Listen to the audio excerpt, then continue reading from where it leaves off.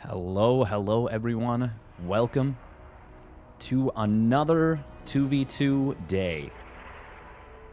2v2 me, baby. 2v2 me. Today is the final day of groups, which means that we're going to be pulling up the group stage page right away. I've immediately put myself on the spot and found myself wanting. Excellent work, Steadfast. You continue to amaze even yourself with how unprepared you truly are.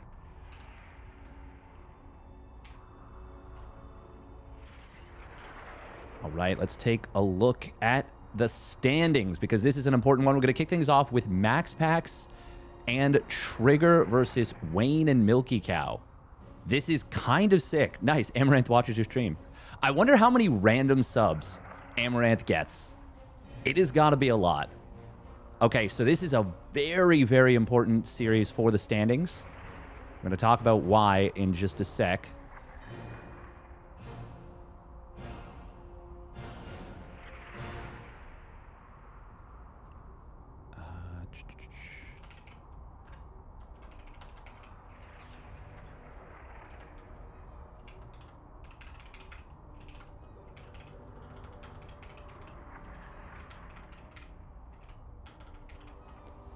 We're going to talk about why in just a sec. Welcome, by the way, Bane Supper. Psycons, I saw you before the stream even started. Let's go. Shu, good evening, good evening.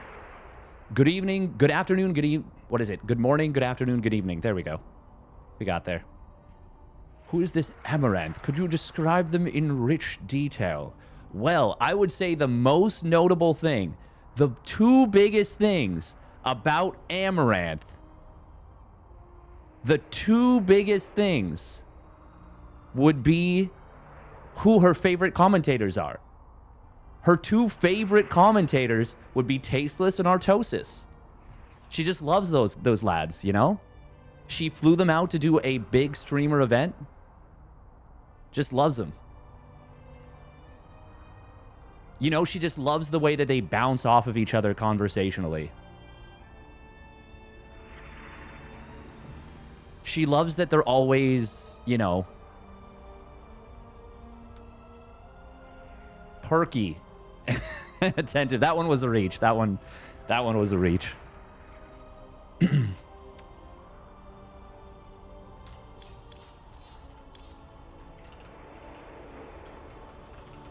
right, we're headed to NA for this one since Trigger is stationed in South Korea right now. He's hanging out there. God, the Twitch, okay, so I don't know what just happened, but my viewership went up to, it was like slowly creeping up, goes up to 59, and then for a little bit, it drops down to 17, and then back up to 55. What is happening? Twitch, what is happening? Viewbots, yeah, but like, how are they going suddenly detected to undetected to detected? Like, what's going on here? Also, welcome, Jeremy. You know, like, how are they finding my viewbots sometimes? I need to know. This is important for my livelihood. Oh, man. It would be, like, more funny. No, it's still funny. But it would be even more funny if, like, it wasn't such an actual big problem. But it's an actual big problem, isn't it? All right, this is... This is a very interesting series. I've been saying that like 4 or 5 times, and I haven't said why yet. Making a big assumption. Gotta keep the viewbots guessing. Well, the interesting thing is that some people that were pretty sure viewbot, not gonna say who, their viewership numbers seem unaffected. So, yeah... Don't really know what's going on. Maybe they were legit the whole time? Who knows? Who knows? It's a bit like how there's some crazy conspiracy that YouTube is deliberately censoring people. I don't know anything about that. All I know is I do not understand the algorithm of YouTube one bit. But okay, now we actually start talking about why this is important. Let's take a look at the standings of these players. MaxPax standing head and shoulders above everyone else. We'll talk about Serral later, but we're not covering his stuff just yet. Wayne and Milky Cow in a dead heat right now for the final playoff spot. One map separates them. But they could still get caught by GG Machine, by Skillous. This is a very important match for both of them.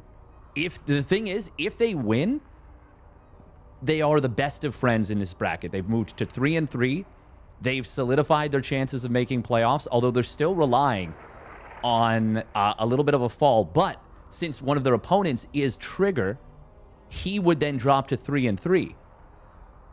And if it's an 0-2, he would drop to +0, while both Wayne and Milky Cow would go to 0-0 and +1.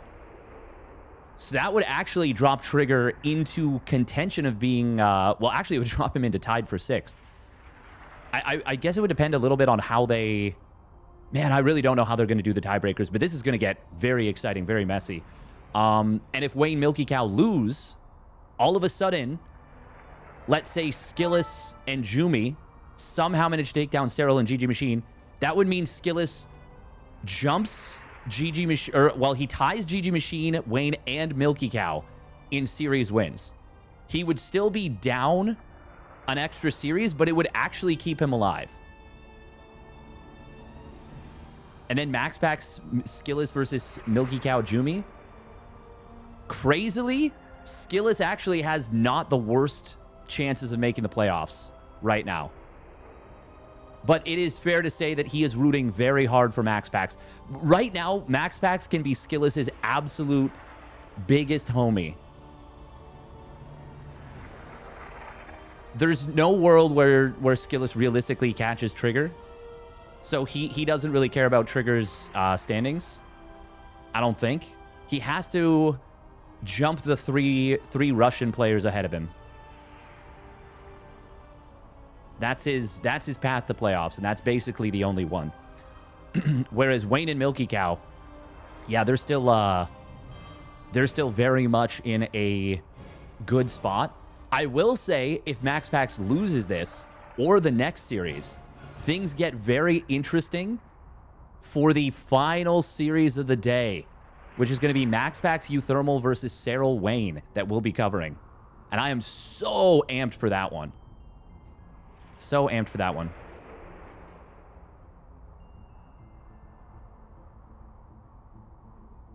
I know they could do it in Third World, but aren't they still losing money on YouTube by like massive amounts each year? I have legitimately no idea. As someone who makes a living, you know, with this kind of stuff, I should for sure know more than I do. I don't even want to look at Group B yet, just because it's already so complex. And I'm really curious how the tiebreakers will work. I'm actually quite happy we get MaxPax Skillous versus Milky Cow Jumi. I mean, obviously, Serral Trigger versus uThermal Wayne. One, it's the Basilisk boys actually teaming up, which is cool. And also, you know, Zerg Protoss versus Terran Zerg.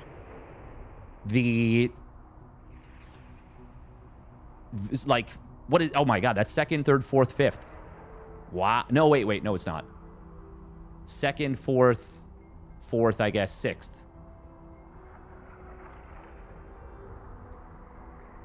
Either way, this is going to be very exciting.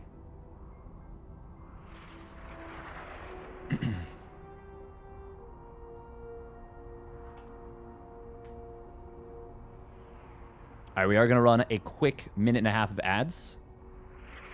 To dominate in 2v2, you got to be Shameless. Unironically, Shameless is killing it.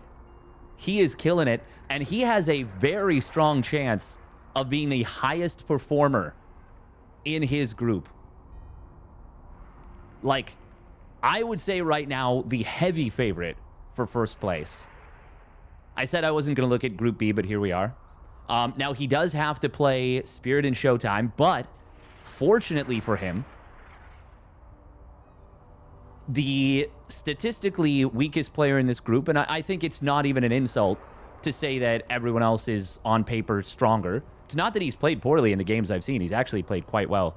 But Zugi, I mean, I'm not sure how much he's playing these days. I'm impressed that he was able to make it in here. But with that all being said, he is statistically the weakest player in the group. Getting the probably strongest opposing pairing in Spirit and ShoWTimE out of the way with the weakest ally. I mean, obviously, there's still technically a chance that Shameless and Zugi do this. And if they do, that would be insane. At that point, just hand Shameless the, first place, right? Because that means he's going to be cooking, But if you get this loss out of the way, then you have just 2 more series ahead of you. Not going to say they're going to be easy. Double Protoss versus ShoWTimE Nikaract. And then Shameless Nikaract versus Spirit Goblin. What are Lambo's matches looking like? He plays Nikaract Lambo versus Elazer Young Yakov. Yeah, I definitely give the favorite to the Terran Zerg team. Unless one of Elazer and Young Yakov can off-race. I mean, that's just a matchup thing. Like, I feel like Terran Zerg should... Maybe it depends a little bit on the maps, but I feel like they should just dominate a double Zerg team, no? Maybe not. Maybe not. Maybe the double Zerg team can isolate one of the players. I think the main thing there for... man, I don't even know. I don't even know. I think this one's actually going to be a very interesting match. But yeah, definitely the surprise story of this one is Shameless in first place. And that is super freaking cool.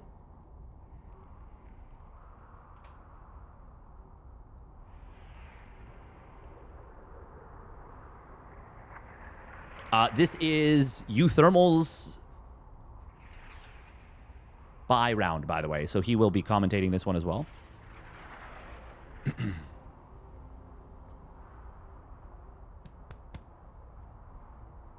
Yes, important to note that this tournament has unpartnered players. You do not have your partner yet for the group stage, and I think that makes it so cool. Because, yeah, it really comes down to individual contributions to your team on an individual basis and how you can gel and slot in to any particular team. I think that's super, super freaking cool. But enough yapping. We've bought enough time. We're now getting into it. Enough yapping. Now commence with the yapping. All right, here we go. Spawning up in the top right of Undercurrent, it is Milky Cow. And his ally, Wayne. And their opponents spawning down in the bottom left for Basilisk, it is Trigger.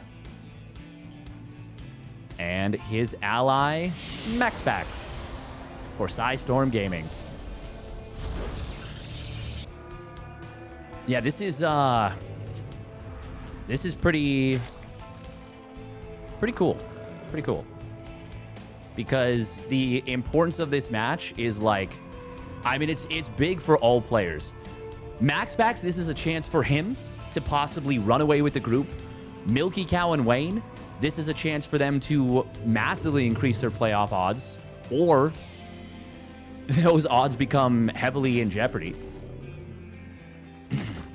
And Trigger, it's a chance for him to massively increase his chance of top 4, which means you start in the winner bracket and potentially even jump ahead of Serral. Then he would be on the same team as Serral. At the very least, he wants to keep pace with Serral, that's for sure. I'm really curious. Skilless Jumi versus Serral GG Machine. That is a double Zerg versus a double Protoss. Oh, man, that's so interesting. I'm really curious as to how that one will have gone. Will go.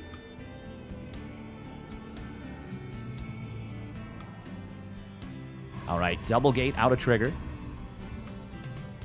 After the Nexus First. God, Nexus First is so ballin'. Economy pops off. There's so many things you can get away with in this game because it's 2v2.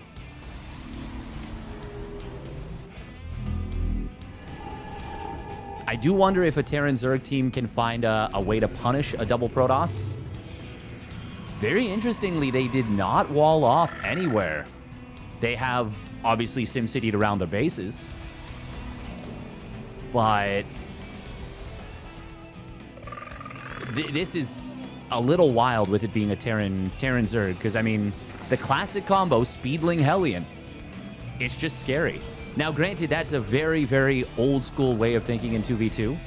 And part of the reason why it's probably not even really thought about as much anymore is just the way the economies scale, you know?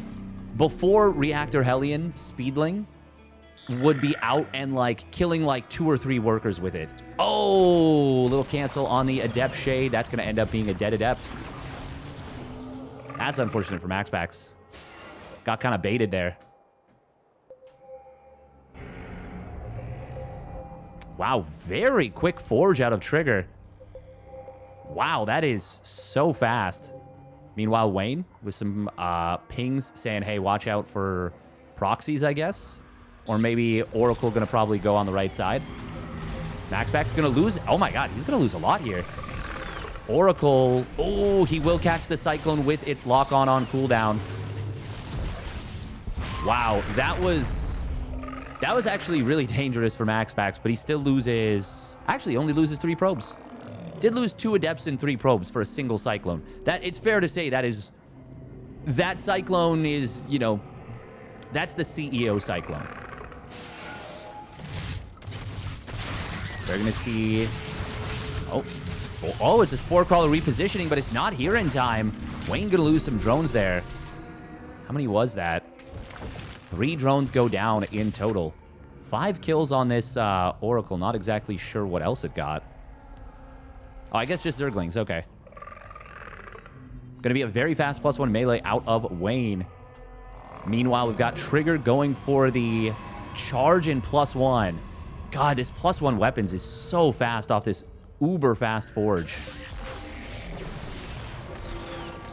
I do always find, oh, wow, this Ling going to give so much vision for the lock-ons.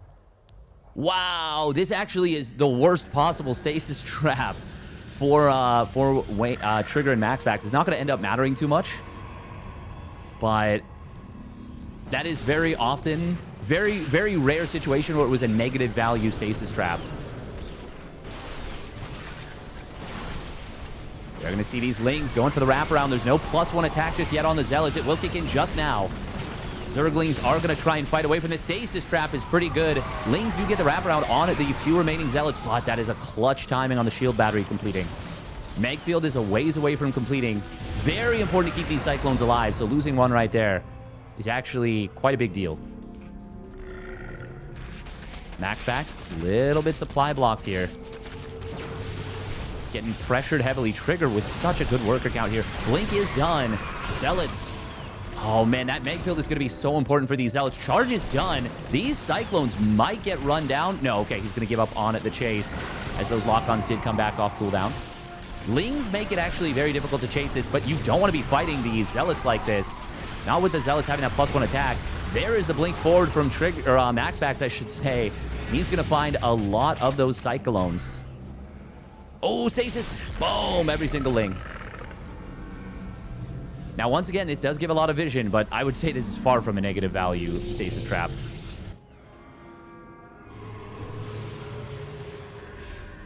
What are the worker counts right now? Only 44 for Wayne and just 45 for Milky Cow. Wayne is starting to drone up now. He's getting in towards the Hydralisks. Do you see a blink forward? No. God, Trigger's +2 off that fast +1 is just, it is schmoovin'. He is going to have his +2 attack at a timing that is similar-ish to when Terran players get their 1-1 in TVZ, in a standard TVZ. Maybe like 20 seconds after that. That is a long time in StarCraft terms, but I just want to point out how, like, cracked this timing is. Cyclones, by the way, are terrifying for Blink Stalkers. Because if you blink in, every Cyclone gets a lock-on, they just move away, and they get a lot of kills. And if you try and just pick away at them, they can be very, very scary. That is a really nice pick-off on a couple of those Hydralisks. And there's the scan. Oh, he does manage to get enough distance to get away with all these units. Storm is nearly done for Trigger. He's got a lot of timings hitting very shortly. God, 7:32. That wasn't even like 20 seconds. That was like... Well, it depends a lot on the setups, but that's a very, very fast +2. He's going to go into +1 armor behind this. I really like this setup from Trigger and MaxPax, but Zealots will get caught on the top left. Storms on Cyclones. Do you want to? He's going to. Not going to be the best, but it's not terrible. The scans are really making this uncomfortable for MaxPax and Trigger, but they're doing a good job of zoning these Cyclones out from getting massive, massive damage. Meanwhile, Lings will try and get in on top of the 4th base of Trigger. They don't get it. Wayne and Milky are struggling to break their opponents. Still a lot of Storms available. Good concave on the Hydras and Cyclones. Storms are keeping them from really collapsing on this, but that's a pretty good set of lock-ons. And the stalker count starting to dwindle. Are Milky Cow and Wayne starting to break through? Archon is going to try and morph in the fight. It will end up getting one attack. Storm coming through, but it's not on the Hydras, it's on the Cyclones once again, and it's not that effective. I think Wayne and Milky Cow are starting to do it. There are a lot of gates for MaxPax and Trigger, but I mean, just the combo of the Ling Hydra and the Cyclones just feels so potent right now. Ooh, Immortal, great target fire. He just killed like 5 Cyclones with that. 5 kills on this Immortal, and I think they were all Cyclones. Excellent target fire from Trigger. I was pretty critical of him yesterday, but man, he is showing up today. That was a hugely valuable Immortal.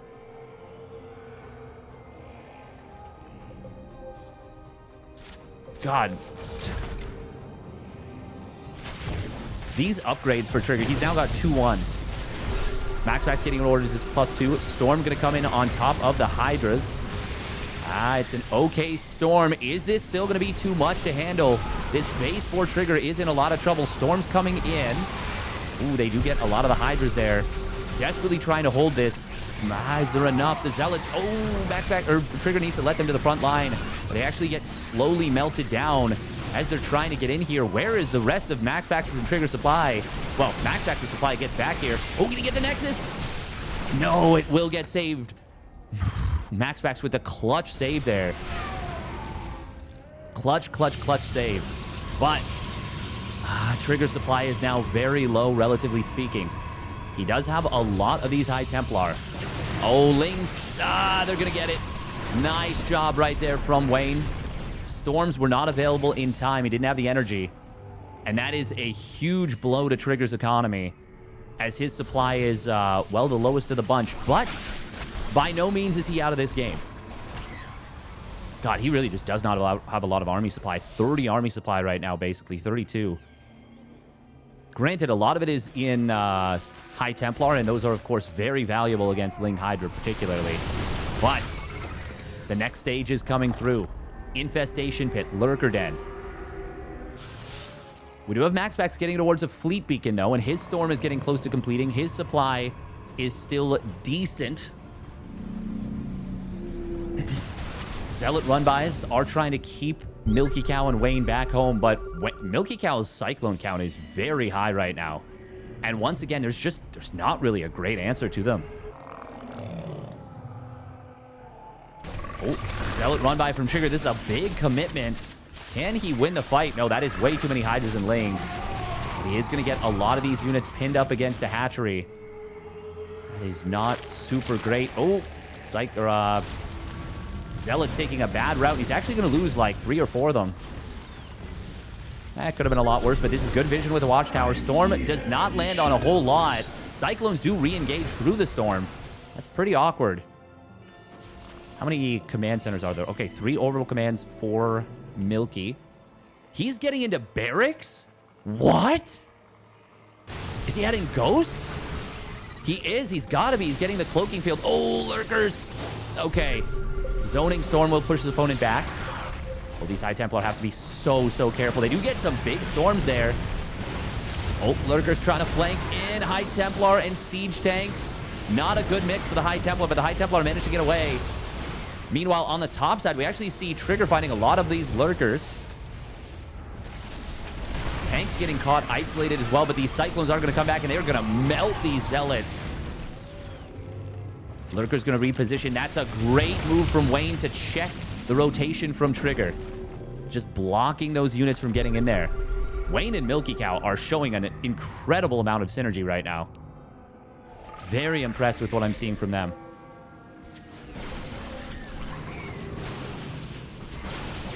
Oh, this is a nice find on the Lurkers, though. I was talking about synergy. Oh my god, the Storms. The Storms are devastating on those Lings. We got some flanking Lurkers. They didn't have any of their Hive upgrades there, so they actually struggled a lot in that fight.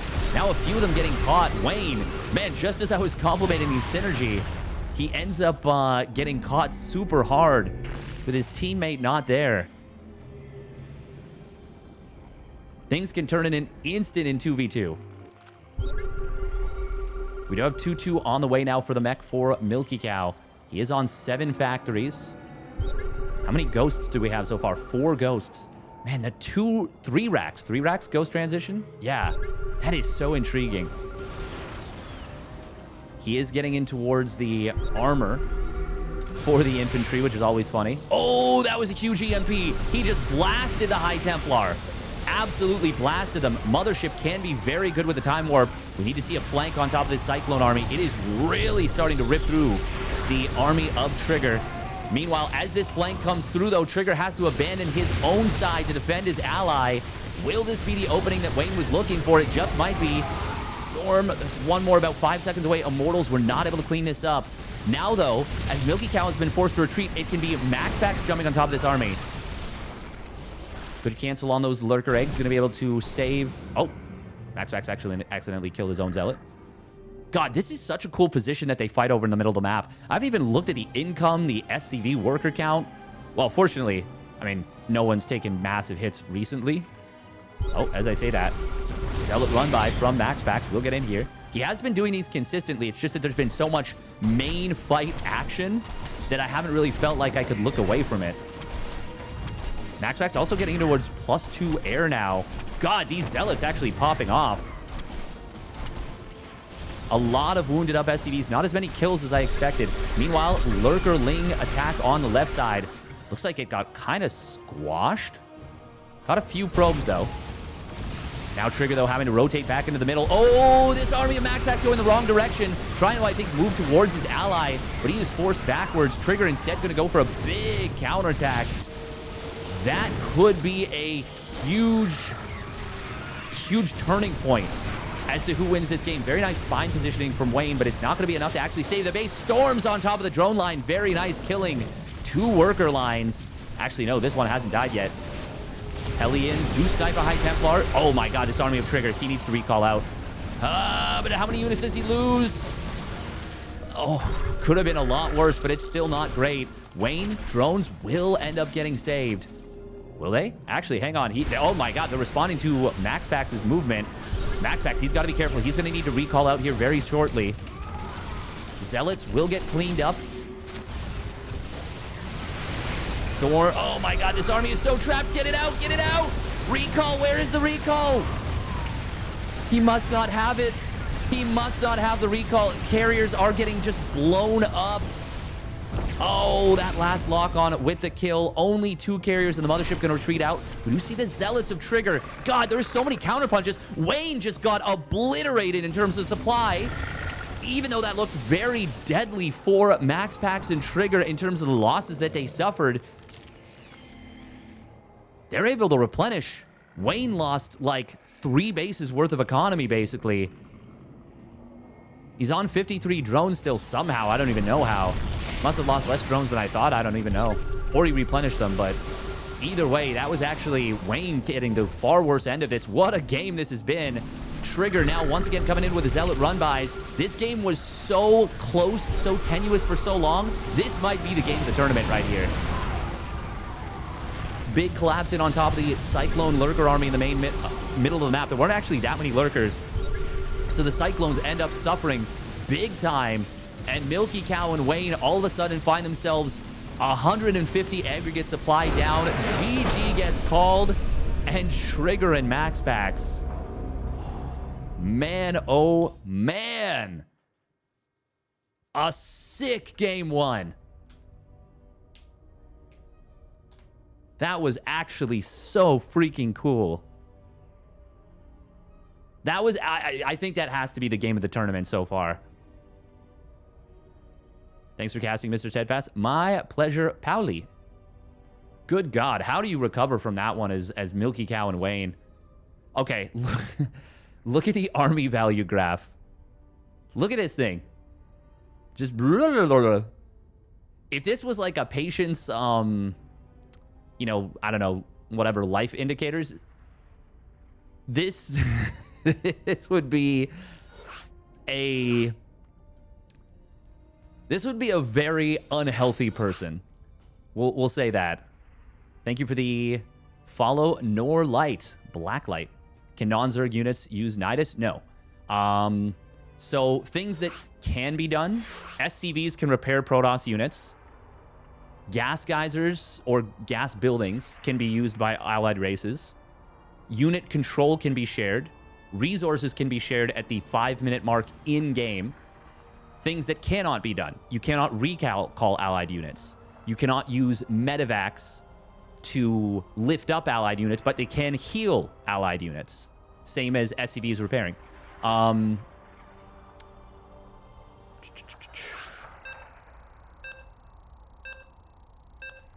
What else? You cannot use, Nidus worms. Anything that has a load feature, so you can't jump in an allied bunker, for example. Although that would be,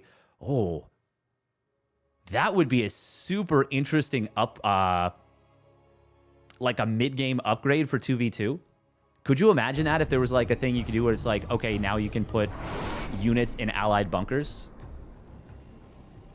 Those restrictions do get lifted if the ally surrenders. Do they really? Really? I know that makes sense. Yeah. Because it's as though the units all become yours. They're not just shared. They're fully yours now. The units and structures. And it's the same thing as when you neural parasite a probe or an SCV. If you build those buildings, they're yours. So Marines, you know, Zealots, whatever, can go inside of a Nidus worm. Zerglings, Zealots can go inside of a medevac. Oh, wow, that's cool.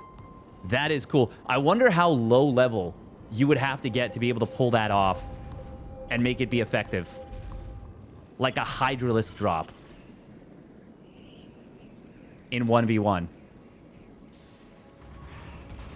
Medevacs and Hydras. All right, here we go. Spawning up the top right, it is Milky Cow in the blue. And his ally, Wayne, in the teal. And their opponent spawning down in the bottom left, it is Basilisk Trigger in the orange. And Psystorm Gaming's MaxPax in the red. Man, that Immortal for Trigger, I actually think that might have saved the game for them. The one in the mid game, the one that had 5 kills, and I think literally all of them were Cyclones. I actually think without that, they might die right then and there. I would have to, like, really... Like, I'd have to, like, break it down, and maybe I'll do that, actually, if we get a little bit of a break between games. Like, I want to see, like, how impactful that Immortal was, because I think that was, like, so freaking sick.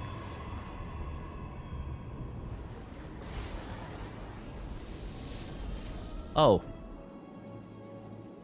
this is a black coffee. Well, how badly do I want my second coffee of the day? That's the question. The answer might surprise you.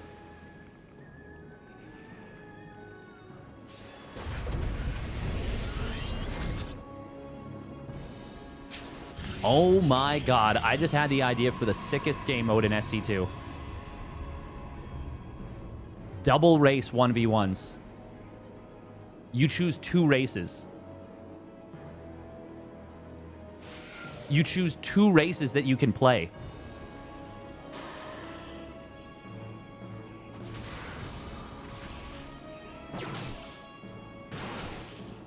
Holy shit.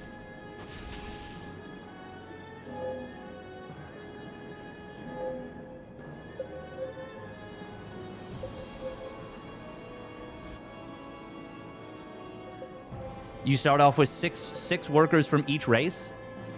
They each get the attribute. Time to commission a mod for that, I guess. Yeah, I think so. Who would be the best for making that? Chat, let him cook. Him is me. I'm him. Very quick charge upgrade, by the way, from Trigger. Is this another Nexus first out of Trigger, by the way? Based on the worker count, it doesn't look like it. Milky Cow, by the way. Because his... Oh, my God. Oh, wow. Okay. Just the way that I looked at this, I thought it was a planetary fortress. Because it hadn't done the thing where it shows the sensor dish yet. Like right now. Yeah, there we go. I was like, he is not taking a planetary at his natural. That's insane. And, of course, he wasn't. There's an all races mod. I would want something specific where you would have like a main race and a backup race.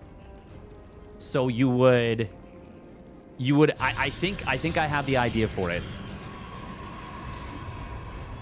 Oh man, I need to write this down.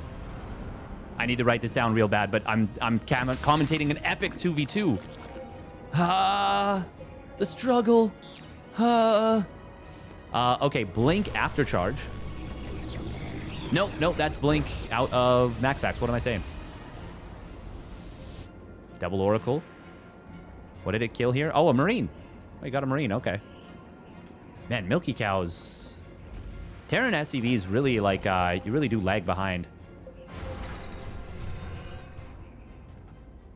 I will say I really love the SC Evo mod, and I want to get into commentating more of that. I want more commentary, to do more commentary for that, because it's really, really cool. And I think it started up again.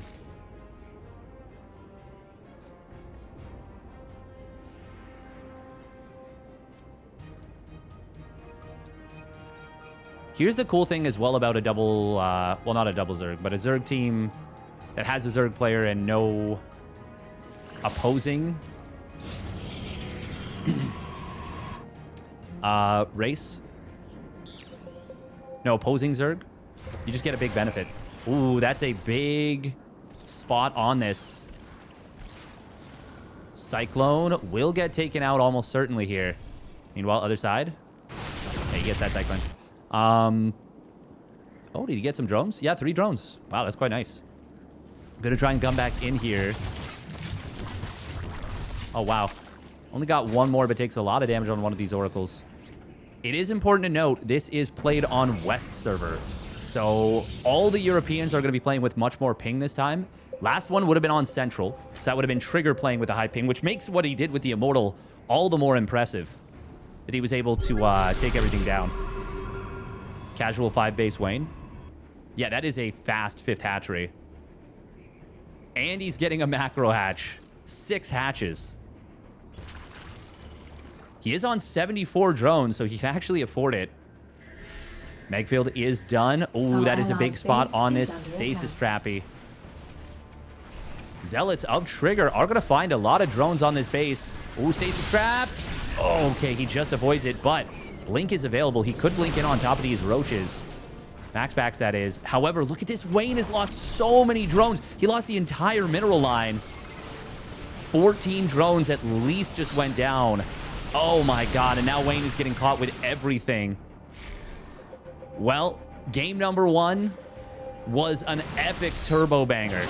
Game 2, I asked how was Wayne going to recover mentally from this? How was the Zerg Terran team going to recover mentally?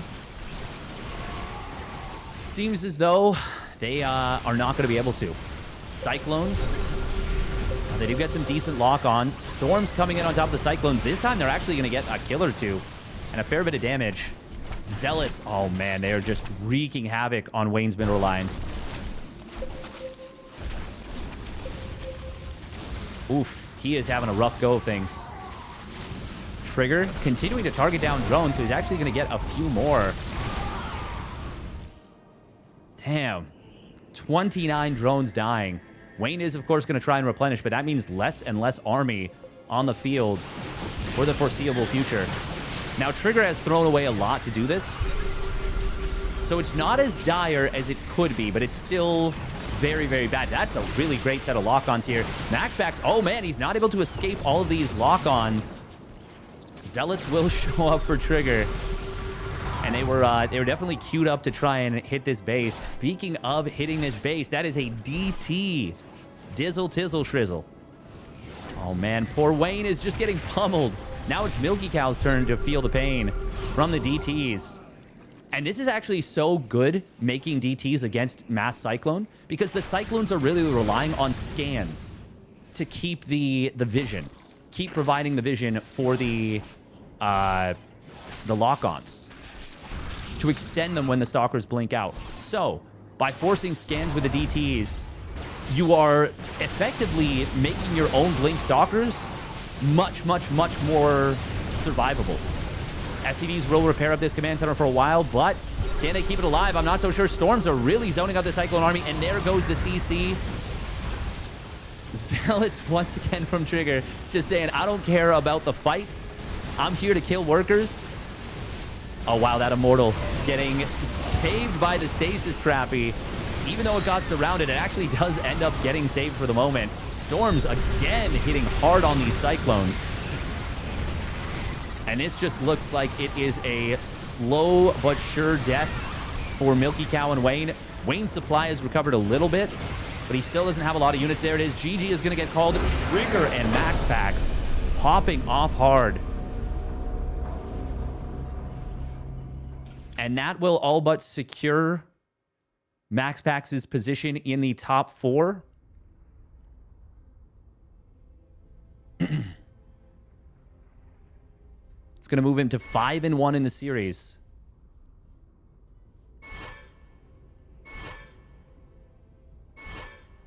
There's still a chance for Serral and uThermal to potentially catch him, but it's going to be tough for them. That's for sure.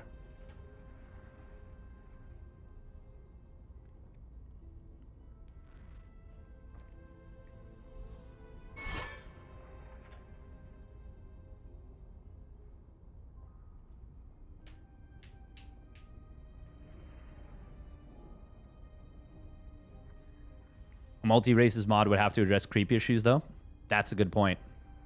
That is a good point.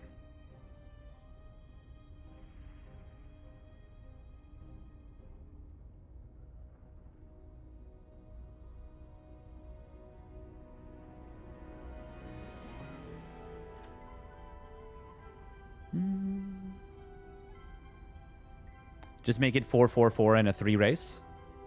Can Queens heal allied bio? Oh. That's a good question. I would think so, but I'm actually not sure about that. That's the one thing I don't know. Team Melee? Yes, yes, yes. True.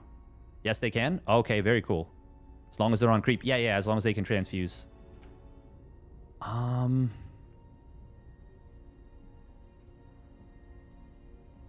What is the score in the other series? Okay, Serral and GG Machine.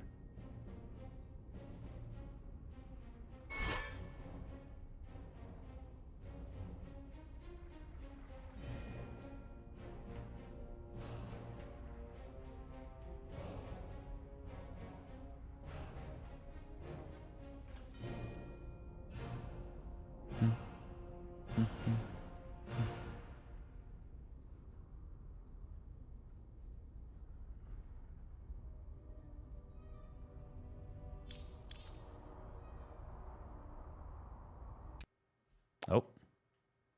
Just jumped me to change portrait. That's not what I wanted. Okay, we are going to take a look at that replay.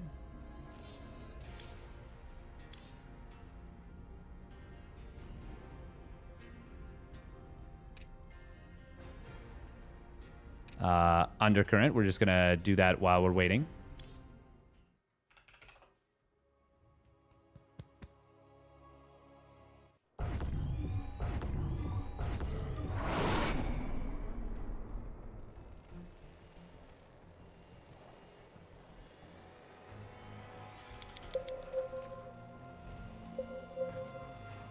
Looks like GG Machine and Serral are up 1-0 over Jumi and Skillis.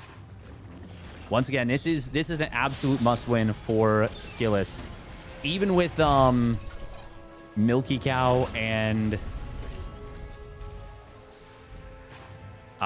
Wayne losing. Skillis pretty much needed to win out.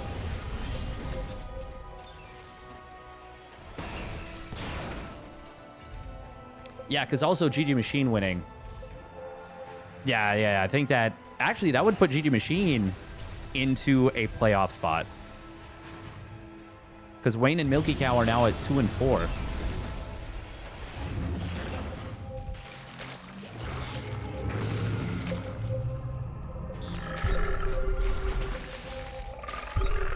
We're just going to take a look at the...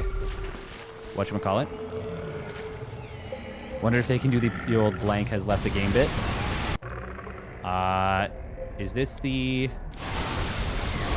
super immortal that I was talking about?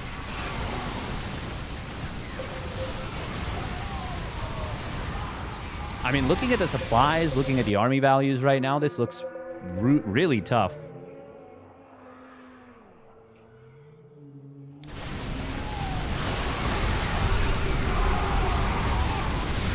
Yeah, this is the immortal.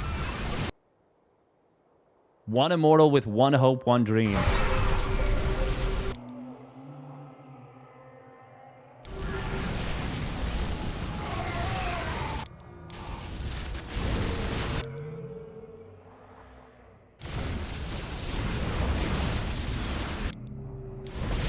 Look at that. One shot, one kill on the Cyclone there.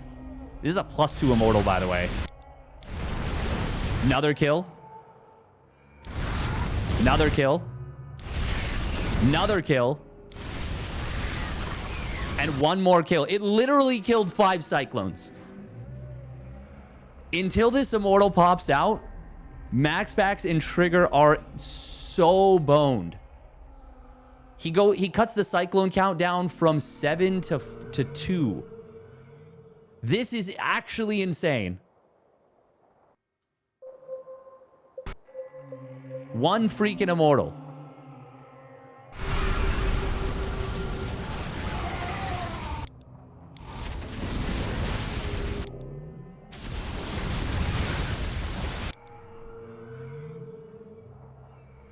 Imagine the Lings just body block the immortal here. Granted, what? 5 of them are in a stasis trap?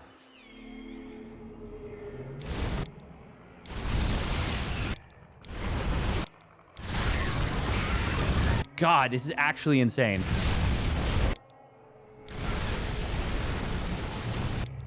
I'm blown away. I didn't actually think it had necessarily gotten all 5 kills onto Cyclones. I wanted to check, but it actually did. It even then zones back the last Cyclone. Finally, that Cyclone, I think that Cyclone got the immortal kill, so it avenges its friends. But like, holy crap.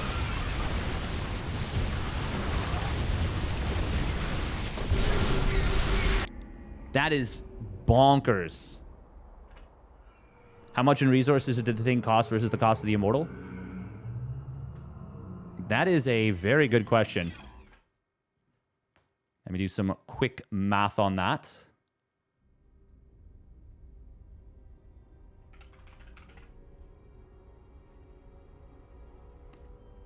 $250, $100 for the immortal. Versus, I believe it's 150, 100. Yeah, 150, 100. That's 750, 500 versus 250, 100. Granted, the units were already damaged, but we're just going to take it at face value. The immortal traded at least 4 to 1. What is 1250 divided by 350? No, 3.57 to 1 in terms of cost efficiency. If you expanded that out over the course of a game,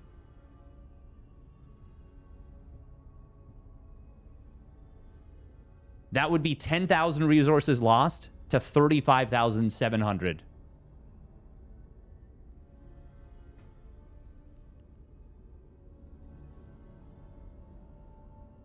Did it get a Hellion kill right before it died too?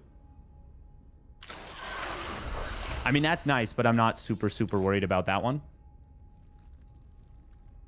like this map a lot for Protoss. I feel like Zerg should struggle here.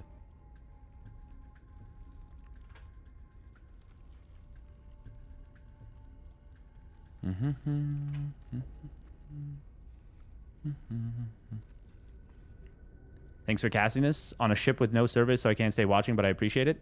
Hey, my pleasure, and I hope you enjoy. You can always come back and check out the VOD later. That's the beauty of YouTubius. Automatically saves the VODs. They're there for good. Oh, wow. GG Machine and... Oh, no. I didn't even realize. I went to game 3. I was dawdling around in the replay.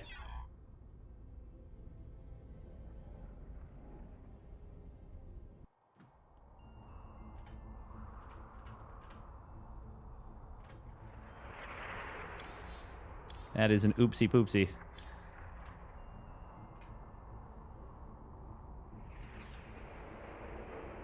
Ah, it's fine.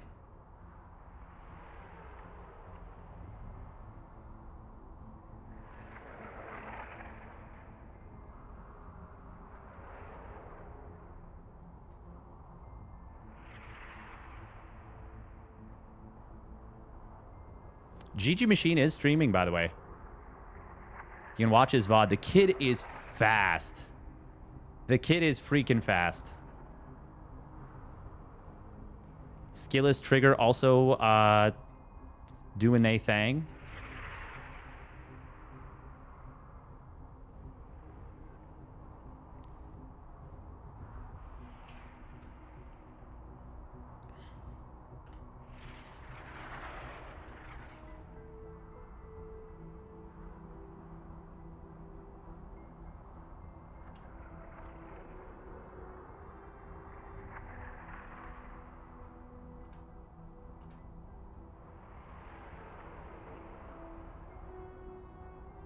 Just going to keep an eye on this one for now. Obviously, Wardy is covering it, but...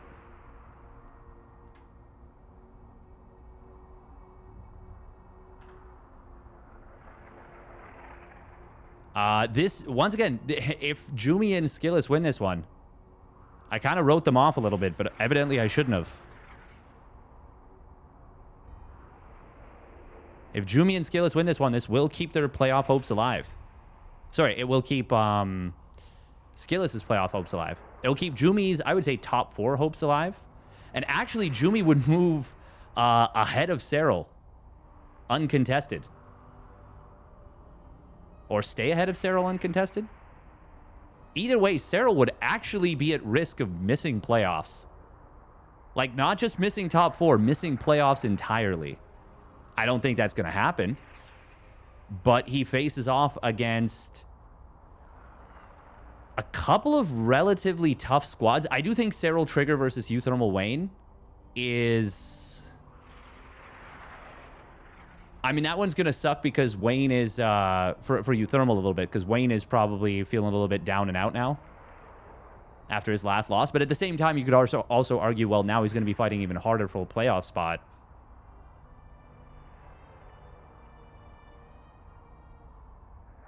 Yeah, yeah. Oh, wow, this is going to be really interesting. Double Ling speed out of the double Zergs.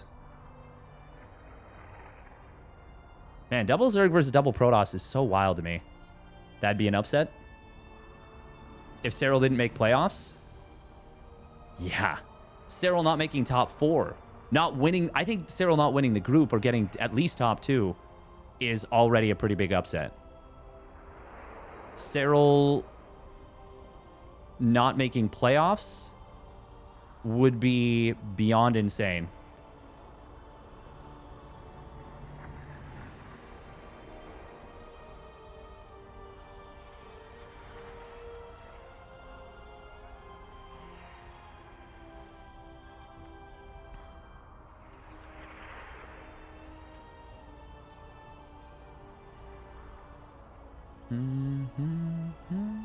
Oh, lean run by from GG Machine and Jumi's natural. Jumi's third. It's so nice when people, like, when someone's observing for you. It's so much easier. So much easier.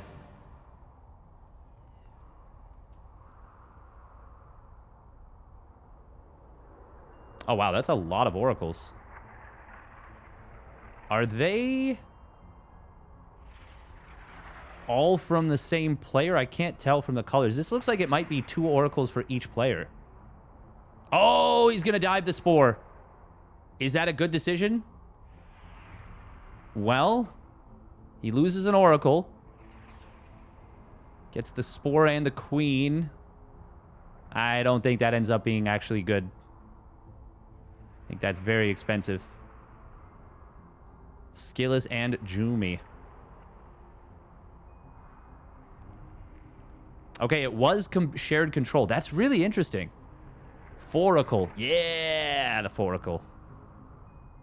The legendary warrior, the Foracle.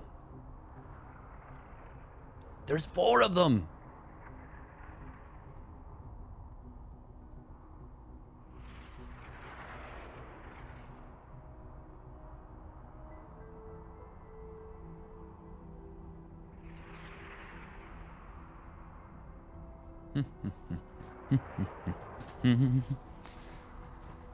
Bum, bum, bum.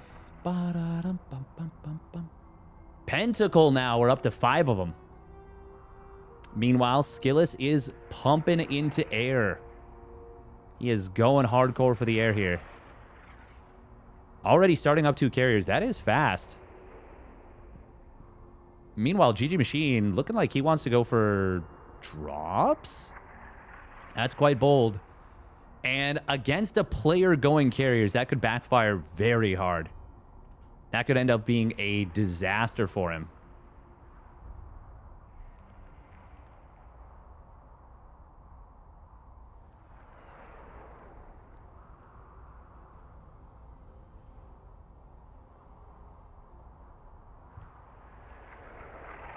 Ha ha ha ha. So I'm thinking I might whip up Stormgate a little bit. I might give it a try. I know I've been talking about this for a while, but in this week, well, I definitely want to play some games. I have not been playing as much as I would like to. Whether that be SC2 or Stormgate. Okay, it's not going to be Hydras, it's going to be Lings. But I mean, the point still stands that carriers are going to... Well, unless...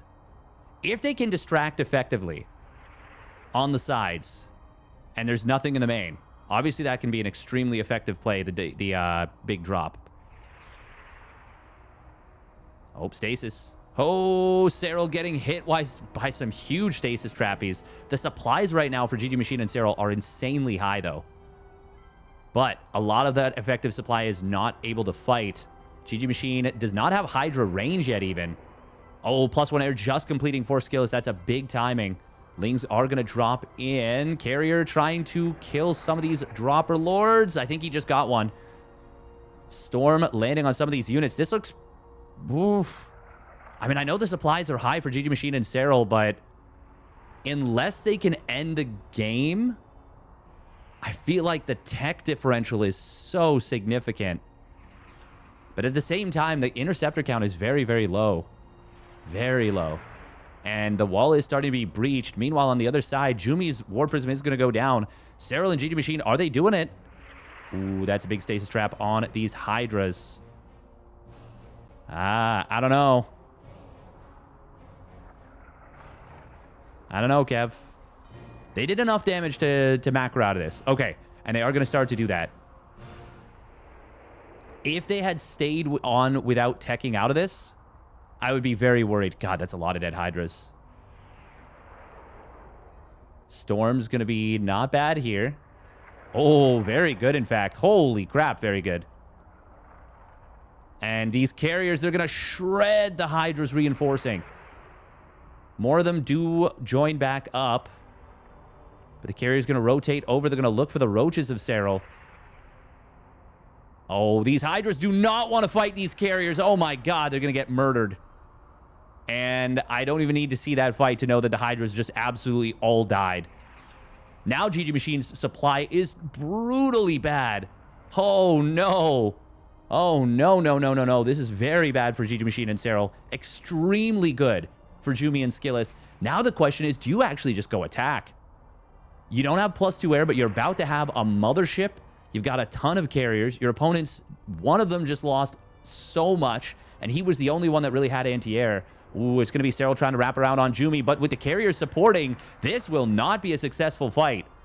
He gets a lot of the high Templar, which is good, but that desperation move for Serral did not work out, and it was desperation. I think the move right now with the loss of this base is absolutely for Jumi and Skillis to commit. Serral is trying to get in towards Neural Parasite. God, I wish I knew what the upgrades were on GG Machine's Hydras.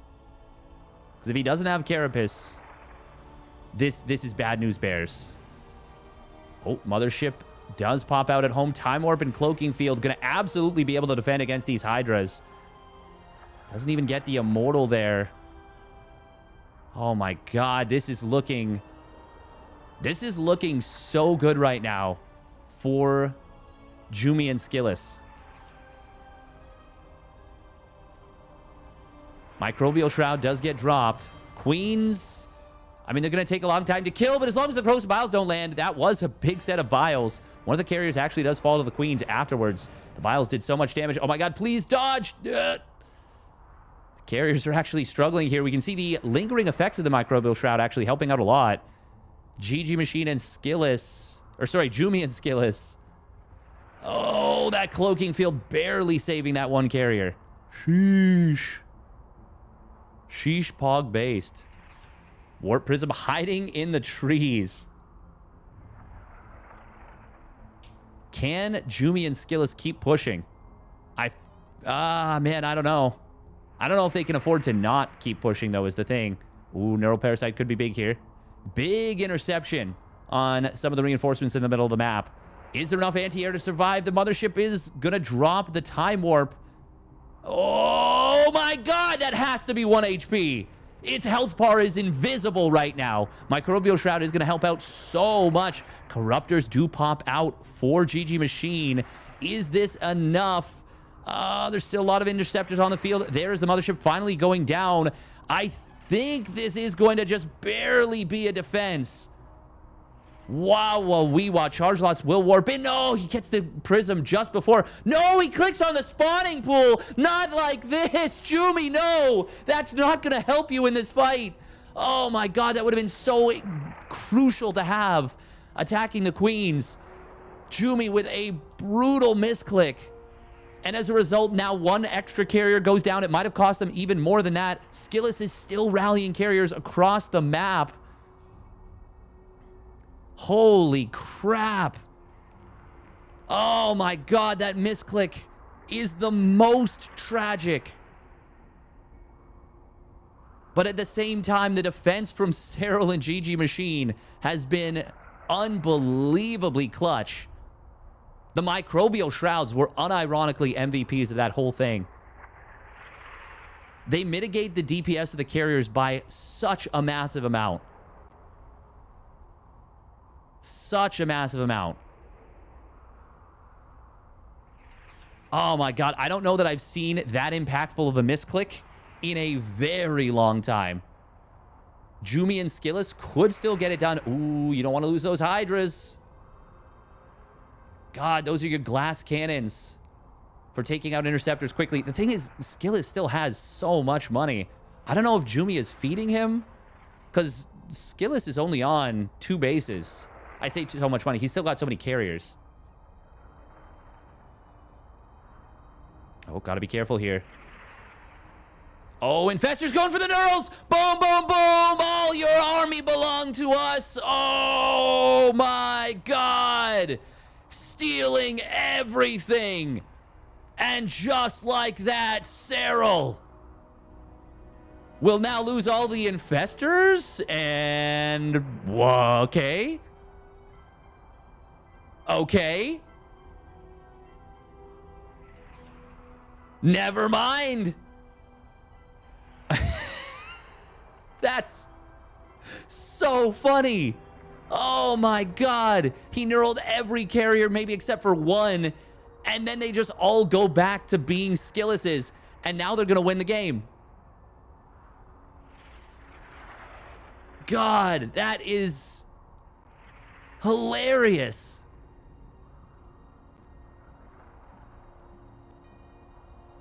Oh, man, there just wasn't anything to actually kill the carriers except their own carriers. And he didn't get it. Jumi and Skillers are going to win this game. There's 3 more Infestors being produced, more Queens, more Corruptors now from Serral as well. But the Interceptor count, good job right there from Skillers to keep the Interceptors out. The Interceptor count is too high. Fungal growth? Nah, that's not going to move the needle. Hydra's getting hit by some Disruptors, not even necessary. The carriers will just kill everything. They'll kill everything. Serral desperately trying to counterattack. Skillus is kind of waffling on what to attack with the carriers here. He's kind of going back and forth between Spire and, you know, Lair and everything else. Serral still has an impressive amount of supply, and he's still building Corruptors. He's got actually a crazy amount of gas. But as it would turn out, the Infestors were not necessarily the answer. Vipers, though. Vipers and a Loco maneuver could be. GG Machine, 15 supply for the youngster here. Oh, Parasitic Bomb. Loco maneuver. There it is. Time Warp coming through. Not actually going to hit. Mothership will cloak. And it takes a long time to kill. Interceptors not going to fall. Oh, no, some of them do. Some of them do. Is it enough? No, I don't think so. I don't think so. Meanwhile, Jumi still has so much supply. GG is called.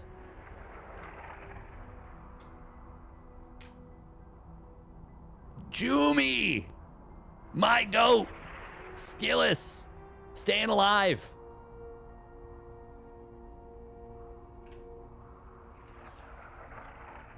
Damn. Remember, even though they did great progress with Celestial Rework, it's not over. They're still tweaking things. Yeah. No, I want to take things with a grain of salt.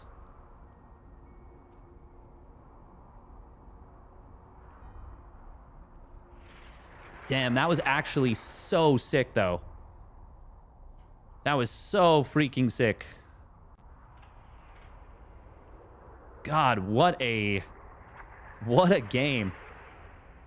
I can't believe the Neurals were so ineffective. And I say that, but I know that, like, from my own experience, that's how it works. But I was like, no, surely Serral knows more. Like, I just kind of assumed that he would be able to, like, they would be able to kill more. But not the case. Not the case.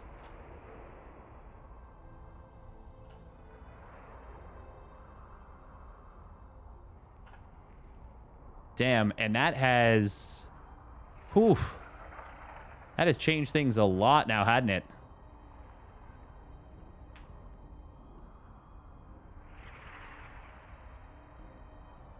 MaxPax standing head and shoulders above everyone else. Serral is sitting at 5th place. Wow. Wow.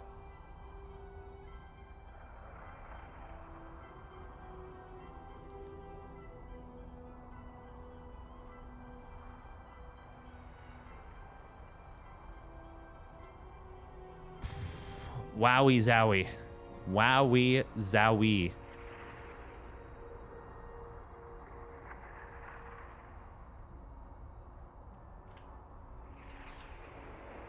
All right, we're going to run 3 minutes of ads, actually. Yeah, two and a half. Zerg ain't it. Zerg definitely can struggle. Okay. So let's take a look at this is the updated standings now. Skillus, all of a sudden, the scenario I was talking about, he didn't get the 2-0. If they could have gotten the 2-0 over GG Machine and Serral, that would have been a huge difference. That would have been +1 here, -1 for GG Machine. All of a sudden, Serral's actually in so much peril to not make playoffs. which is legitimately crazy. I said it at the beginning that, like, you can't say for sure what is going to happen.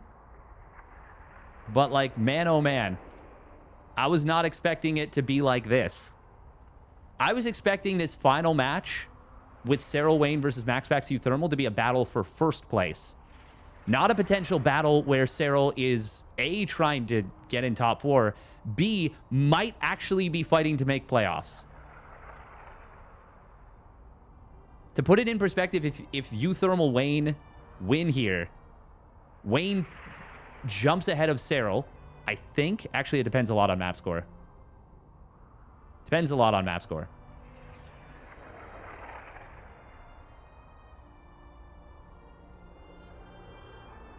Milky Cow and Jumi versus MaxPax and Skillis.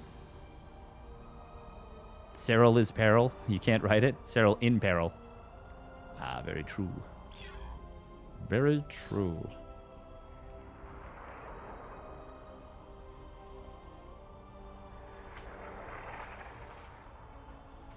Once again, though, Jumi proving to be a thorn in his opponent's sides, specifically Serral. Jumi has been the anti-Serral in these 2v2s. Like, look at this. Jumi is 4-1 in maps versus Serral. Wait, no, he's not. Wait, did Jumi play against Serral 3 times? Oh. How did that happen? Oh, he allied with Serral. Did he play against... He did, yeah. Wait, how did Jumi play against Serral 3 times? I would have... Oh, okay, so then I guess the algorithm wasn't as complex as I thought. Regardless, Jumi went against Serral 3 times and went 2-1 in series. And what is that? He went 2-1, 0-2, 2-0. So, okay, 4-3 in maps. So not as crazy as I maybe thought, but still very impressive. Bloody impressive.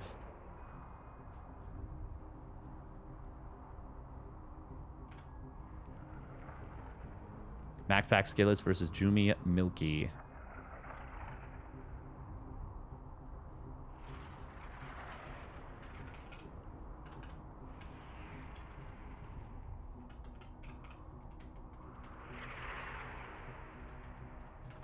So now this is a double Protoss versus a Protoss Terran. Even Serral can't save Zerg combo. He was close, honestly. And he made all the right decisions to... Like if there's more Hydras alive and they can kill those carriers while they're knurled, like even 10 or 15 Hydras, and I know that's a lot, but think about all the times GG Machine lost just a crap ton of Hydras.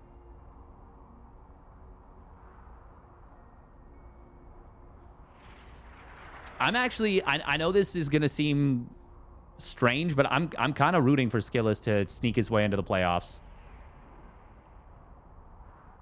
And if he manages to win here alongside MaxPax, he will jump Milky Cow.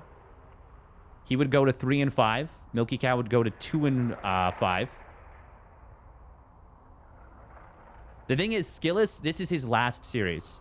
He needs to 2-0 it.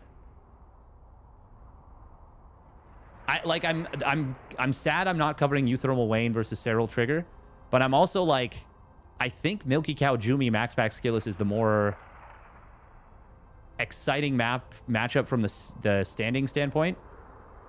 But as I say that, oh man, uThermal Wayne, Serral Trigger. Trigger's actually all of a sudden in second place in the group.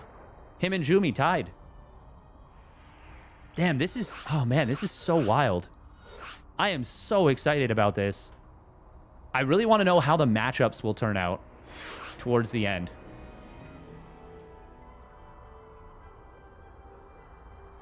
I really, really want to know. Only Terran is fine with playing same race matchups. Can't carry mistakes from your team against people at their skill level. That's a good way of putting it. That's a good way of putting it. Did sound die for a minute? Ah.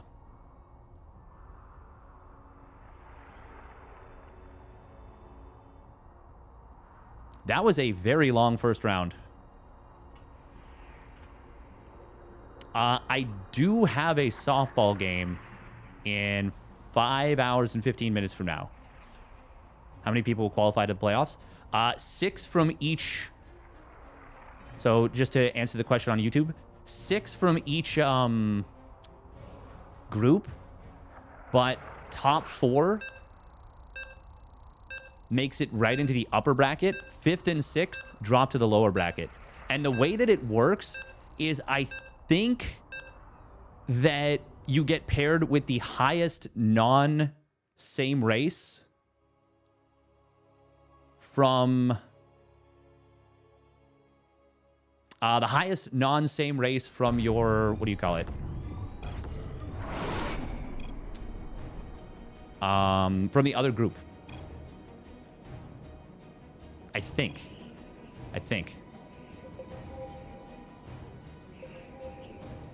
All right, here we go.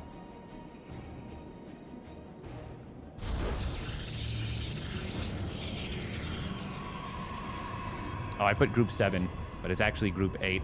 Doesn't matter in the title. All right, spawning up at the top right for SciStorm Gaming, it is MaxPax. At the top of the group, looking to maybe clinch first place in the group now. And his ally looking to give himself a chance of making playoffs still. And if he did, it would be a huge comeback for Team Liquid's Skillous. In the teal. And their opponent spawning down in the bottom left. 4-3 declared it is Milky Cow.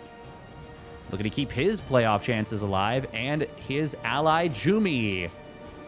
The only player to come out of day one with a 3-0-6-0 map score, including a victory versus Serral.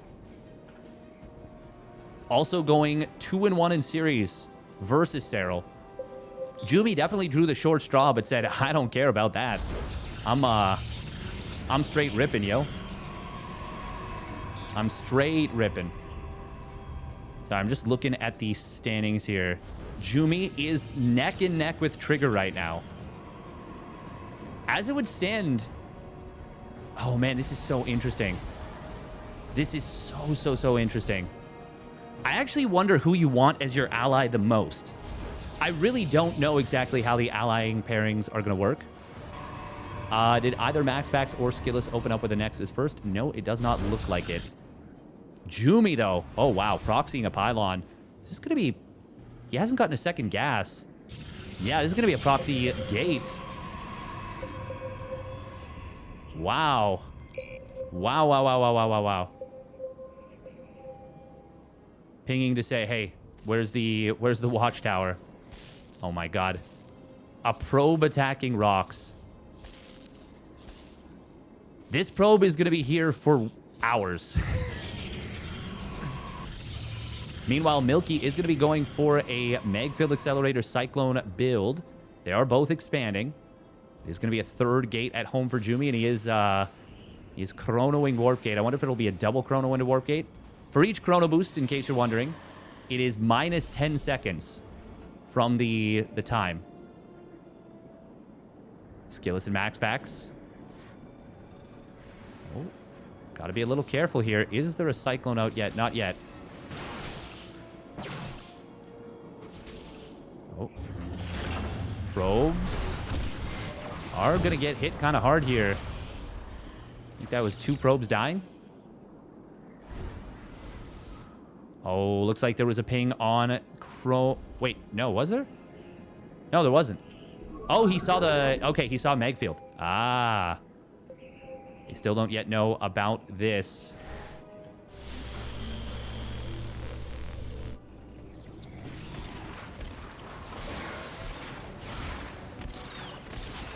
Milky. Oh, little body block here, but will it be enough to get the kill? No. Oh, but they get in. They get in. MaxPax will get in here with the Adept. How many probes is he going to get? Oh, at least one. Oh, and he actually gets out. Nope, he gets killed. Oracle coming through as well. Oh, there is a wide open natural. Stalkers of Skillous are in some trouble here, but Oracle finding 3 kills very quickly. Stalkers of Jumi relatively in position. There's a lot of Chrono Boost energy. That's suspicious. Also, no tech. Jumi and Milky Cow are going to be looking for the very aggressive action. There's a stasis trappy here for MaxPax. Ooh, that's a big scout right there. Oh, that's a nice stasis, getting 2 of the Cyclones. They do have their mag field, so they're big to not have in this fight. Recall will save 4 of the 5 Stalkers. But now these Cyclones, they are, I think they're dead. I think he's going to lose both of these. That is so bad for Milky. He's going to try and save them. They're trying to expand during all this, but... Oh, 1 kill. Does he get the other? No, they didn't set up high enough in. Blink back coming in from Skillous. Will be able to save the majority of the Stalkers, but Jumi has got a lot of Stalkers for his side. 10 blinkless Stalkers, I should say. MaxPax very far away from Blink, so his units do not have the same level of retention. Oh, good snipe there from MaxPax on one of these Cyclones. He tries to get the other one. Probes will pull into the fight. Jumi and Milky are very committed. Massively committed. No tech still for Jumi behind this. Did he lose probes behind this? Oh my god, he lost 11 probes. So he took a lot of damage from the Oracle. And it's still alive on the bottom left. Cyclone's getting some good lock-ons here. Blink getting closer and closer to completing. Skillous does pop out an Immortal. That is good against everything here. And a big full commitment. Skillous wants to fight here with this Immortal as fast as possible. Oh, he's trying to chase this one Cyclone down. He does ultimately get it. Will cost a lot, but there is a limit to how many units. Oh my god, the double lock on! Oh, he barely gets the Immortal. Barely gets it, but all the Cyclones die, and now Skillous and MaxPax both have Blink. They've defended the lion's share of this, and I think the game gets a lot easier for them from here on out now. Yeah, Jumi and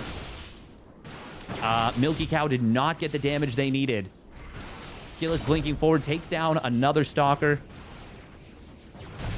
This push looked very scary.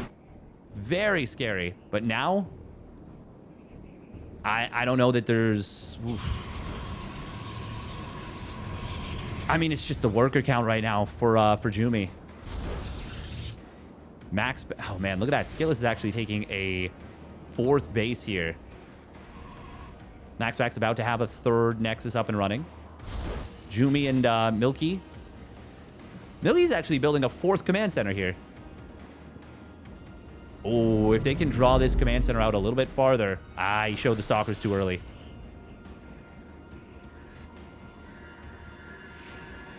There was an opportunity there if that command center gets like 5 seconds more of flying. Cyclones will be quite scary here. Good blink micro so far from MaxPax and Skillous. Immortal of Skillous does show up. It does get locked onto, but the barrier helping out a lot. However, that lock-on persisting the whole time. Cyclones really going off here. SCVs are going to pull the body block. And both the Mortals will fall, even though they did tank a lot of damage. I was going to say this might be an opportunity to blink in. He's going to go for it, and the Cyclones will get hit very hard. Little misclick for MaxPax. He shoots the depot. Any free damage you give to Cyclones is not ideal, but Skillous and MaxPax are far enough ahead that it does not matter, and that will be a Game 1 victory for the double Protoss squad. Maxillus. Yo, it's Max Skill. Max Skill. Oh, that's beautiful. I love that.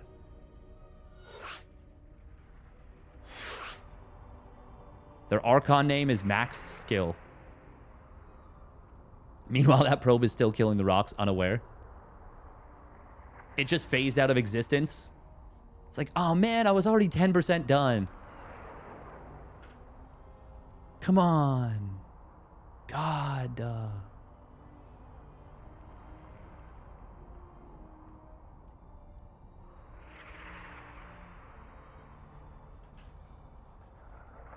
I do love a good comeback story, and if Skillous can make playoffs from the start he had, because he went 0-3 on the first day, 0-3, 0-6, I think, and that was including an ally with Serral on that one. And then he went... Actually, he went 0-5, 0-10 in the first... No, wait. Wait, what the hell?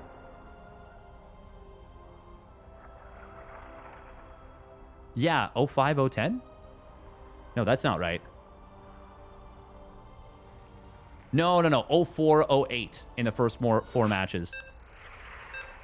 Ironically, it was Skillous Milky Cow that together Skillous got his first win, and now against Milky Cow, he's looking to once again jump over him in the standings.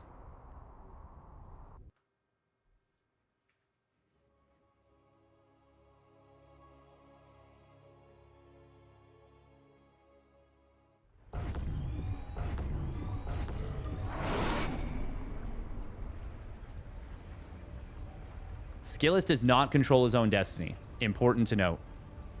But he can give himself the best possible chance. Comeback story, Kim Kardashian. Nice. Thank you for the follow Smack Tactics. And an excellent first message. Welcome to the chat. Hope you stay a while and listen. And enjoy. And participate in many of our shenanigans. Spawning on the top left, it is Ice Storm Gaming's MaxPax. And his ally, Team Liquid Skillous. And spawning down in the bottom right, it is Streamer Zone's Jumi. And his ally, Milky Cow for the 3D clan.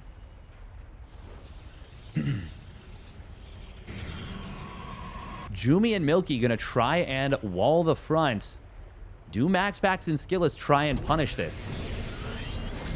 This is Rohana, where you don't actually share a main base, but you do share technically this natural. It is command center first as well. How would they deal with it if both MaxPax and Skillous had been going for a proxy second gate? Now, granted, they would have had to go for that earlier. But could this have been the kind of thing that would have just won the game? Because with how far away this is, shield batteries will not be close enough to the Nexus to generate extra HP. Or, sorry, start with a full energy. You know, it's actually really interesting. I was talking to... Well, I mean, a bunch of us were talking to Roddy, and Roddy was quite annoyed with the state of Protoss right now. And his actual part of his frustration was how tanky shield batteries actually are. Because they've got a buff that kind of, I would say, flew quite under the radar in the last patch, where they went from 150, 150 in terms of HP and shields to 200, 200. They became much more tanky. Like, they're as strong as a pylon now. And that means, he said that with 4 Stalkers, you can't beat a Stalker and a Sentry with the shield battery 60% done, which to me sounds kind of crazy.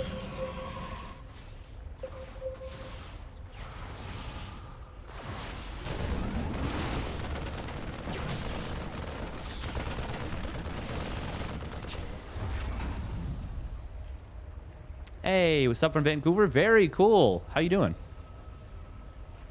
I do like this bunker out front, by the way. I think that's very, very cool. Oh, save the SCVs. No, not going to save that one. This one, of course, is played on the EU server, so it's low ping for everybody. We're low ping along.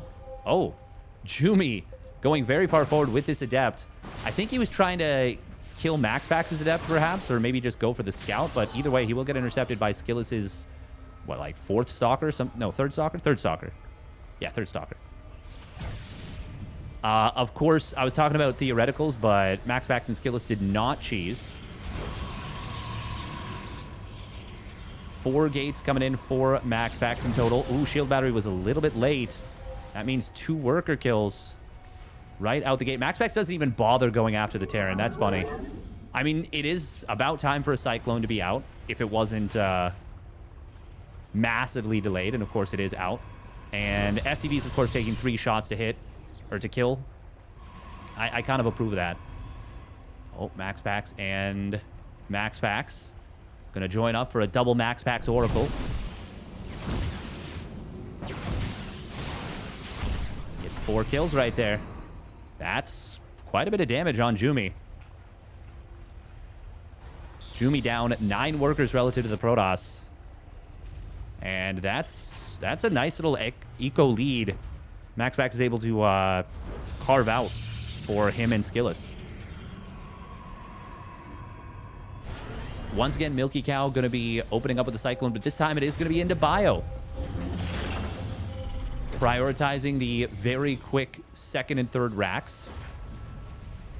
For a very fast stim in combat shields, you give up... Oh, hold that thought. Oh my god, he just got another 4 kills. Jumi taking massive blows.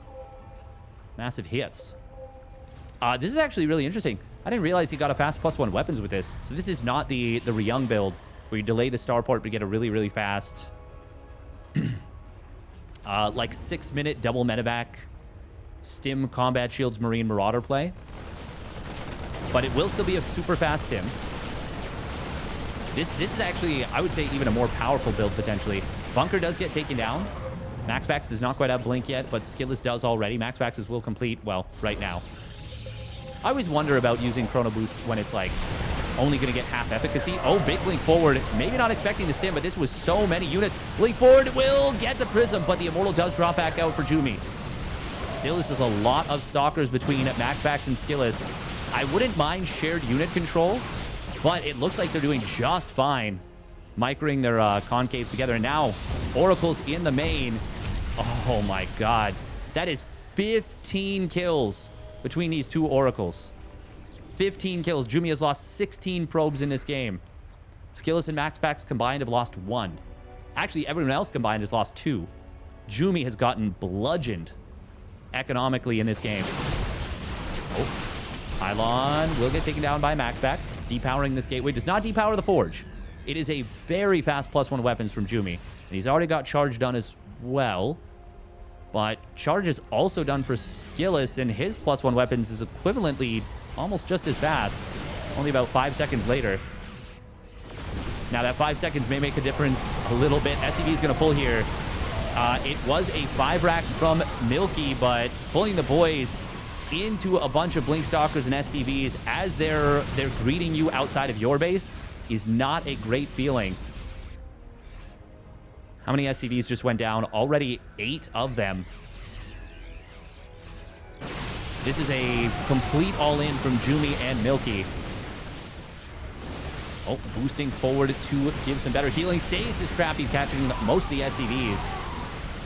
Good Blink Micro here from MaxPax. He's trying to buy as much time as he can. This could still work. Oh, but the stasis traps have been so effective. Great interception on some of the reinforcements by Skillis here. Jumi, though, will be able to force his opponent. Well, Jumi and Milky will be able to force Skillis back a little bit. SCVs do wake back up. Medevac's very low on juice. It's Immortal Charge Lot with Bio versus Blink Stalker Charge Lot on both sides. Oh, that's the backbreaker stasis trap, and that will take any remaining momentum out of this push, I believe. Jumi going to lose one of his immortals, another one. Oh, nice pullback against that Widow Mine. These bio units of Milky Cow, if they lose possession of this position, the game just straight up ends. Blink forward will find this immortal, because yeah, these units, they have to stim to get back into the fight. They were already super low on HP. Milky Cow does have a lot of Marines, but Skillis and MaxPax are just doing an excellent job of skirmishing and staying away from their opponents. Hang on, Skillis' supply is actually quite low. Oh, no, no, no, no, no, the miss rally on the Stalkers.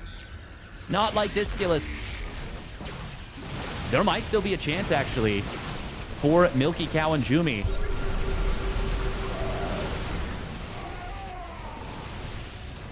This is so all in. MaxPax, though, is getting a DT Shrine, which is actually going to be really good here. Intercepting reinforcements is very challenging, with a lot of them being Zealots. You can't just gun or, like, slice down squishy Marines and Marauders. I can't believe this is still going. Oh, big snipe on the Prism. Gets it. That's huge.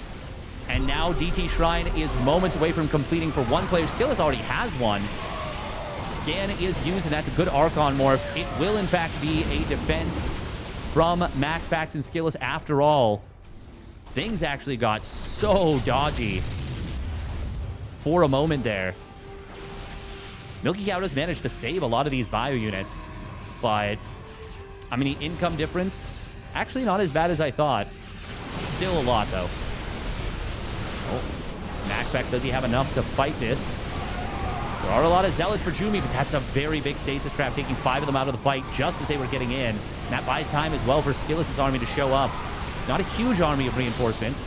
Oh, that's a little misplaced force field there, but he does drop the Guardian Shield. I can't believe Milky Cow and Jumi are still... Hello? Milky Cow is unrelenting with these units.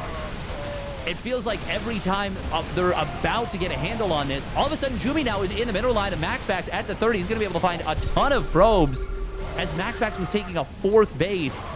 Will he forward find the Prism? No. Not going to go after it. The Zealots are providing so much tanking. Milky Cow's army has been in the orange, yellow, and red for what feels like a year.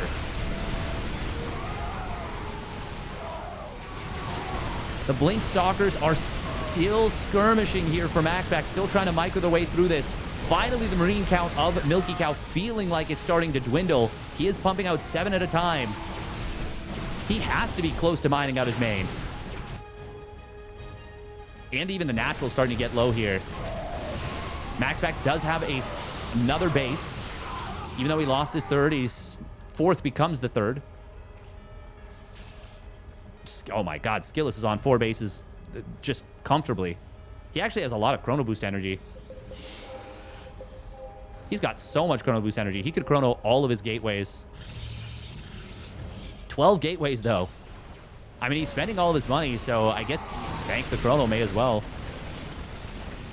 +2 weapons done for Skillis. I still can't believe Jumi and Milky are, like, somehow not completely dead. Oh, DT Shrine is done. There's a... Is there a Robo? Is there observers? There's an observer for Jumi.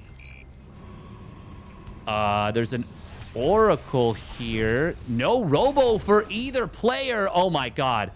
Jumi? That is the lifted main command center, by the way.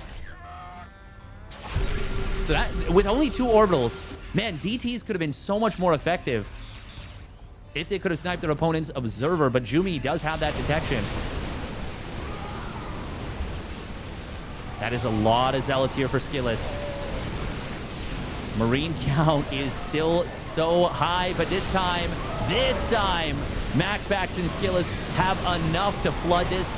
Medivacs getting taken down. The Zealot count was not high enough. They were, you know, not making fire without matches. They were making fire without air for about 5 minutes in that game. But finally, MaxPax and Skillis get it done. Milky Cow was fighting so hard to try and make that happen. I love the warrior spirit there.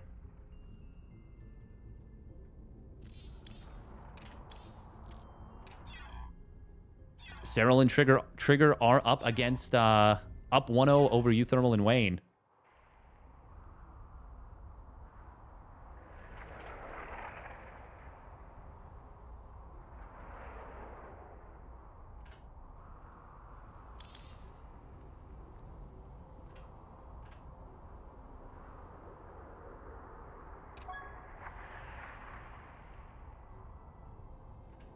Unless, did it just finish?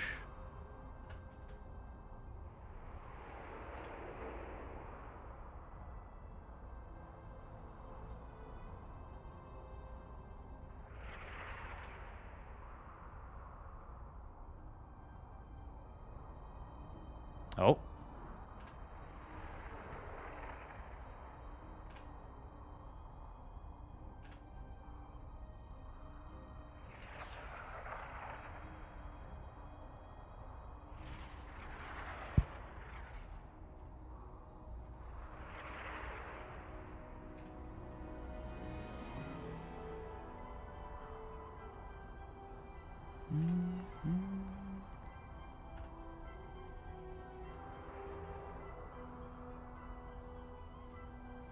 Okay, Serral and Trigger did win their series. Okay, so that brings us to the final series of the day. Serral Wayne versus MaxPax uThermal.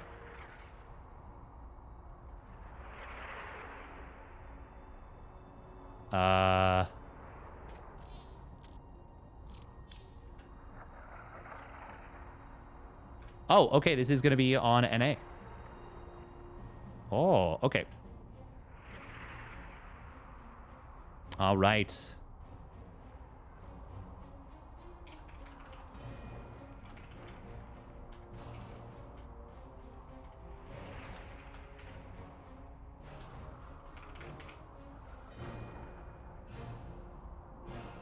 Oh, man, oh, man. This is going to be a banger. Oh, this is the one. Okay, let's see if we can figure out all the scenarios. First of all, we'll start the predictions. This is the final match of Group A. These are the final matches of Group A, I should say. Serral Wayne versus MaxPax and uThermal. Oh, God, that is so awesome.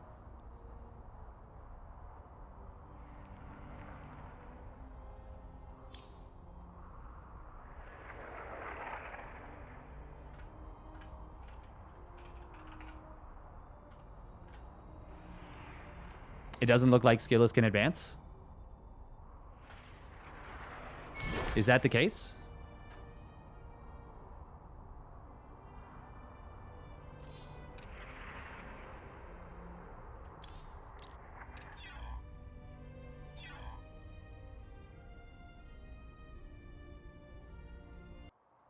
Because he is currently in 6th place. GG Machine, Wayne, and Milky Cow. Oh, one of GG Machine and Milky Cow does have to win.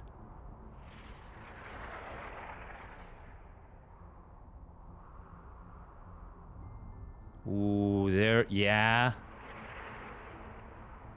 Well, if Milky Cow wins 2-1, Skilless would be tied in plus minus. GG Machine would be eliminated.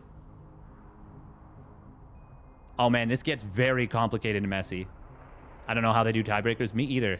If they go by win percentage, it is...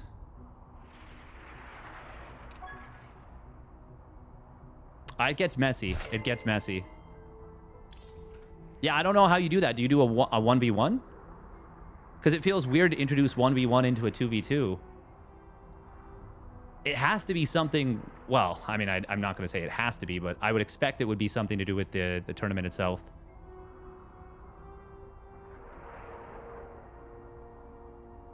If GG Machine wins, though, assuming they're going by map score, which I think that would be the likeliest scenario. That's the easiest thing to like, quantify for who performed better. If GG Machine wins, then he is into the playoffs. Trigger, Milky Cow, and GG Machine, Jumi. Yeah, man, that's got such crazy implications.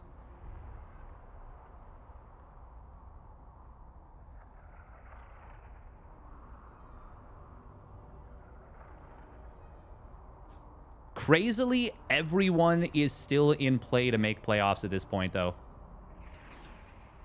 The thing is, if Serral and Wayne win, Wayne makes playoffs. No, even he can get passed by GG Machine. Man, oh my god, yeah, everyone just has to win. Skillis is done. His day is done, so he just has to watch. Who's Wayne? That is Vanya. Welcome, City. Or maybe uThermal just didn't think about it. No, I'm sure he recognized that something like that, this could get very, very messy.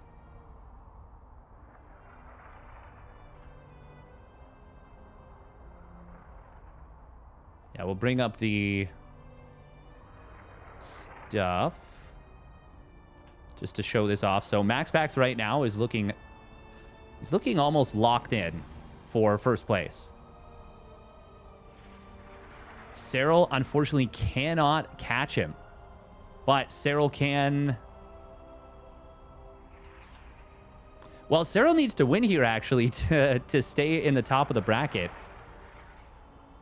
Anyone with 4 series wins has made playoffs. We know that. No one else can. None of the bottom 4 can match 4 playoff wins. So MaxPax, Trigger, Serral, Jumi, uThermal are all in playoffs. But there is a big difference of where they finish. And since you don't know what the other side of the bracket is, you can't really be like, oh, I really want X player as my ally. You can't play for that. You got to play for upper bracket. So they're still aiming for top 4. So uThermal and Serral, winner of that will get into the winner bracket. Loser will be in the loser bracket. Very simple.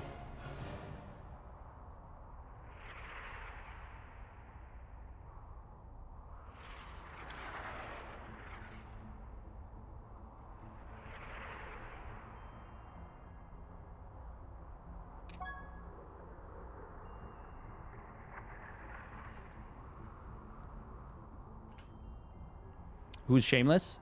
Shameless is a relatively new Protoss player that is absolutely tearing it up. Rattata, Vanya, Wayne. Yeah, it's true. Yeah, I was going to say Serral has like the least to play for here. Actually, unironically, it might be MaxPax. No, even MaxPax can lose first place if Trigger wins. Trigger could potentially pass MaxPax. If MaxPax loses here and Trigger wins, they would both be at 6 and 2. And unless MaxPax loses 1-2 and Trigger wins 2-1, at which point they once again they would tie. Oh man, yeah, I don't know. I don't know. Is Shameless only 19 years old? Damn. So young.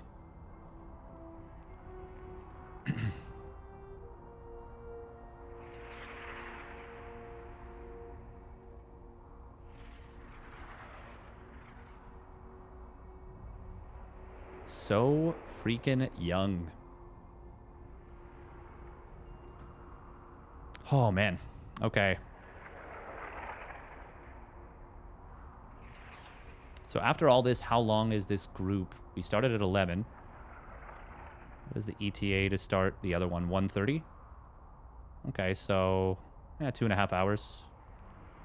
That's pretty close to estimate.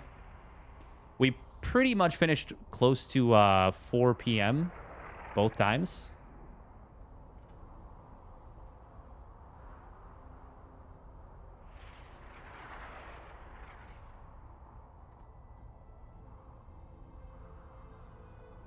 By the way, if you guys are enjoying the stream, make sure to follow. If you haven't already done so.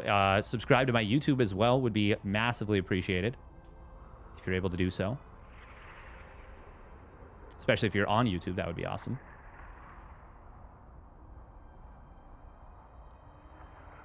Yeah, I'm trying to, like, figure this out. I think all 4 of these players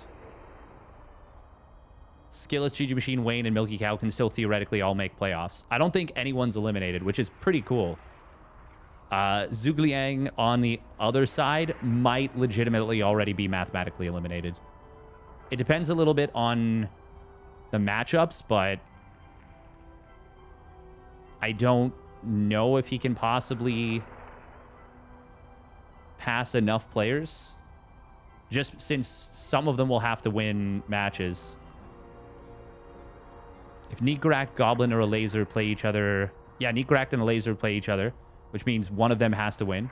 So one of them goes to 3 series wins. Neekrak, Goblin play each other, which means that one of them go to 3 series wins. And...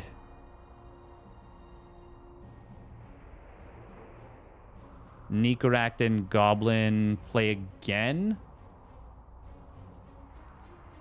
Yeah, so Zhugliang is indeed mathematically eliminated. Yeah. He is... how is Serral 3rd? I thought he was 5th. Did I not... Oh... Wait, that is a good question. Maybe... Wait, what? I guess I updated the bracket on Wikipedia. Is 10 and 7 correct for him? It must have been map wins that got updated.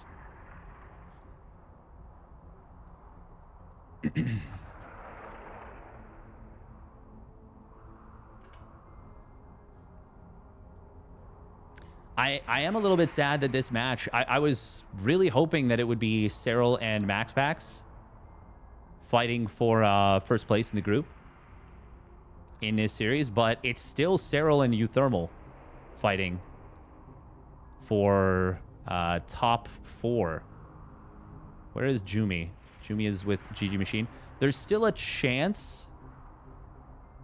So if Thermi went... If Thermi got a 2-1 victory over Serral and Jumi loses, both Serral and uThermal would actually still finish top 4. I mean, everything is just very complicated, you know? Very complicated.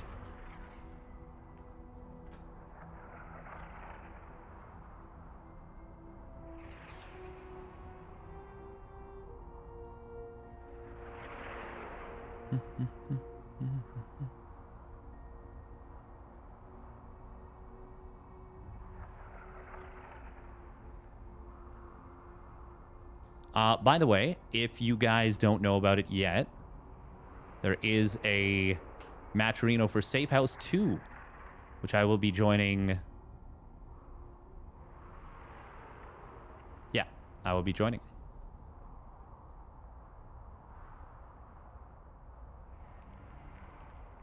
Oh, I didn't realize the Chopstick Flaming Hot Cheeto contest was me versus Chicken Man again.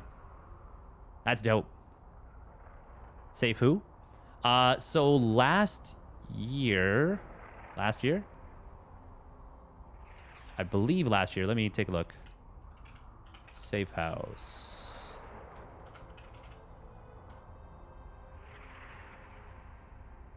SC2 Safe House. Yeah.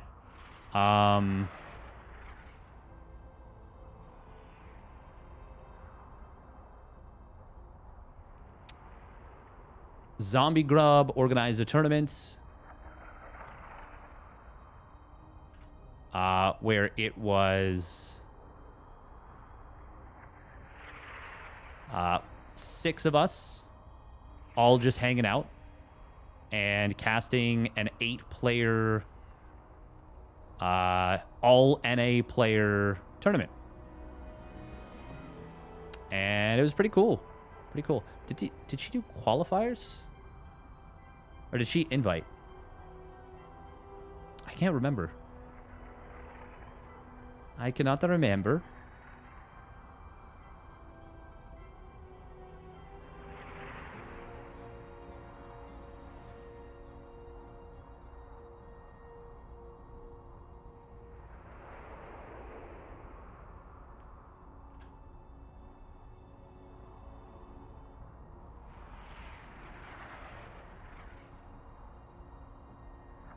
But yeah, it was a very fun tournament. It was very Home Story Cup style-esque. So this was the first tournament. It was more so like about us being able to get together and do like a lot of fun stuff. If you look at the bottom of the match arena, you'll see for this one there's like a lot of stretch goals. And yeah, we just had a lot of fun. Lot of fun messing around. We did improv with not to toot my own horn, but I think Chicken Man and I did a really great job on that one.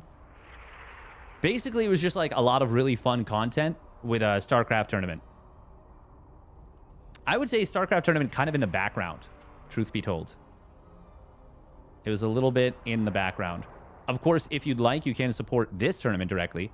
The exclamation match arena will bring that up as well, but well, no buts. I mean, I'm literally covering it right now. Like, uThermal put in a lot of work to organize this tournament.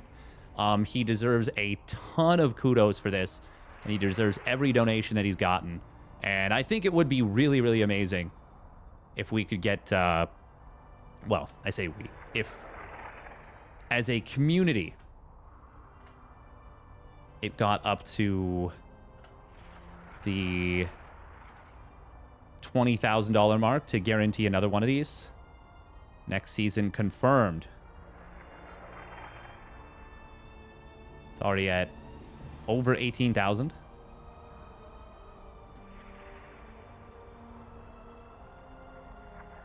Which is pretty awesome.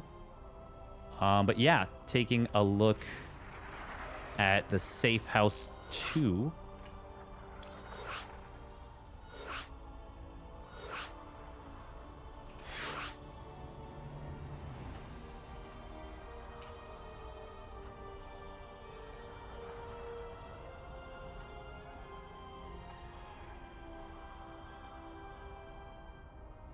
So Trigger Epic. Oh, Trigger Epic Estrella Cham. Oh, there are qualifiers. Okay. Oh, neat.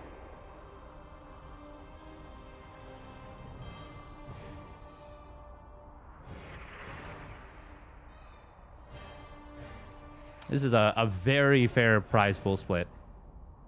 Very fair. And it's transparent, which is nice.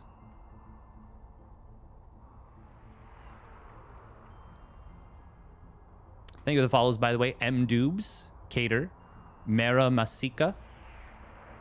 Mara? Like Mara Jade. Masika, like chicken tikka.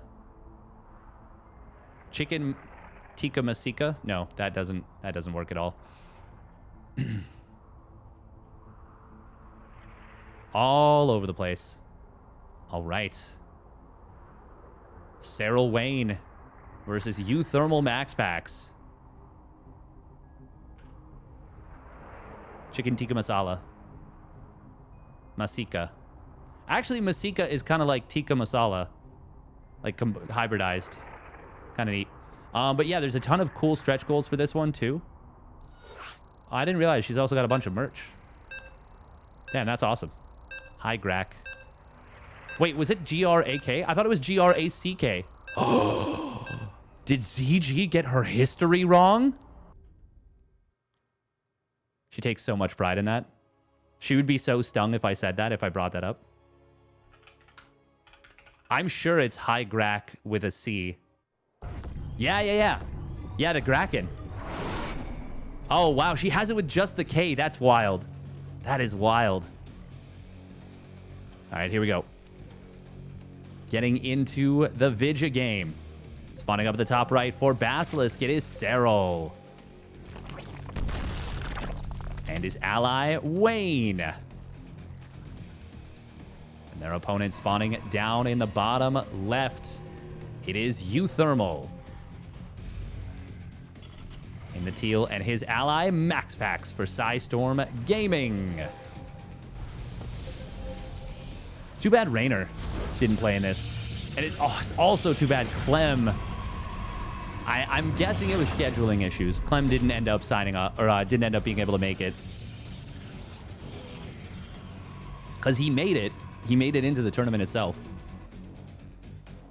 But yeah, once again, huge thank you to uThermal for putting this on, for having me cover it. Well, allowing me to cover it, because, you know, it's his tournament. He gets to decide the rules. That's how it works. You fund the prize pool. You crowdfund it. You're the one that gets to decide who covers it or who doesn't. Serral, look at it. He's like, I don't want you cannon rushing me. I don't want you doing no shenanigans here. That's funny. Obviously, that's not what we're going to see, but very interesting. Could have been. Could have been. Coulda, shoulda, woulda. Are you also covering playoffs? Yes, I will be. I will be. There was some question. Well, actually, no. I guess there was no question. uThermal said I could cover it regardless. Wardy said he isn't? No. Yeah, no. I'll be covering playoffs. I am technically the A stream, but I mean Wardy's stream. Like, as much as I'd love to say, well, you know, I'm the A stream, therefore, blah, blah, blah. Wardy's stream is obviously much bigger. When are playoffs again? They are next weekend, Saturday and Sunday. Next weekend. I believe same time for the start, so 11 a.m. EDT.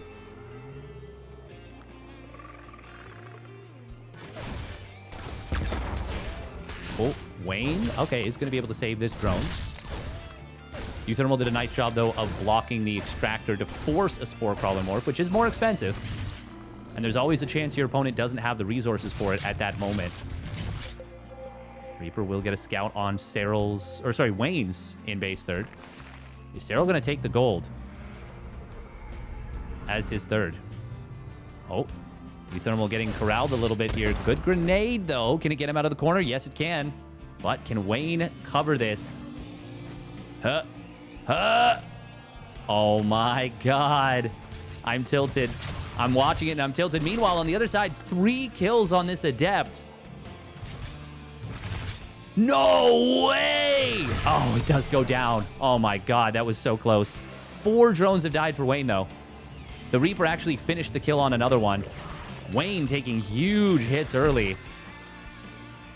Skillis must be watching this being like, oh, my God, please, please, please, please, please, please win this one. Thermi and Maximus Paximus. Double Zerg feels so bad in 2v2. Yes. Yes, it does. But when one of those Zergs is Serral, it suddenly doesn't feel quite so bad. Oh. MaxPax able to grab one of Serral's drones there. But he does take a lot of damage on the Oracle for it. Oh, Hellion drive-by at Wayne's third. Oh, man, this is already so much damage coming in onto Wayne. He does manage to save those last drones, but 14 drones have died. 25 drones right now for Wayne. This is a situation where it feels like you absolutely want to keep the pressure on. With no Ling speed, actually, for Serral, who is building roaches straight away and has gone into a quick layer. I feel like you really, really want to keep those Hellion drive-bys happening. Oh. Oracles did look for a queen that was a little bit of far off creep, but with a second queen right there, even though that queen was slightly off creep, that would have been at best a very expensive kill. At worst, you lose the Oracle. Most likely what would have happened there is he would have taken a lot of damage on the Oracles and not gotten the queen anyway. So I like the pullback there. That's a good way of thinking things. I like the idea of presenting a worst case, best case, and most likely case scenario for any engagement. Oh, that's a cool idea. Worst case, best case. Like id, ego, super ego.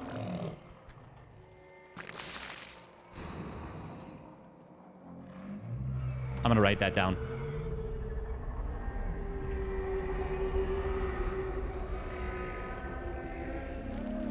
Wayne is droning back up. He's back up to 50.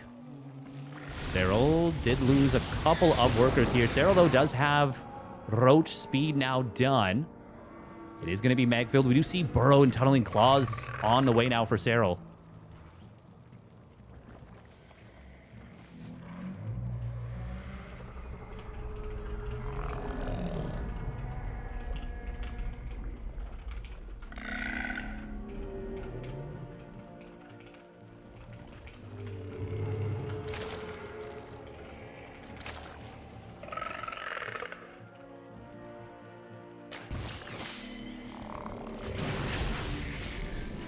MaxPax does have Blink now done. Of course, he's going to try and be a nuisance with these units. Serral does have 56 drones. He pulled away his drones from this base for a moment. We'll see one of the queens getting picked off as well as an overlord. Stalkers. Always got to be careful of the lings, but the stasis trap doesn't get the biggest connection. MaxPax getting caught here a little bit, but Serral and Wayne not able to chase this down entirely. Oh, that stasis trap was very close to a massive connection. And with Megfield now done, this push looks pretty strong from uThermal and MaxPax.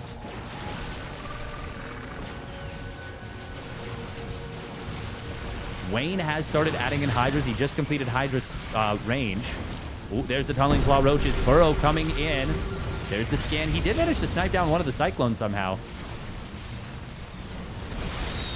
Oh, Blue Flame Hellion setting up at the top of the ramp. Serral doing very well against the Battle Mech on the bottom side, but on the top, MaxPax is winning out very hard against the Hydras of Wayne. And that damage that Wayne suffered early will end up being terminal. And it will be a Game 1 victory for MaxPax and Thermi. Skillus right now waiting in the wings saying, oh, okay, that's one step of a very complicated puzzle working out for him. But of course, GG Machine and Milky Cow. Ooh, with GG Machine already winning a map, Skillus's odds do go down significantly. Trigger and Milky Cow have to win the next two. GG Machine, though, with a W, one map win away from making playoffs, I think. Now that Wayne has lost a game, I think that's definitively true.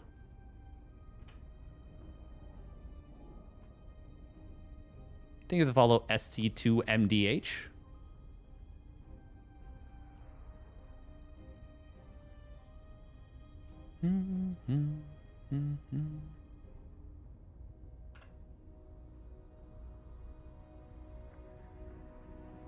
I also think what uThermal did is super freaking sweet.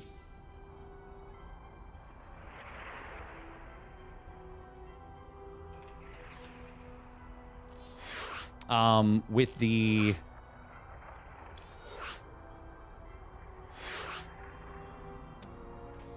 $2,500 bonus to all of the people that have streamed at least 5 of their series.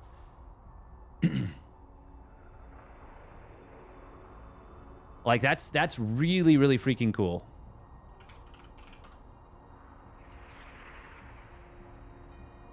I wonder if Skillus is still streaming and like kind of watching.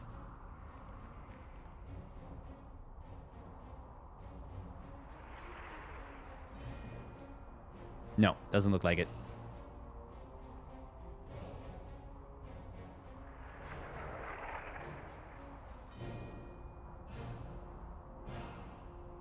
Jumi and GG Machine. Oh, they're looking pretty good in game. Well, Trigger and Milky Cow looks pretty close, actually. Hard to say. This could legitimately come down to, like, the last map. You can follow Cal Japul. As in the players streaming their games. Yes, streaming their perspectives. That is very cool. After this match concludes, by the way, we will have 3 more best of 3s in Group B.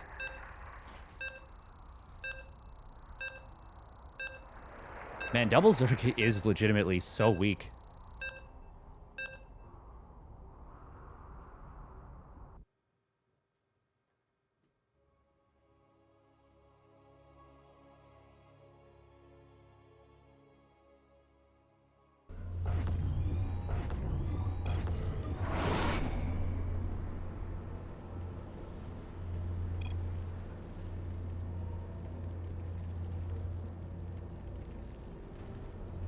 All right. Here we go. Game numero dos. Spawning up at the top left, it is Basilisk Serral. And his ally, Wayne. Wayne not going for the Extractor Trick 15 Hatch, or 15 Overlord, which is very interesting. And their opponents spawning down to the bottom right for Sidestorm Gaming, it is MaxPax. And his ally, uThermal. Remarkable, isn't it? Remarkable.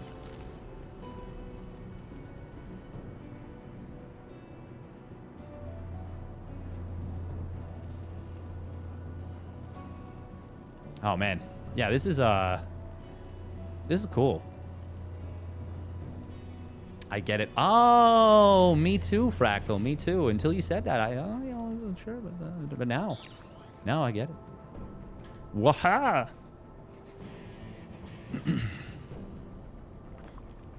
Man, Serral's decision making is so good. That's the one thing that's a little bit unfortunate about the 2v2 aspect is we don't get to see like it's very action packed. Very exciting, but you don't get to see the problem solving necessarily in an individual way.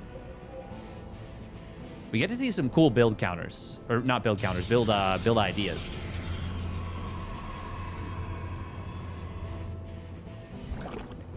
Now, will we see early Ling speed out of Serral this time?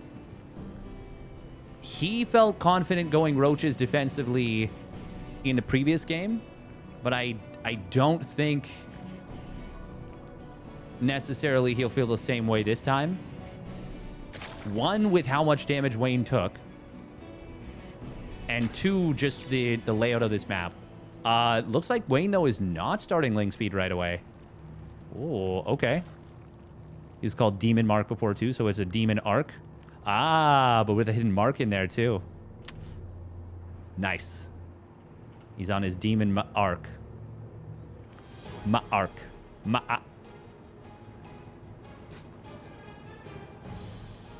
Yeah, so we're going to be seeing Wayne skipping Ling speed.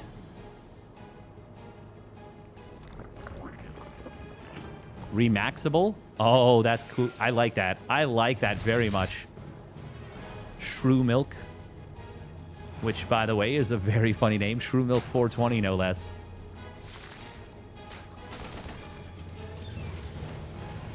Will be mech opening out of Mark once again. Why does he only have 3 Hellions? That's such a random thing. Did he build 1 Hellion and then swapped onto the reactor, or were they just like timed together weird because of supply block or something? It is going to be that blue flame. Might have just been short a little bit of money too, possibly. Double Adept looking for an opening here. Serral and Wayne do not have a lot of Zerglings right now. Serral building a few more, but I guess there's enough creep spread. Oh, Oracle did get 1 drone. Yeah, one of Wayne's drones. Oh, that is going to be Wayne's third base. A little bit exposed here. Double Adept getting tracked by Serral's Lingers. That will be a very quick kill on a creep tumor. Okay, and Wayne is going to be getting some roaches out, so that will be a little bit of safety provided by those roachy boys. Serral's supposed favorite unit. Oh, he goes for the grab on the Hellions. They do juke a little bit, but he will still get 1 pin against the wall. Nice heads-up play from Serral, but good job from uThermal to avoid taking a big loss there. Serral did get a little bit supply block there at 66. And he's got more Overlords on the way. Hopefully he doesn't panic and build way more. He's already... Oh, he did build... Yeah, one extra beyond the initial set he made. Ooh, these Hellions do have blue flame. Uh-oh.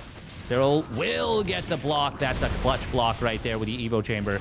And now going to be able to run down the rest of these Hellions. This is looking far better for Serral and Wayne than in the previous game. Oh, blue flame Hellions, though, off creep. The Slings do not want to tussle with this. Serral does start up +1 missile. He did let this Evo Chamber finish. This was a full-on actual Evo Chamber. That is cute. And he's actually spreading creep so aggressively on the bottom side. I mean, this is the one time I would say where it's going to be a big deal. I mean, creep is always valuable. Oh, no Spore at this base for Wayne, and MaxPax able to find some good value. Oh, Queen's trying to track this one Oracle down. Okay, recall is wise. Yeah, otherwise that's going down. It's going to be Hydralisks for Serral with the +1 missile. Huh. Okay. He's got a fair bit of money in the bank, so he can pump out 8, 9 Hydras already. There we go, 7 Hydras and an Infestation Pit. So instead of getting all of them, he's going to continue to tech up. But look at this push. This is a pretty strong looking push, I gotta say. How many siege tanks are there? 3 tanks.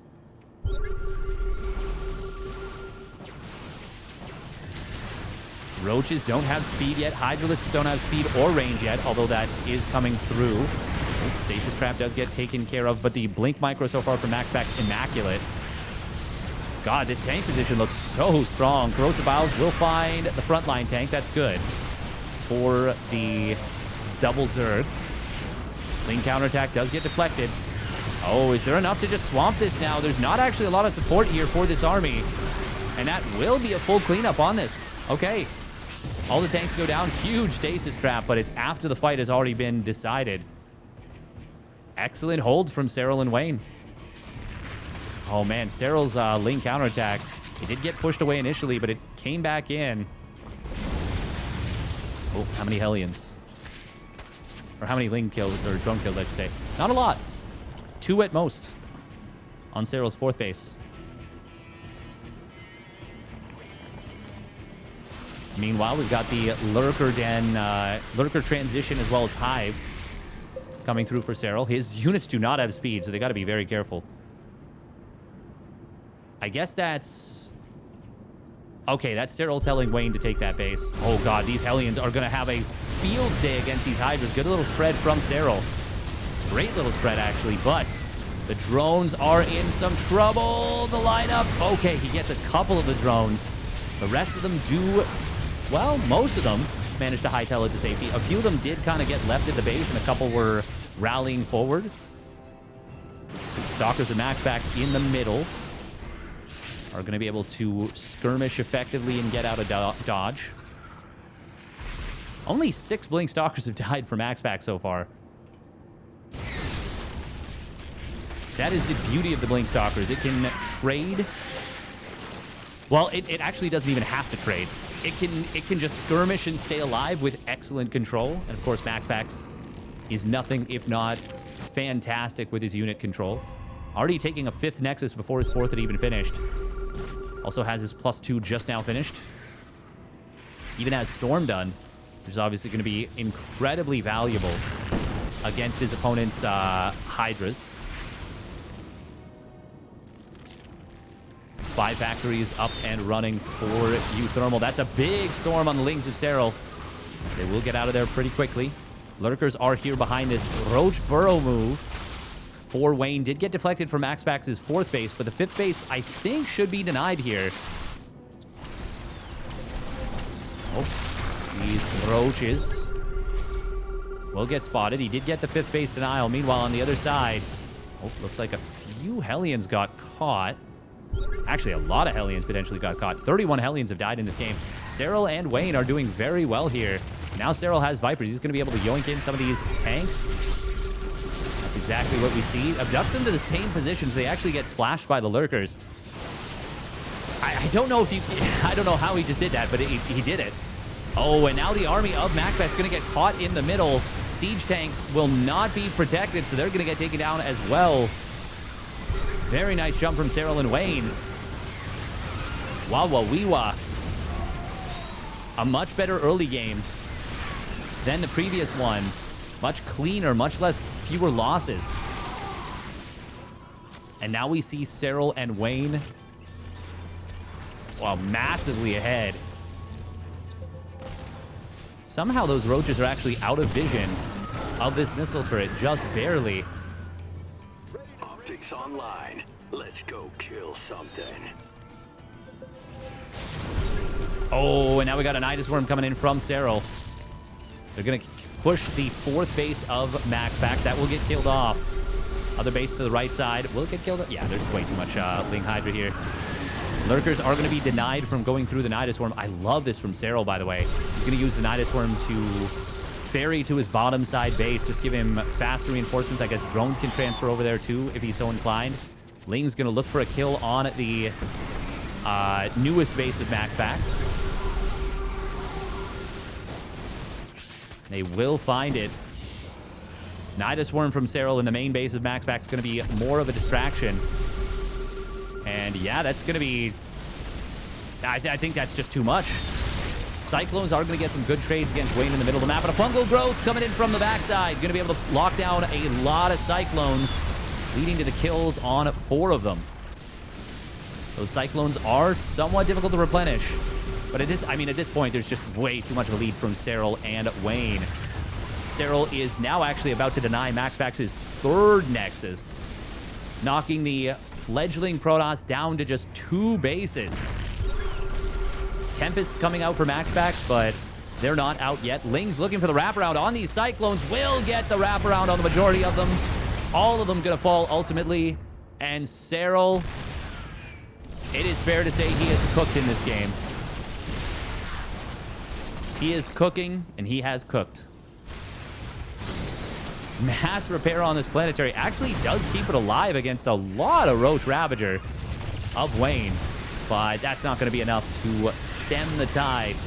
Serral is still maxed out. He kills another base. This time it's uThermal's 3rd base.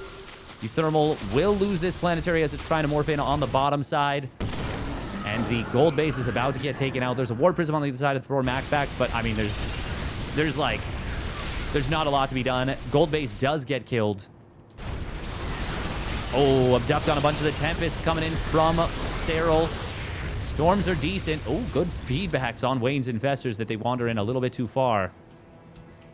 The Hive cluster is under attack. Yeah, this game is all but over.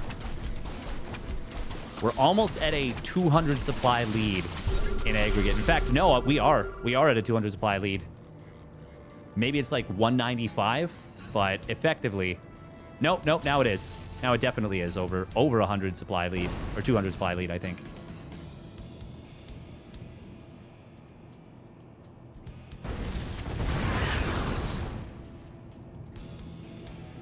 It's kind of oscillating around, right around 200 supply. And obviously supplies are shifting too fast for me to do the math on it. We do have Serral getting into 1-1 air just to make absolutely sure those Tempests can't ruin their day. This is a man who's lost to Sky Toss many a time, but I mean the income is just it's too one-sided. It's far too one-sided. We're going to see this Ward Prism that is just being a nuisance. Double Viper being sent back home.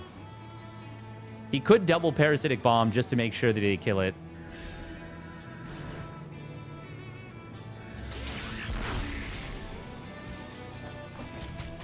I'm a little surprised that uThermal and MaxPax are still in this game.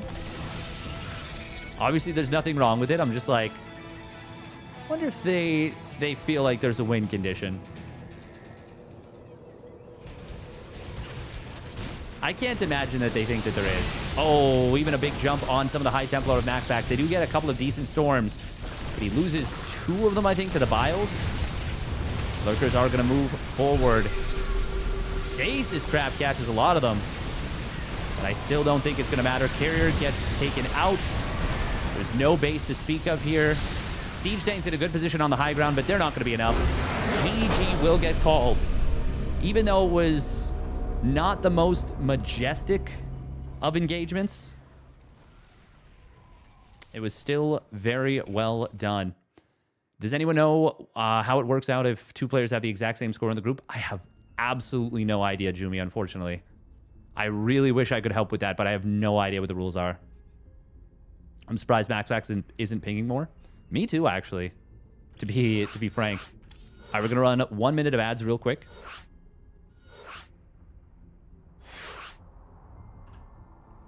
Has the other series concluded? Okay, GG Machine and Jumi, you did win 2-0.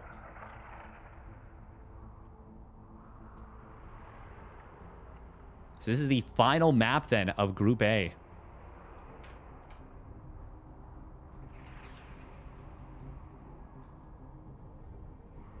Yeah, I have no idea, Jumi, how they are going to do the tiebreakers. I would assume head-to-head first. But that's just my speculation. Take that with a grain of salt. So I would guess... How many times did you play Trigger? If you only played him once... Looking for the German versus the Canadian flag. Yeah, you only played him once, it looks like. And since you beat him, I would assume that you would have the tiebreaker. But that's, once again, that's just my guess. Oh, there you're also 1-1? Wait, did I miss the second match that you guys played? Jumi and Trigger?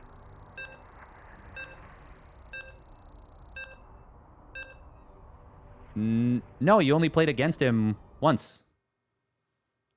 Right? Am I crazy? You played with him on the same team as him and you won. But that's very different than playing against.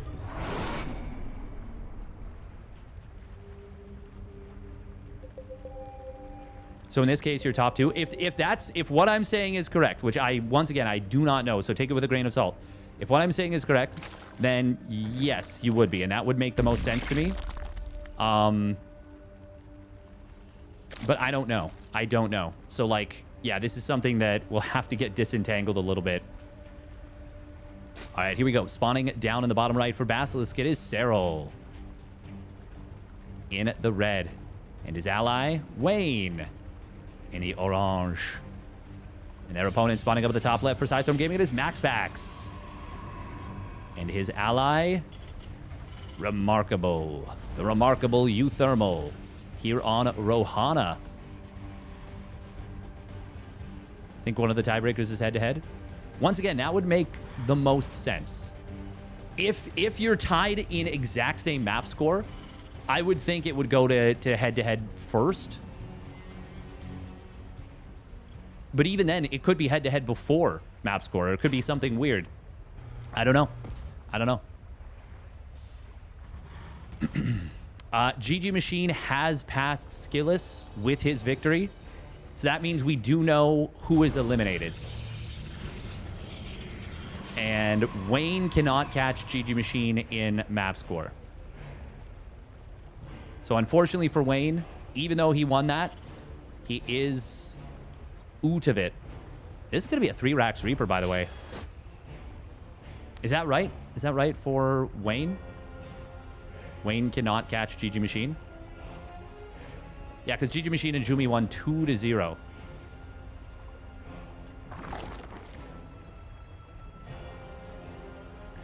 If Wayne wins, he has same score as Skilless. Yes, but that would be... Oh,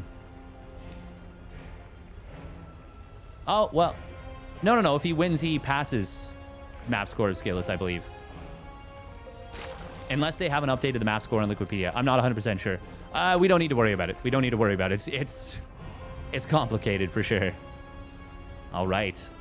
3 racks Reaper. Was not expecting that. It will be double link speed out of the 2 Zergs.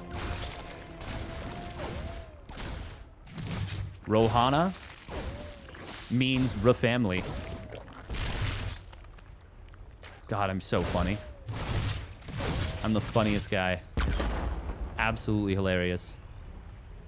Just boneheaded all the way through. For me, it's all skull all the way down.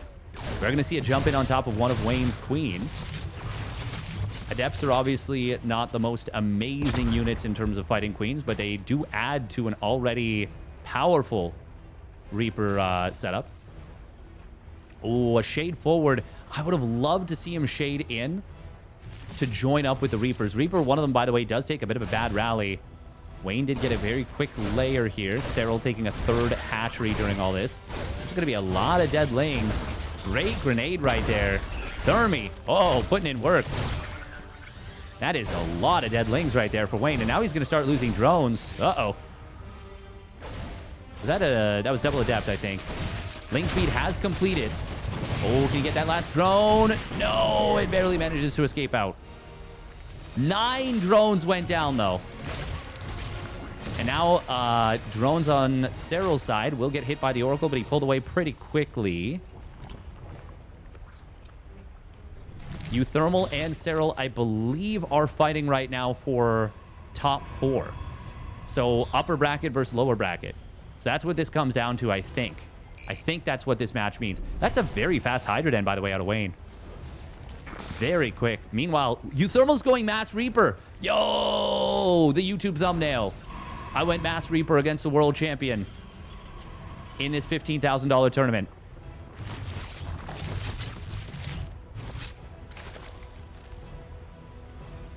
This is such a sick, nasty way to play, by the way. Hydralisk Den has not been spotted.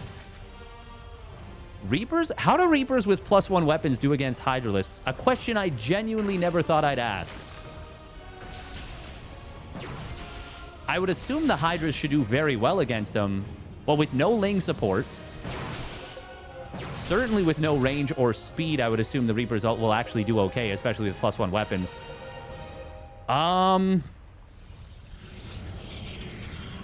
The thing is, there shouldn't be many fights where the Hydras don't have speed and range.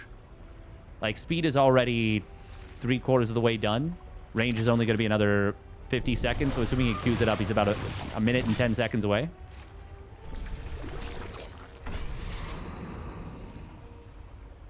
And that +1 weapons for uThermal is still 20 seconds away from finishing. Also, Roaches, of course, are going to be very good against Reapers. 17 Reapers on the field. Sheesh. We are at the point where you can now resource trade. Oh, Reapers looking for these Lings. We'll find them. Oh, that grenade.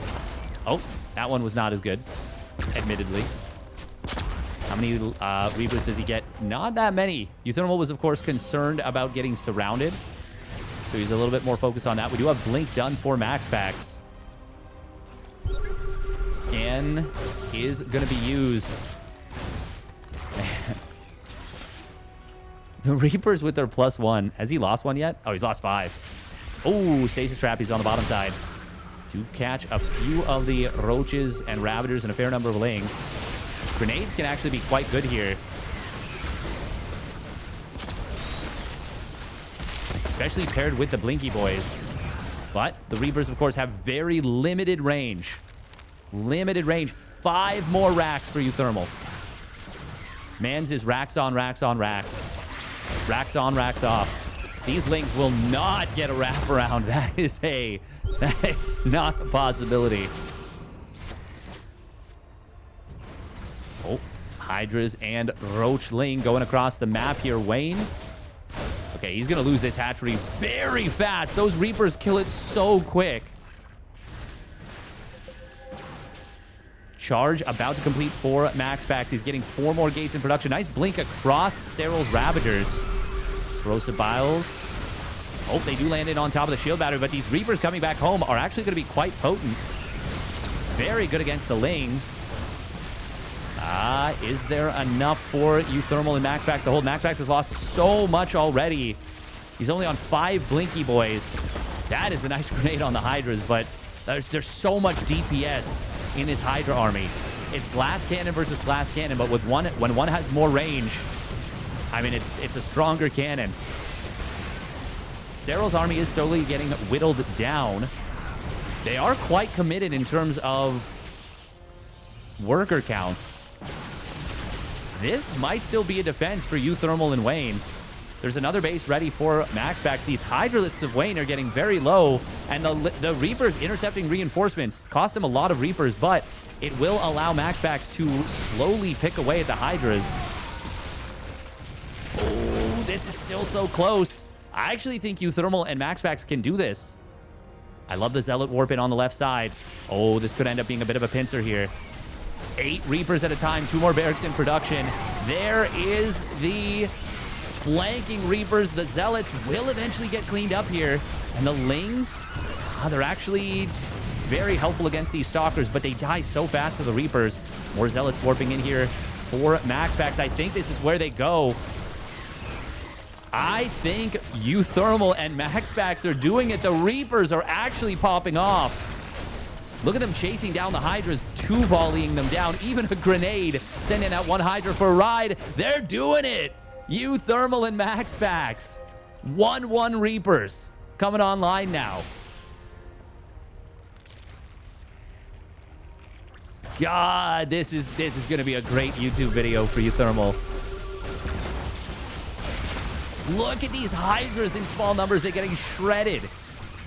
Resources lost. The cost efficiency has actually been insane from uThermal. MaxPax has done a really good job. Obviously, he could not have done uThermal could not have done this without MaxPax holding the way that he has. But the interception on reinforcements really gave MaxPax the breathing room he needed. How many SCVs do we have? 85 SCVs. uThermal's on a 4th base with a 5th command center on location, building a 11th and 12th barracks. He is going no add-on challenge. God, look at these Hydras getting shredded. Drone pull from Wayne is not going to work. There's a recall to the left side. Not even sure why. But this all-in from Wayne and Serral, while it looked very strong, it did not win the game. And it needed to. Nice force fields on the left side from MaxPax. Able to trap a few of his opponents' units. Look at this. He's getting a factory. That is for sure for an armory for 2-2 on the Reapers. In fact, I would love to see a second engineering base. Screw it. Why not? We're already on 12 racks building a 13th and 14th. God, this is so fun. Oh, flanking roaches, flanking roaches. The grenade's going to be good. Good awareness from uThermal. Good, well, spotting on this. God, the grenades. Oh my God, the roaches are just going for a ride. Reapers are getting whittled down, but there are storms behind this. MaxPax has a ton of storm energy. Storm plus Reaper grenades. The combo I didn't know I needed in my life. Meanwhile, a big Stalker run-by from MaxPax. Gonna just kind of dance through the reinforcement line of Serral and Wayne. These Stalkers will be able to trade pretty nicely. And they have drawn the army completely out of position. Wayne is going to lose his 3rd base once again as a result. Storm Reaper. Reaper Storm as a composition. God, these Hydras just melt in the face of these Reapers. There's the armory and the production tab. I don't think we're going to see 2-2 start up. No, we will not, because Wayne taps out. Serral as well. uThermal gets it done. Oh my God. That is fun. Oh man, not for Serral and Wayne, but it is fun for uThermal. uThermal's just like, that just paid for the tournament. The YouTube revenue that this is going to get just paid for this tournament. Oh my God. Yuck, yuck, yuck. All right, so that concludes Group A. God, that was a turbo banger to finish it off. Just a fun game. But yeah, I don't disagree with you on that one, Jeremy. Okay, that officially pushes Serral into 5th position in the group. 5th position in the group. I would love to know if Kerwin or Light or anyone is in here. Do we know what the tiebreaker is between Trigger and Jumi? And for that matter, does it matter, actually? Because, well, no, it definitely does matter, I think. Now, whoever finishes in 5th in Group B, unless there is... Actually, no, even if they are a Zerg, they will have to ally with Serral, or they will ally with Serral. Now you have a question. Oh, man, this gets so weird. Would you rather have Serral as your ally and start from the lower bracket? Because that will be what happens. Or would you rather have, let's say, uThermal as your ally and start from the upper bracket? I legitimately don't know the answer to that. Lower bracket start in playoffs? Yes. Jumi, I think, is updated. Oh, okay, yes. Jumi did get put above Trigger. Okay. Okay. Yeah, Jumi has 2nd place.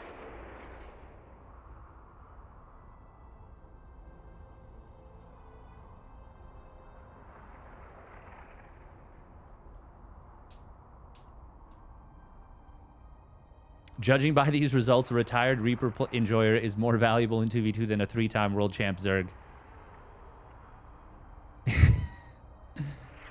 That kind of undersells a little bit that you have, like, a top 10, like, at worst, a top 10 player in the world as your ally. I would say MaxPax is higher than that, realistically, in terms of skill, versus a top 25 in the form of Wayne. No, that's pretty generous even, because Wayne hasn't played that much recently. He's obviously very good, but maybe even top 50. What is Wayne's current ranking, according to Aligulac, at least? Not that Aligulac is the be-all, end-all. Of course it's not. Yeah, Wayne is currently 41st.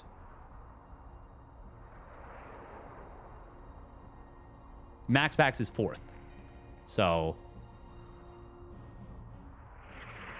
yeah.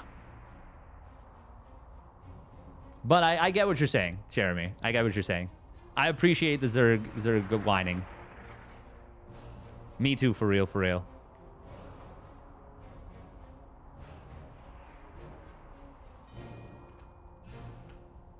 What am I covering first here? I think I grabbed... Yeah, I'm getting Spirit ShoWTimE.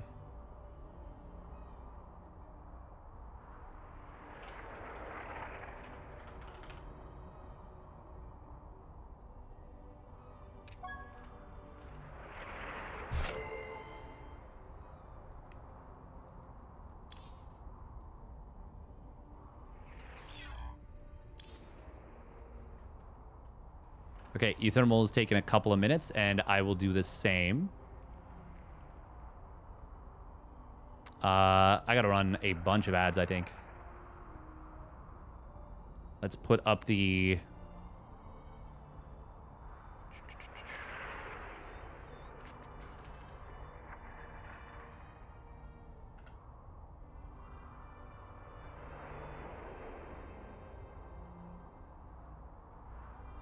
Yeah, we'll put up the standings for now. By the way, if you guys are enjoying the stream, make sure to follow if you haven't already done so. Would massively appreciate it as well if you have the means. If you got a free Twitch Prime, would massively appreciate a subby if you got one available. Okay, this is going to be ShoWTimE and Spirit versus Shameless Zhugliang.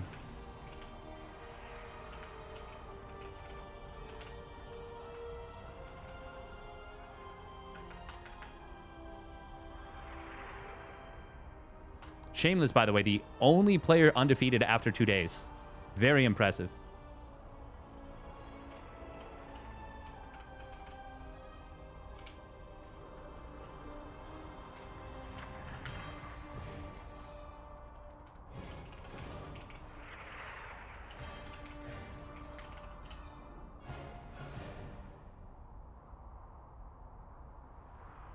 Subby. Subterday.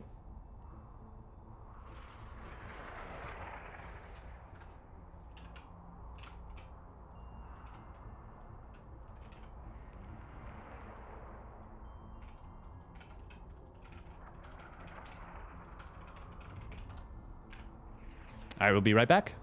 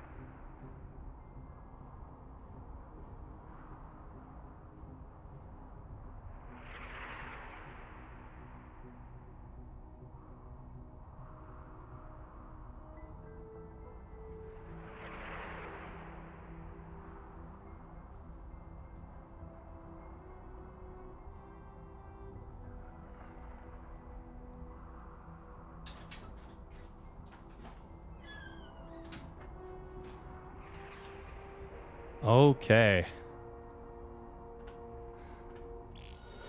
We're back.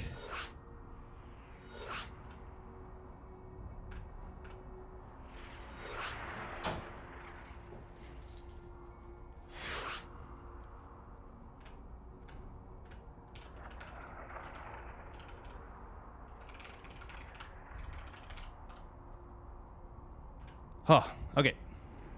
You rooting for Shameless? Yeah, me too, kind of. It would be insane if he were able to somehow go undefeated in the group when players like MaxPax, Serral, uThermal were not able to do so.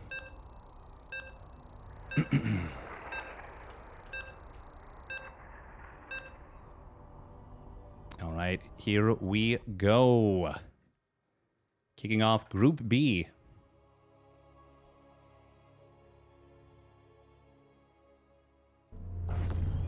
First of 3.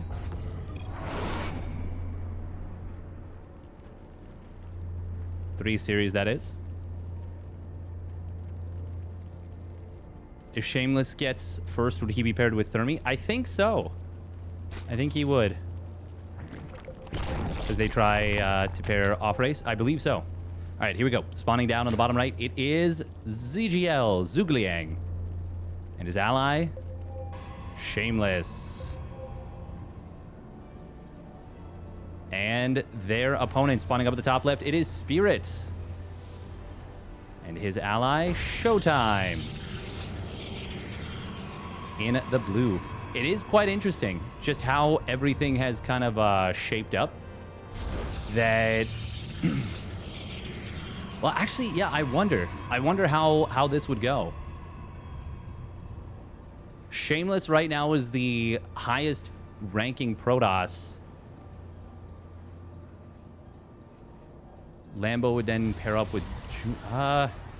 if the standings stayed the same as they are right now, it would actually be ShoWTimE and Serral allying up, which would be... Is that right? Yeah? Yeah, ShoWTimE and Serral allying up. That's one of the strongest pairings we could possibly have.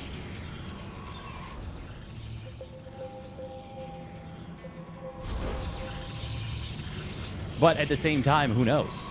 Who knows? The other thing to consider is that now they'll have a week of prep. The players, that is. What is the likelihood that we have forced same race pairings? I would say not that high. There's 3 Protoss, 1 Terran, 2 Zergs on one side. Oh. Reaper does get the kill on a probe of Shameless. ShoWTimE electing to let the pylon finish. Shameless going to be opening up Stargate as a result, but it's no fun having your Nexus delayed like this. Oh, he's just going to take the... Nope, that's ShoWTimE's probe. Okay, Shameless. Okay, with Lings and a probe, yeah, he'll kill this relatively quickly, but Spirit's Reaper will show up and is going after this probe. He's going to get it. Oh my god, and he might just get away too.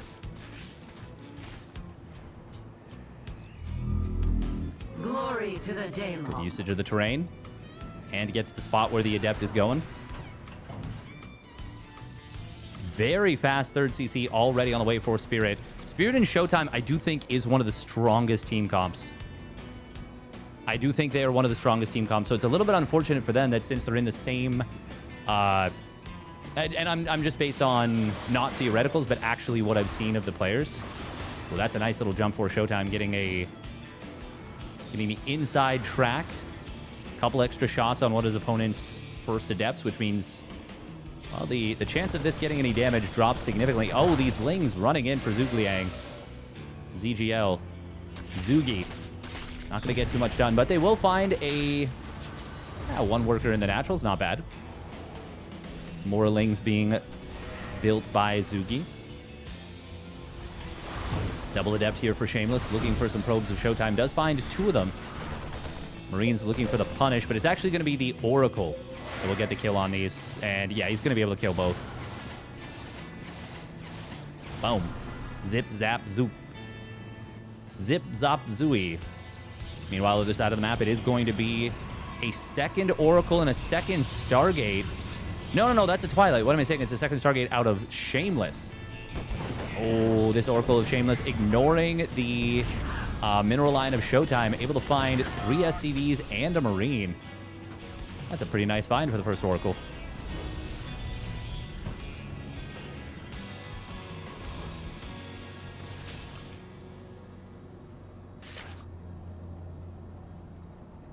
Double Stargate Phoenix. Going to be good when your opponent has gone double Oracle. That extra little investment.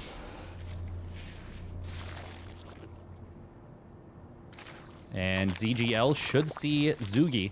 Should see this. Shameless has been going double Stargate quite a bit. Double Stargate Phoenix.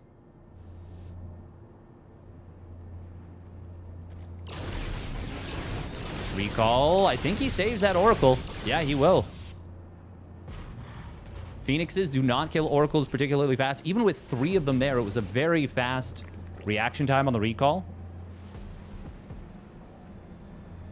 Shameless did still have to pull his probes off the natural. Of course, he's back to mining in full.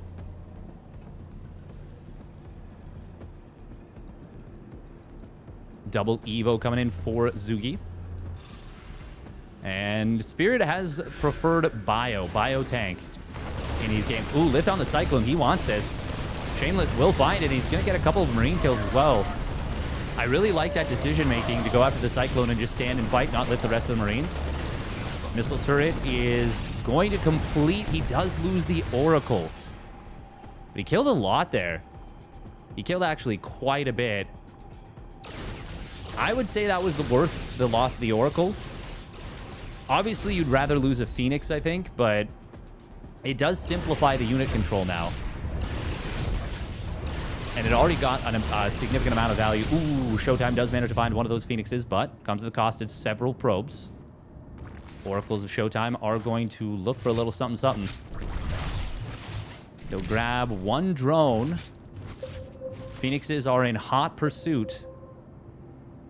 Surely he can't actually get away with these, right? No. Oh, a little split coming in. But it is an equivalent split out of ShoWTimE. Or, sorry, out of Shameless. Oh, does he find the second Oracle? Oh, my God. Oh, the juke? The juke? No way. No way. That's insane. You can't be out there doing a juke like that. Spirit time. Show Spirit or Spirit Show. I cannot believe he actually escaped out with that.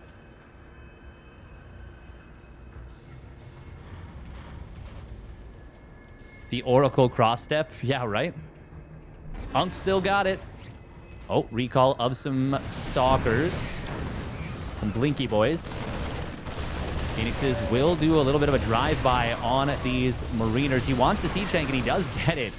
Gets melted with this many Phoenixes there. One Phoenix does fall.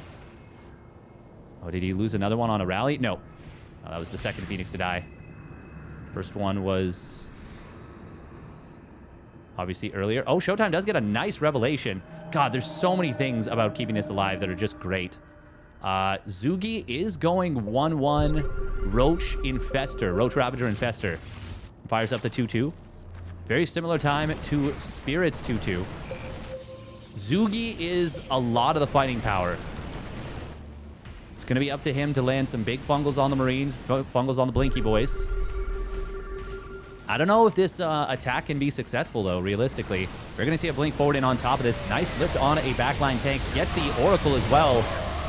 This looks very good for Shameless and Zugi at first glance. Are there enough Stalkers, enough anti-air? I don't think so. There's one more fungal growth available for Zugi. He's going to wait with it. Tank will get lifted. Corrosive Vials. Uh-oh. Oh, almost a disaster right there on his allied units. But that was so good for Zugi and Shameless. Marines did find the fifth base of the Zerg. And he will get one of these Phoenixes with his drop, but it will get cleaned up. That was very good for Shameless and Zugi.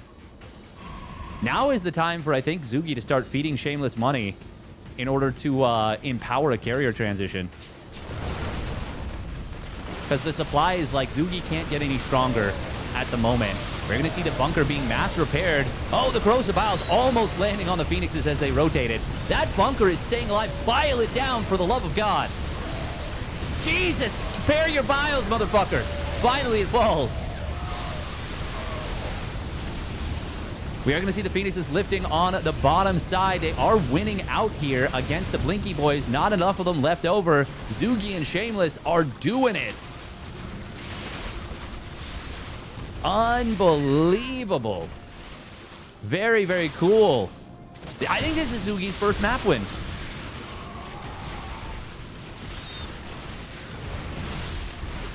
God, I can't believe that bunker survived as long as it did. Still wasn't enough. Man, the Phoenixes with their +1 air, they just shred anything they set their sights on. +1 shields, +2 air weapons coming in.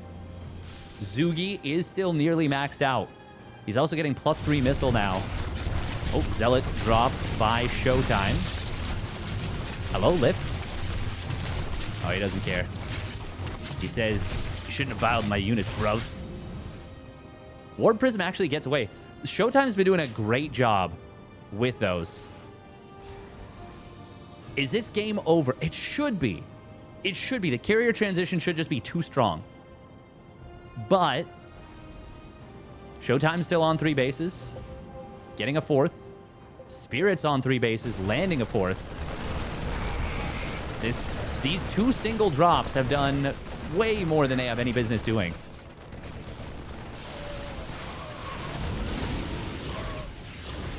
This will distract these Phoenixes for a little bit, but shouldn't get any additional kills.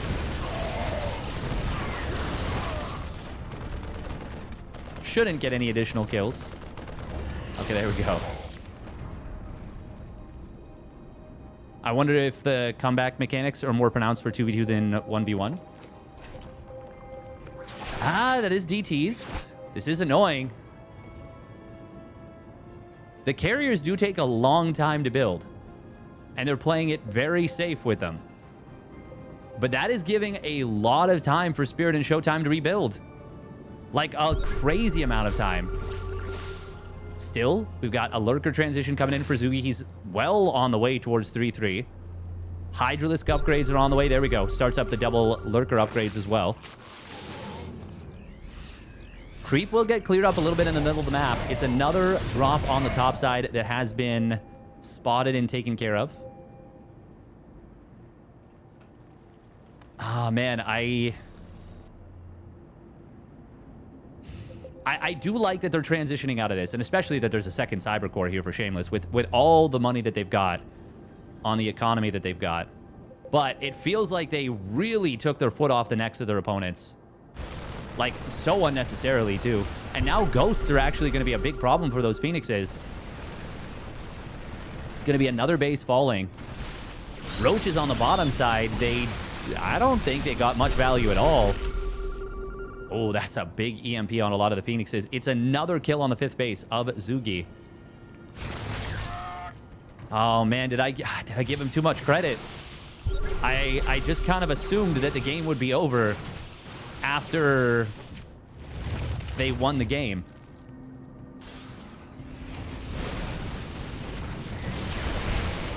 EMP on these carriers. Oh, nice hot pickup, saving that one ghost. How many ghosts did he lose right there? Just 2. Could have been a lot worse. Oh, flanking roaches, but is this the best place for them? They do help out a little bit. Infestors on a bad rally. No, they do go down. Carriers are...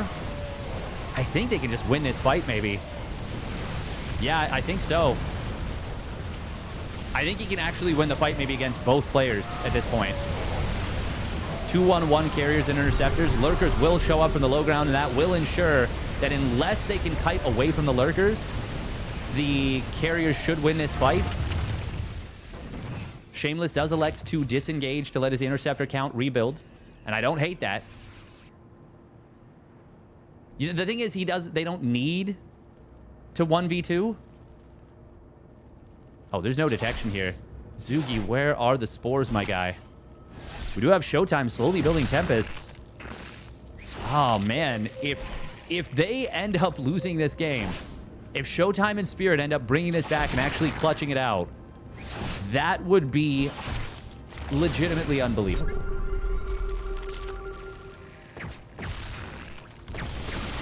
Call me a fool for calling the game over, but I don't know. I don't feel foolish for saying it. No Hydra Lunge for Zugi, but Phoenix is going to do very well against these Vikings here. The carriers will still do extremely well against the Marines. There are a lot of Marines, though. But the Lurkers are going to be able to zone them out. This should be a kill on this gold base, finally. Oracle does get a revelation. And actually manages to stay alive, which is very nice, too. Oh, Tempests. Ugh. They barely managed to get far enough away that the interceptors can't all rotate to them. Yeah, still no Hydra Lunge. Zugi does have a very developed upgrade table, though. Ooh, yoink on Tempest. Very nice job right there from Zugi. Oh, wow. There's a big counterattack on the other side of the map. They did kill the gold base of the Zerg. Phoenixes should be able to deal with this drop. It did split up a little bit.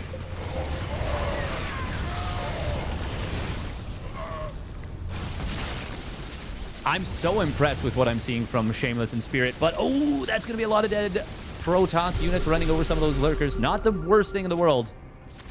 Snipes do come through, will connect on a lot of Hydras. Oof. Phoenixes, do they go for the lift on the Ghosts? Nope, he wants to chase the Tempests. EMP ends up getting a really nice connection on those Phoenixes. But Zugi and Shameless, are they finally going to be able to close it out here?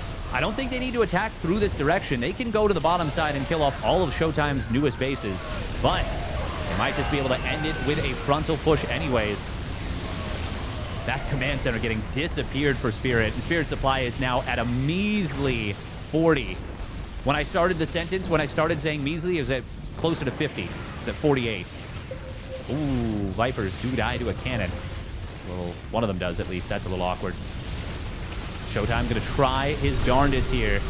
He is still maxed out, but Shameless and Zugi are close enough to maxed out as well. Ooh, Tempest even being added in from Shameless here. Able to snipe down a couple of High Templar with them. Yeah, Hydra Lunge would be so helpful for Zugi right now. Time Warp coming in from Shameless. And this will be the end of the game. Finally, they close it out. So much control exerted by those Phoenixes. And it allowed Zugi's economy to just absolutely pop the hell off. But kudos to Spirit and ShoWTimE for holding steady as long as they did. Damn. Yeah, Shameless is a G. Hydra farts. Seriously. Elazer and Young Yakov 1-0 up against Neekeract and Lambo. Oh, wow.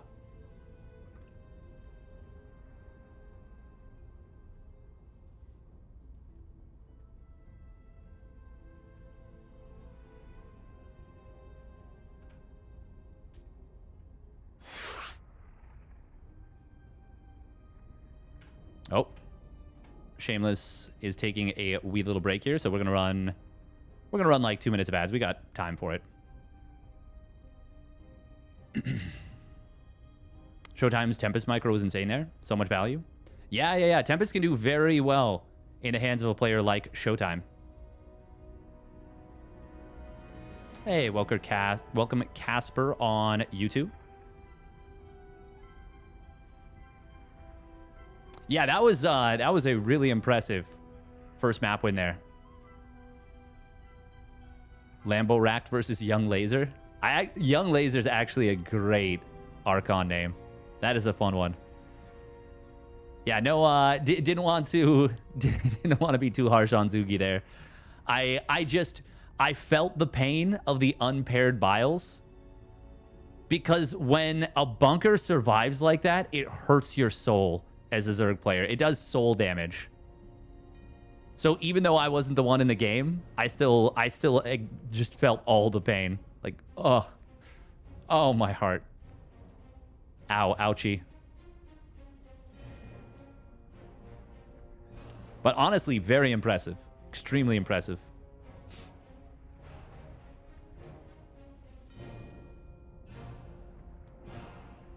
Bum, bum, bum.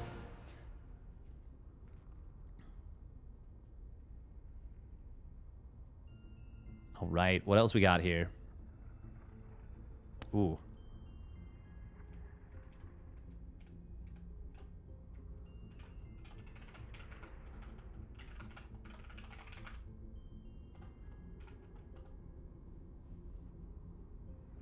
Idea for a tournament.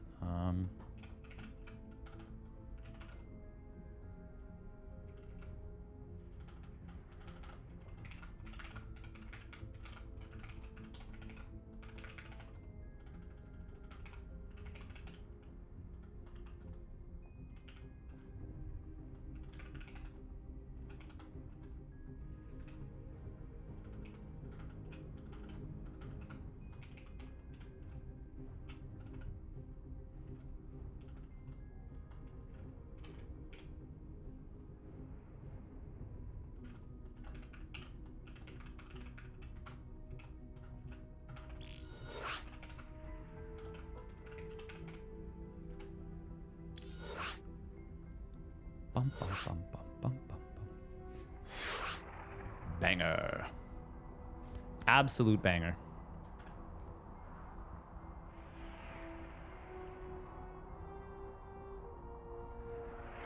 All right, what is our setup here? So next up, we'll get into Spirit Elazer versus Zugi Young Yakov. Oh, wow. Young Yakov has all double Zerg pairings today. Oh, wow. That is tough. He's 3-2 coming into today, but I mean, he is up 1-0 over Nikaract and Lambo. Maybe Young Yakov has the sauce and he's like, yeah, I can do Zerg. I can do double Zerg.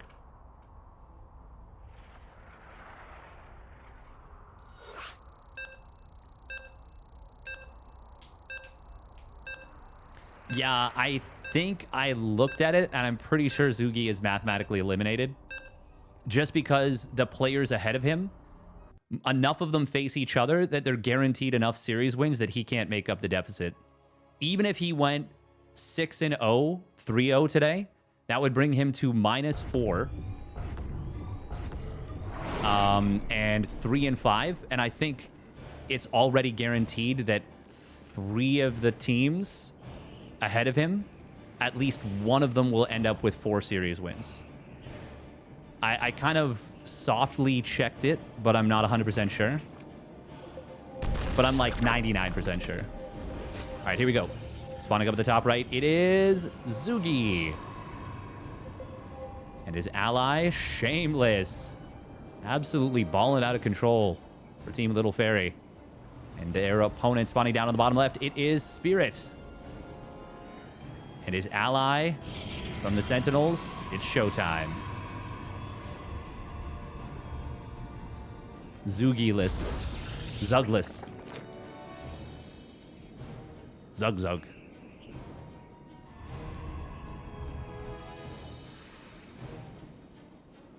ShoWTimE getting across the map pretty quickly. Looks like he wants to block a gate nexus. And potentially like a very early gate nexus as well. Yeah.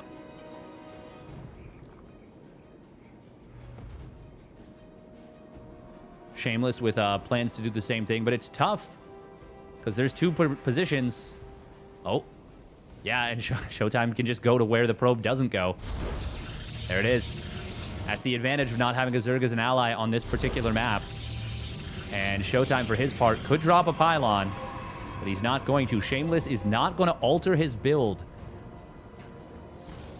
So some players will do this. Some players will cut workers. They will cut a gas. Very rarely do players do it sometimes and not always. So Goblin, for example, will do it often. But I think Shameless won't do it like ever. ShoWTimE, as a result, is going to be able to deny this for a very long time. Drops down the pylon. Shamzug, the Enchantress, NPC in Thunderbluff, probably.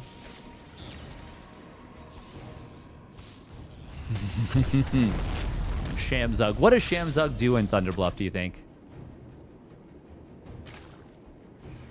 I am but a humble street sweeper.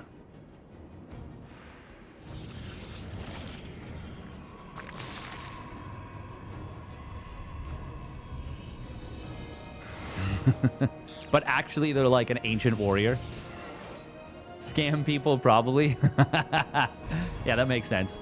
Shameless is going to be going for the Oracle this time, and it will be a Stargate out of ShoWTimE. But of course, his is going to be much later because, well, he took the Nexus very quick. Shameless had to get something. Hugeless. Give you quests that you never read. So everyone. Oh, this Adept. Just not even caring to fire at the Lings. He just wanted into the main. And we'll get a probe. Meanwhile, other side of the map, Shameless. He does get his Adept tracked down for no gain. Shameless actually losing 2 probes here. That means ShoWTimE, yeah, 6 workers up. Sheesh. On his opponent. Oh, it is going to be single Stargate Phoenix? Okay. Okay. Zugi taking a forward base here. Oh, where's the second queen? There are some cars here. Oh, baits out the Oracle. It's already got energy recharge. It's fine. It's fine for energy. I'm so used to that being like a big deal. Oh, did he can't? No, he didn't cancel Warp Gate, but he will still go double Stargate Phoenix. Oracle. Not able to keep that one drone alive. I mean, he would have had to kill 2 Hellions in the same time. It's up to Zugi to save those. He actually loses 4 drones. Oh, and we'll lose another... None. Doesn't lose any more. Revelation does come through. Will he recall? I think he's trying to buy time for that recall. Okay, there it is. And he will save it. Good job. There was enough energy for the recall, so I wonder what he was waiting on.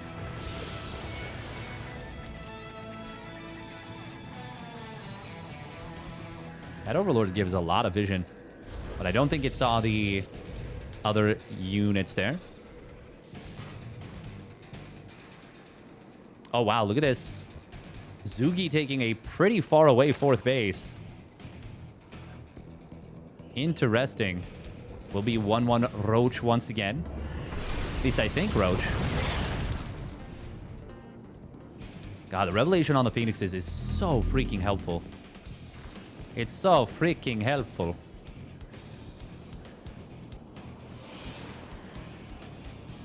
Really makes it hard to sneak around with those Phoenixes.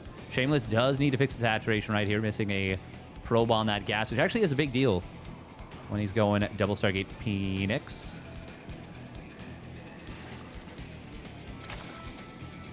Zugi droning very hard. Yeah, double Zerg is not great in 2v2, but single Zerg, especially when you can have something like Mass Phoenix allow a Zerg player to really pop off an economy. Just because the defensive power is quite high.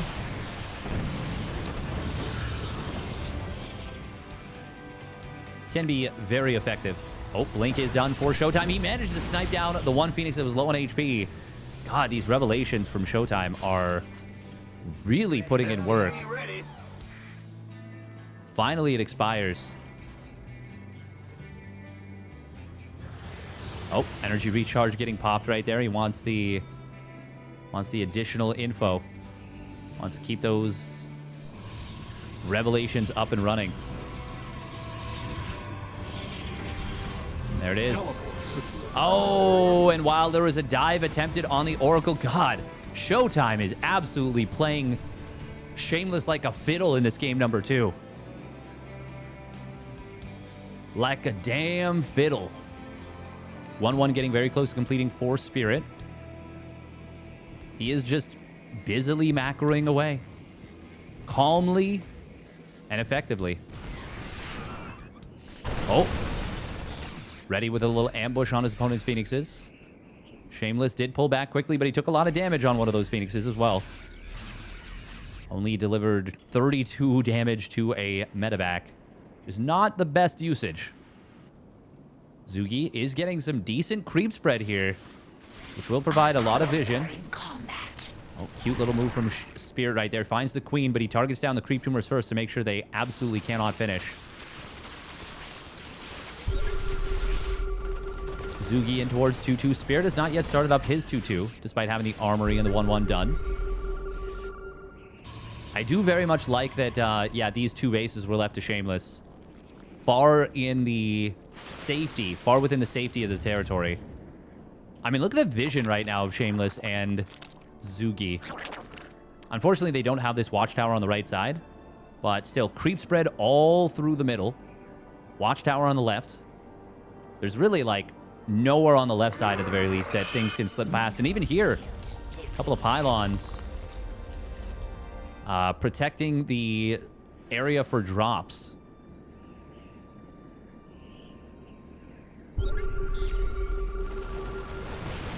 Oh, this is a big army from Spirit and ShoWTimE, though. There's no +1 air yet. Carriers trying to be added in. Getting after reinforcements is quite effective. Finding a siege tank is big. Oh, big fungal growth. Chains it up. Gets another massive one. Corrosive Bile on the siege tank to the back.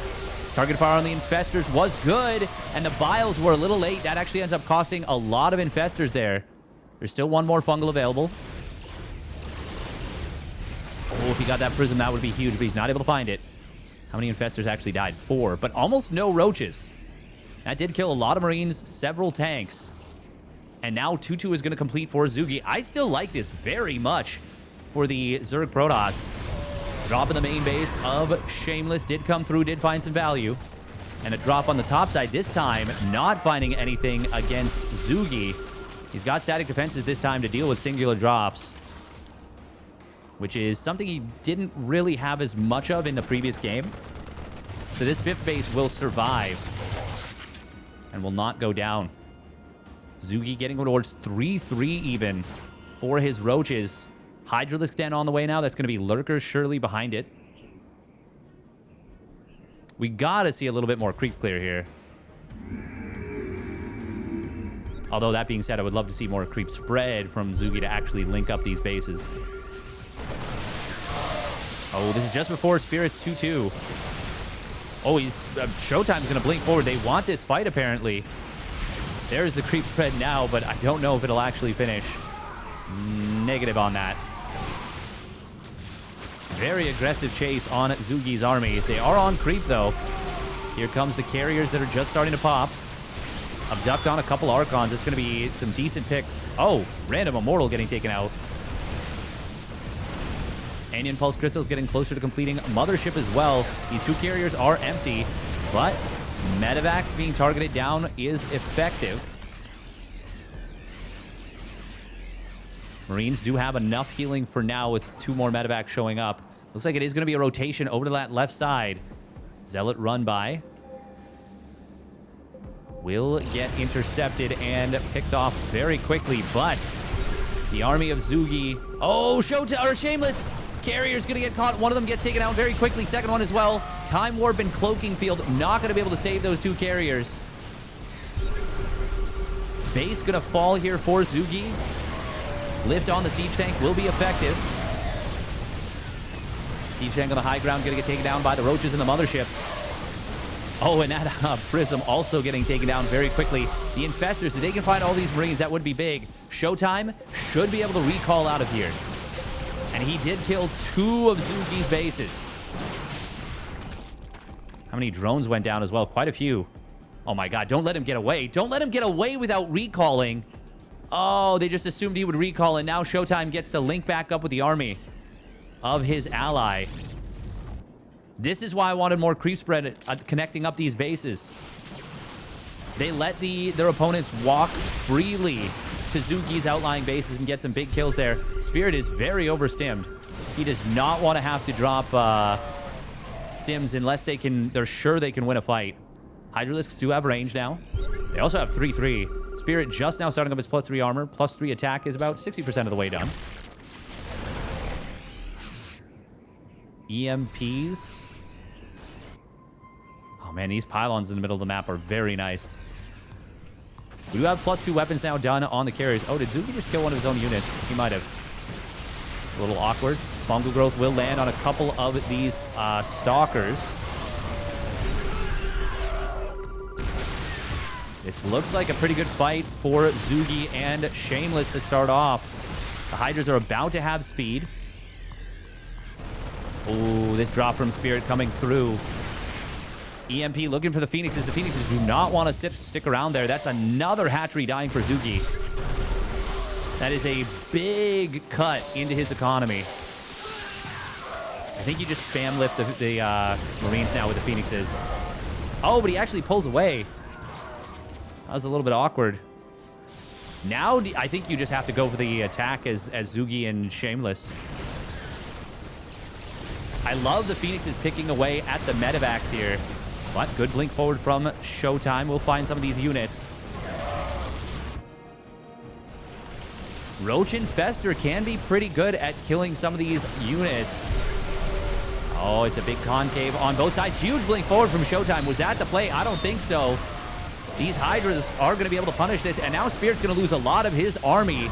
He may get away with 1 medevac. But during all this, look at what this army of Shameless is doing. He is so high in supply right now, killing a ton of his opponent's economies. I say economies, it's both. God, there's so many +2 interceptors. +3 actually getting pretty close too. Targeting down pylons would be big. He might actually even just be able to kill the gateways straight up though. ShoWTimE is going to try and commit further in on the other side, but I don't think he can keep going. Zugi still has a lot of Roach Hydra at home with 3-3 against 2-0. 2-0-0. Oh, and now the Phoenix is going to be able to find the Tempests. I think Shameless has done it. Zugi as well.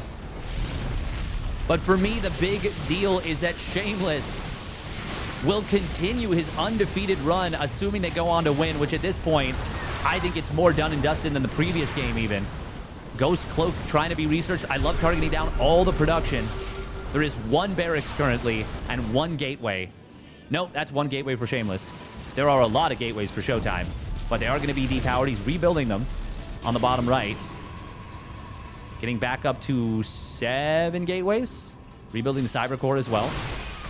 Spirit is pretty borked. Oh, recalling more carriers forward. That's so cute. Cloaking field is going to get denied. 3-3 is done for the bio, but is there a Marine? No, there's 34 SCVs and that's it. And it's 3-0-1, I should say, for Shameless. He did have his +1 or +2 shields depowered, but I don't think that should matter here. Oh, even Probe is going to get caught on the transfer from ShoWTimE trying to save them.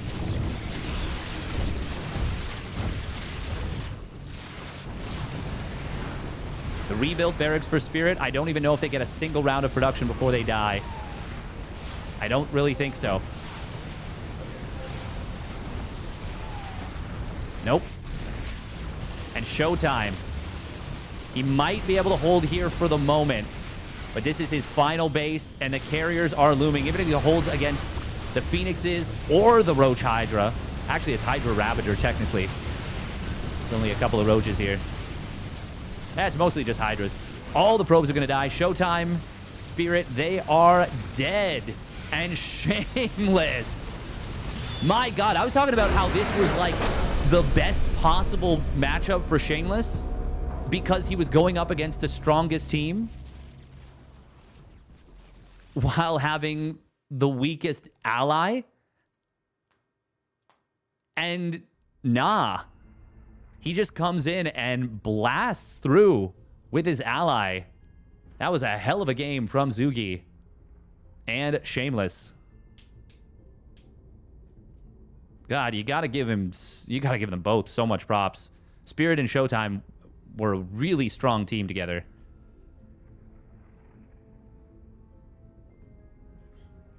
All right, next is going to be Spirit Elazer versus Zugi and Young Yakov.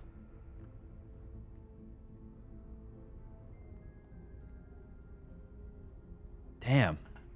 Yeah, damn.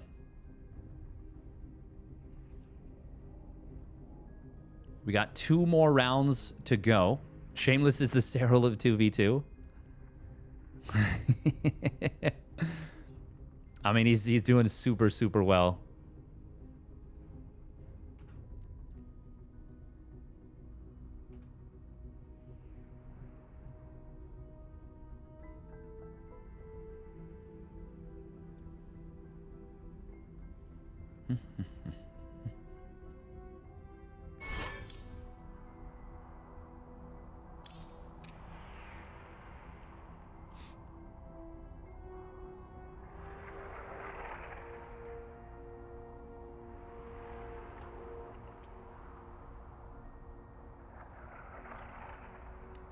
Is first place paired with first place from the other group? Unless they're the same race, then it goes down a bit until they hit a non-mirror. I think so. That is what it seems to be. Which would actually be really interesting, because if one Protoss player... Oh, man, this is super, super weird. Okay. Yeah, I don't know exactly what's going to happen. It'll depend a lot on how everything shakes out.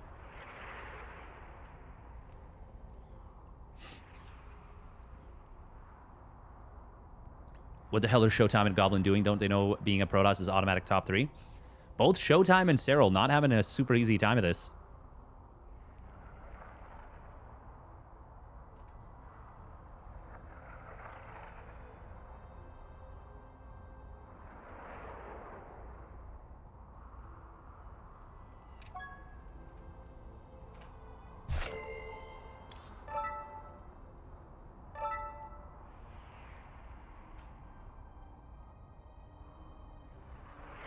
All right, 2.5 minutes of ads, and we're going to start a new prediction. We will update the titles as well. What do we got? We got Spirit Elazer versus Zugi Young Yakov. Young Yakov Zugi.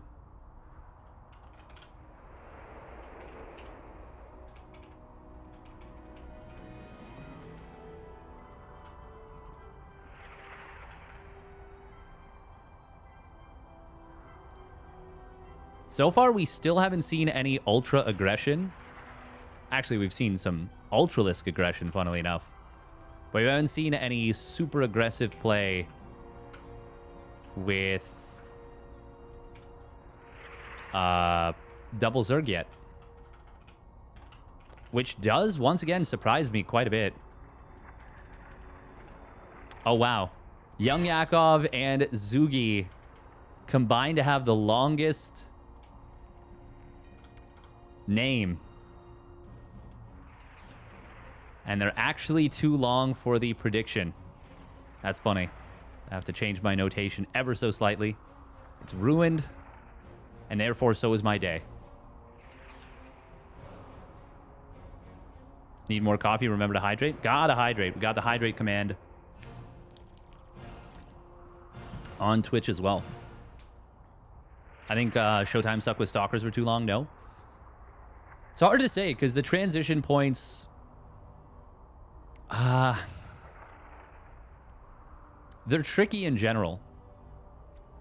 I think the base trade was the best decision that was made. I do wonder what would have happened if we'd seen a recall out of ShoWTimE with just the Tempests. The thing is, it's so difficult to do a base trade. Like, carriers are very easy to base trade with because they just kill everything so fast. And you don't really need to micro them to make them super effective. You've got the exact same water bottle. Oh, that's cool. That is neat, though. What province am I from? I am from Ontario. Ontario. Canada. Biddly biddly bow. Wep.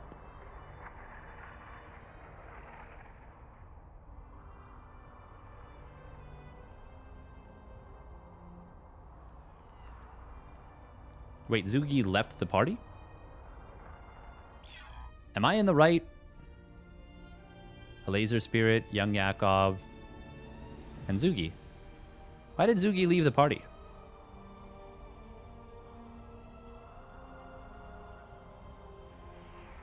Maybe he's restarting his PC?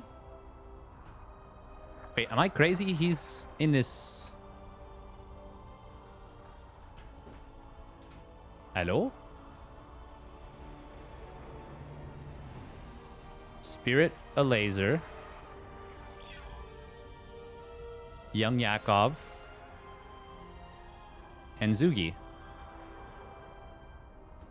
Very weird.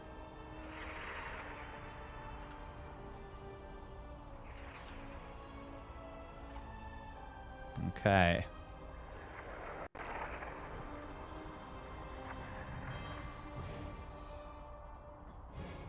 Damn, Shameless.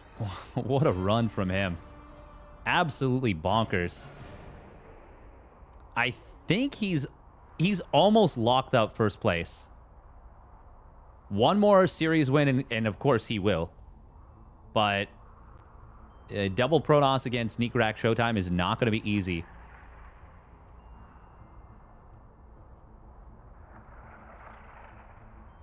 Yeah, I think at worst...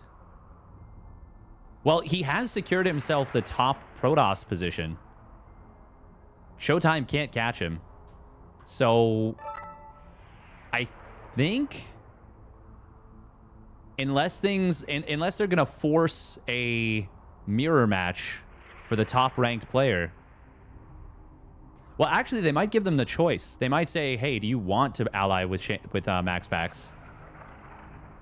I wonder how that works, because I think it's technically... Like, I don't think they would force them to not play together.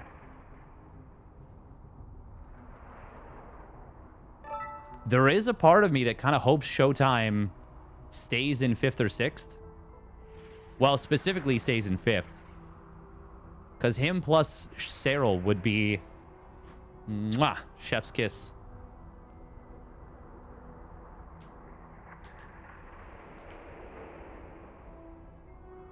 Lambo, for his part, I think will absolutely want to pass Young Yakov. And, I mean, who wouldn't want to ally with MaxPax, you know?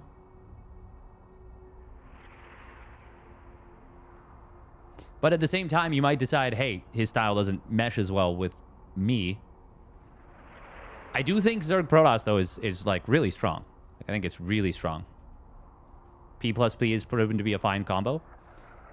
Fine, if not dominant. But I would agree, it's fine.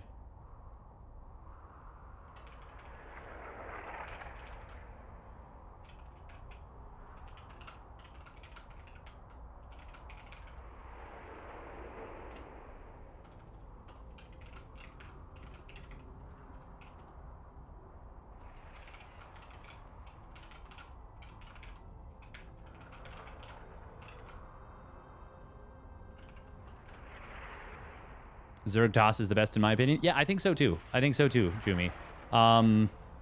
It's funny because Wax Angel posted like an article about the 2v2s, which is awesome already, by the way.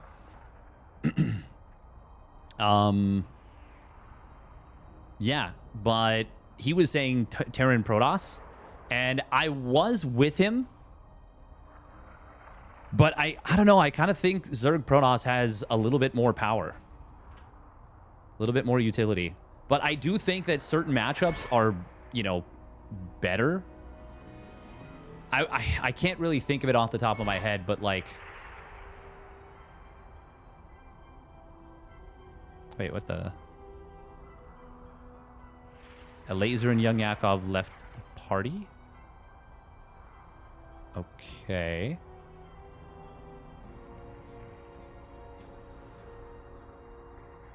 I do think it's not as simple as just one is the strongest or one is the weakest.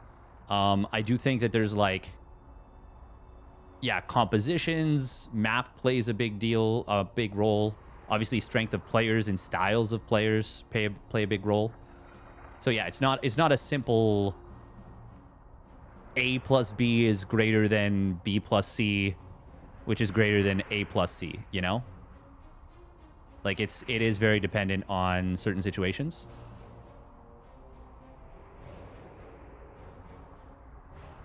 I am going to try and cover the Wardy Monday, I think, tomorrow. uThermal plus Serral looked interesting, but don't know. I do think Terran Zerg is actually the weakest of the 3 pairings. That, I will say, pretty uncontested. Love seeing 2v2s. I wonder if any other creator tourney do 3v3s and 4v4s. No, they don't. Not really. Got me into that style of water bottle, and now I can't live without them. Yeah, they're really handy. Serral, Clem, Rainer, MaxPax team. That would just be insane.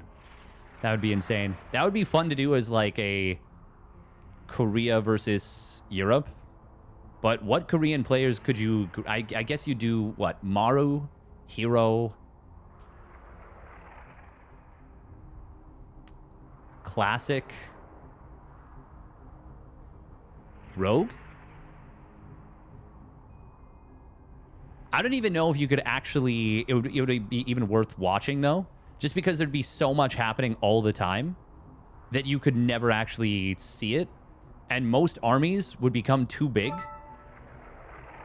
to actually fit in the same places. So at best, you'd have 2v2s happening simultaneously.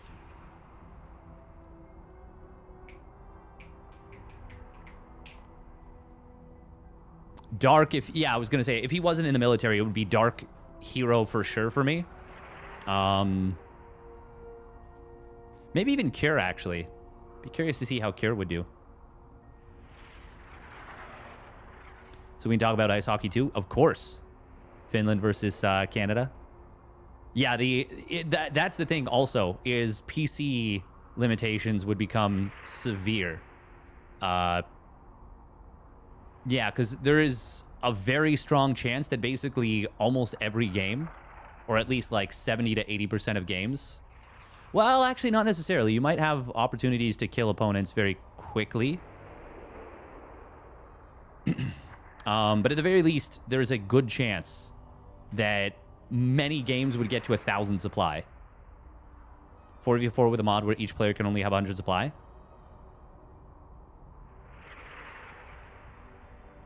I guess we're just deleting Zerg then. That would be funny.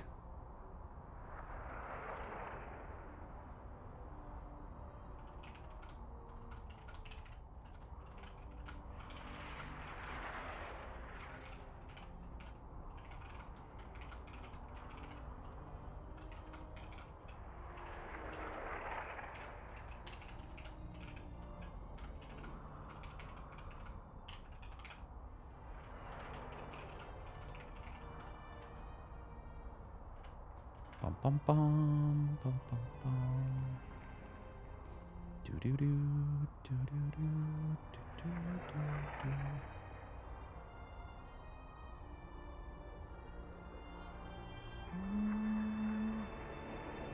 I played 4v4 all the time and don't have issues with lag, but I have some friends on less expensive laptops that have struggled. True. That's fair. There's less Supreme late game because of lack of bases. Fair. Fair. You could do a mod where every worker mines twice the amount. You start with half. You start with half the workers. Oh, wow. You start with half the workers. Every worker mines half the or twice the amount. Would that just make Protoss turbo OP though?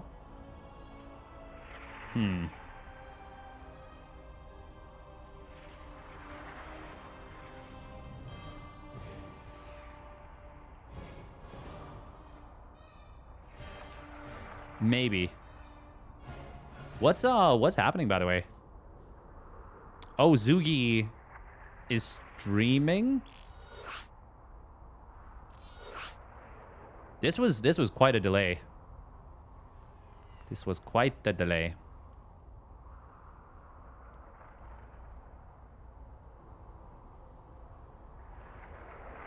Used to play 12v12 all the time and it was fine, but everyone else was struggling because they don't have my setup and aren't as good looking.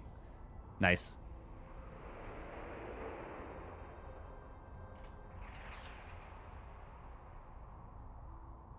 It will be a little bit. Yeah, oh man, what if you... Would you have to do something like double the amount of time it takes to build a worker?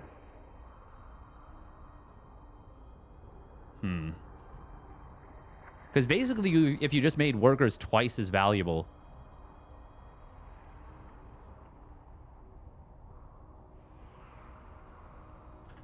Yeah, I think that would be too much of a nerf to Terran. And even to Zerg.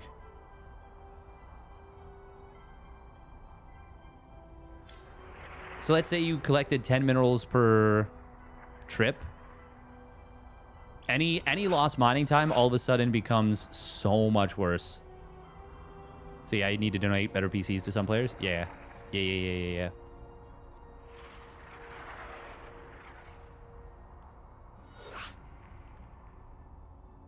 Okay, we are finally getting into game number 1. Took a little bit, but that's okay. It is what it is.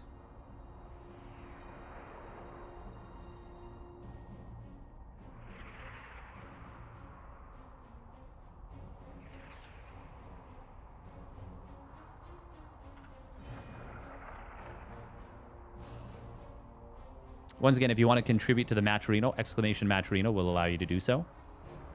To help potentially ensure that there is, or well, increase the odds that there will be another thing.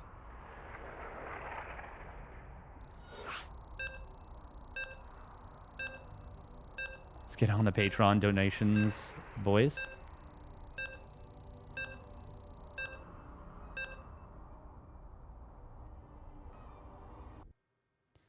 Do-do-do, do-do-do, do-do-do.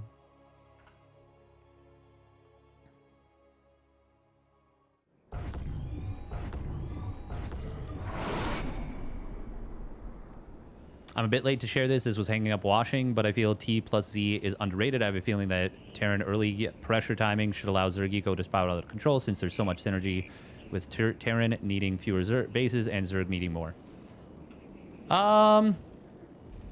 Something to be said for that for sure. But let's get into it here because I do not want to miss a moment of the action. And I think there might be something spicy already happening. Yes, we're finally seeing it. We're finally seeing what I have been talking about this whole time. Spawning up at the top right, it is Spirit. And his ally for Team Liquid, it's Elazer. And he's going to be going for an Extractor Trick 16 hatch. So not the Extractor Trick 15 pool. This will be very aggressive. Spawning down on the bottom left, it's Young Yakov. And his ally, Zugi. It's going to be a 12-11, I believe, out of Young Yakov and a 13-12 speedling play out of Zugi. And there is no in-base. Will Zugi continue to mine gas? Yes, he will. So he is going 13-12 Ling Bane. And Young Yakov is just going to be going for the speedlings straight up off the 12-11. Okay, that makes sense why Zugi built the extra drone. Now, will he expand or will it be Queen first out of Zugi? Overlord will get easily avoided here. Oh my god, no, Zugi, no! Holy crap. Do not show that for free. SCV. Oh, it will spot this. Okay. Okay, that's big. We should see a bunker. He starts a reactor. I think you just cancel this. Yep. Yeah, I think that's the right call. Cancel it. Oh, can he save the drone? No, don't try and save it. Yeah. That would have been a mistake. Would have been a huge mistake. Baneling Nest starting up for a laser. They need the Baneling bust for Zugi to break through the wall. They don't know just yet. Oh, it's SCV. Okay. One more Baneling. You need 5 to blow up a wall. There's the Ling speed kicking in. Oh, that first Baneling is here. Oh, they got enough damage that he didn't need the 4th Bane. Or the 5th Bane, I should say. Target fire on this Bane. No, it is going to get through. That's going to be a big deal. Bunker number 2 will pop up, and this is a rebuild on the depot wall. Very nice. Wrap around on the Hellion, just barely not successful. Baneling does get targeted down by the Queen of Elazer, but the Queen goes down quickly as well. SCV's pulling into the fight. That is going to be a dead Queen, a dead Hellion. SCVs and drones trying to fight this. I don't think they can. Oh my god, I didn't even realize there was a Baneling there. I think that was Elazer's Bane. Was it? I'm not sure. Double salvage on the bunkers. They do hold this. But did they really hold? 9 SCVs left over. 12 drones for Elazer. Even a single additional worker loss would be brutal. Oh, why did Zugi not target the drone? He could have killed it. One of his Lings randomly went off. A little bit of missed micro there, unfortunately. But Zugi and... Oh, get that SCV. He is low on HP. He gets it. That's huge. That's actually more impactful than killing a drone. Because Spirit is so broke. He is so broke. This looks extremely good for young Yakov and Zugi. Now, Zugi did expand very late, and he didn't actually build a queen initially. I don't want to be too critical, but I feel like Zugi... This was kind of weird. Maybe it's me being an NA player and knowing the ins and outs of a 13-12, but he didn't do this... It was effective, don't get me wrong. And especially the fact that they were able to save one Bane and get it into the main base. Even though it didn't actually get as much as it could have, it still provided value. Much more than just by blowing up a depot when they didn't need to. But, that all being said, Zugi could have come out of this even better off than he is. And that would have potentially put this game just completely out of reach. As it is, I still feel like there's a bit of a chance for Spirit and Elazer. Zugi does have Overlords replacing the one that he knew he was going to lose, so good job there. He'll keep his macro rolling. Young Yakov firing up the 3rd base. Elazer, I do like that he canceled the hatch. He, of course, is on a... Well, actually, no. Spirit and Elazer are on very healthy supplies relatively similarly. Queen's going to rally forward. Young Yakov will be able to help his ally and shove this back. Oh, I do like the spot on this Overlord saying, hey, get this free vision out of here. Get that garbage out of here.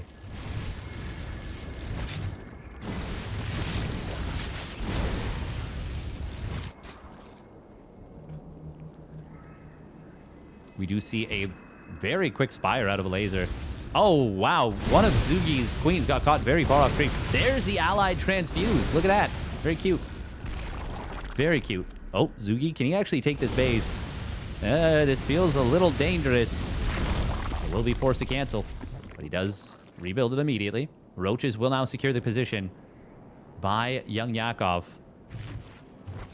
Is the Spire a good move here? Oh, it's going to get spotted very quickly. Spine's starting up for Elazer. Young Yakov is getting in towards Roach speed. It's quite far along, only 25 seconds away from completing. No, sorry, that was 35. Yeah, but either way, very fast, very far along. Oh, that's a decent little shot from those Hellions on these Roaches. Good spread now from Yakov. Can they bust this? Is the big question. They're committing hard. Elazer does have a little bit of money for Mutas. They will be very good against this initial wave, but they won't do super well to the Hydras. However, Ling's trying to get the wraparound on these Hellions. Not able to do so. Spines are completing. Is this a potential hold? Spine Crawler's starting to fall, though, very quickly. +1 melee not yet done for Zugi, but it is going to finish up relatively soon. Ling's actually tanking quite effectively, and now the roach speed is done. These roaches going to get across the map a lot quicker. Siege tank does get taken down, but not before it soaks a lot of damage. And ultimately, it is a hold, at least initially. Zugi walked the queens across the map. What? Why? Huh?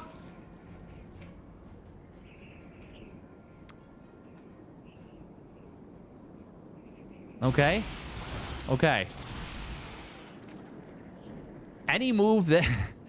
I guess they were thinking it would go better than this. Now the Hydras... Uh-oh, they're going to get jumped here. Nice Transfuse will save one of them. But imagine these two queens with high energy back at home when these mutas arrive. Would have been a drastically different story. However, here comes the Ling counterattack with the +1 melee. Spinecrawler going to buy a lot of time, but will get taken down rather fast.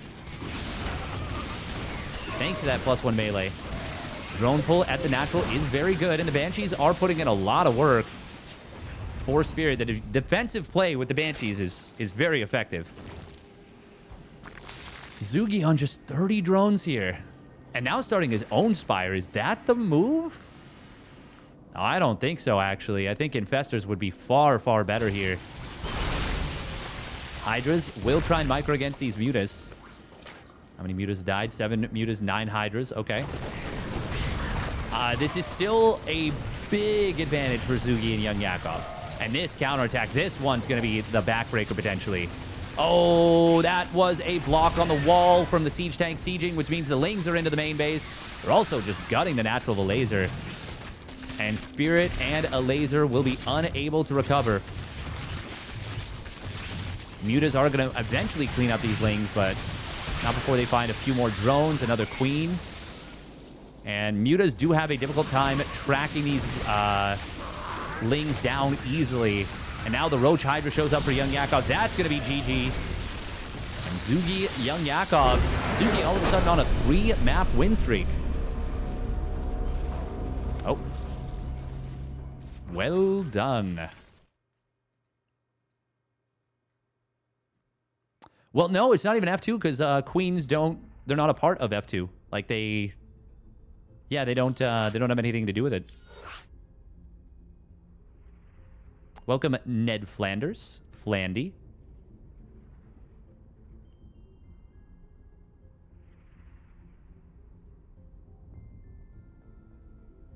Elazer. Elazer going down here.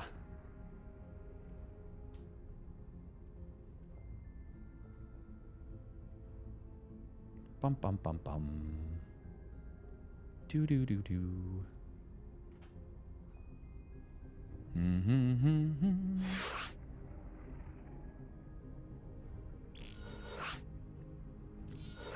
All right, we're going to get into game numero dos. Just a quick 30-second ad break on Twitch. Twitch.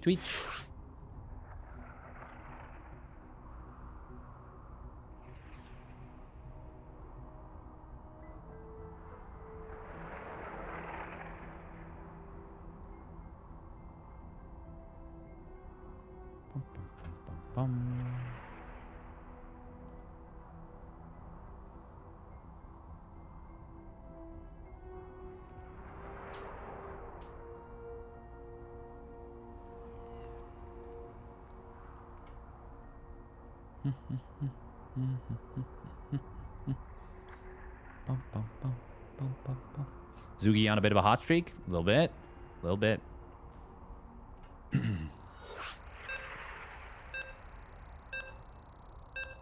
That's what happens when you get old. Your Ravagers become flaccid. Oh my god. Wow.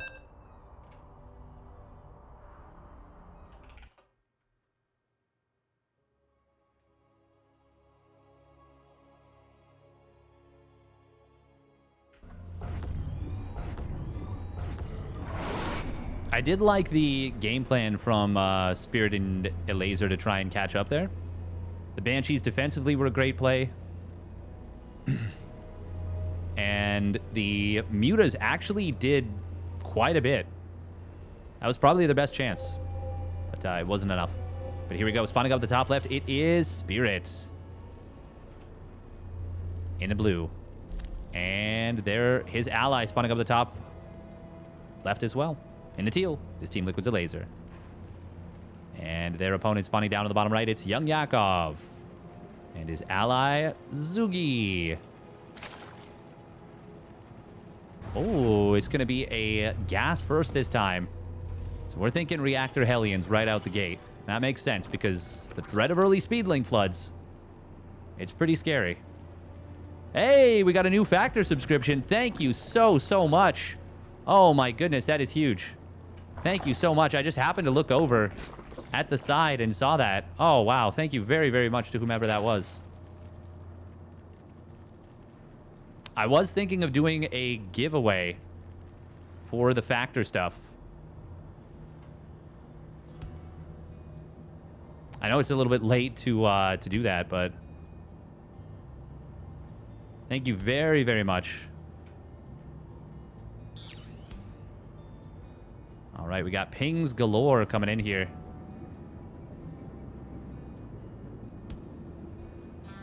Do you know anything about Zugi other than he's a Finnish Zerg? So, the legend of Zhuge, first of all, his name, it comes from I believe, a Chinese military strategist. But that's just the lore. The story of Zugi is that he famously defeated Su in Nation Wars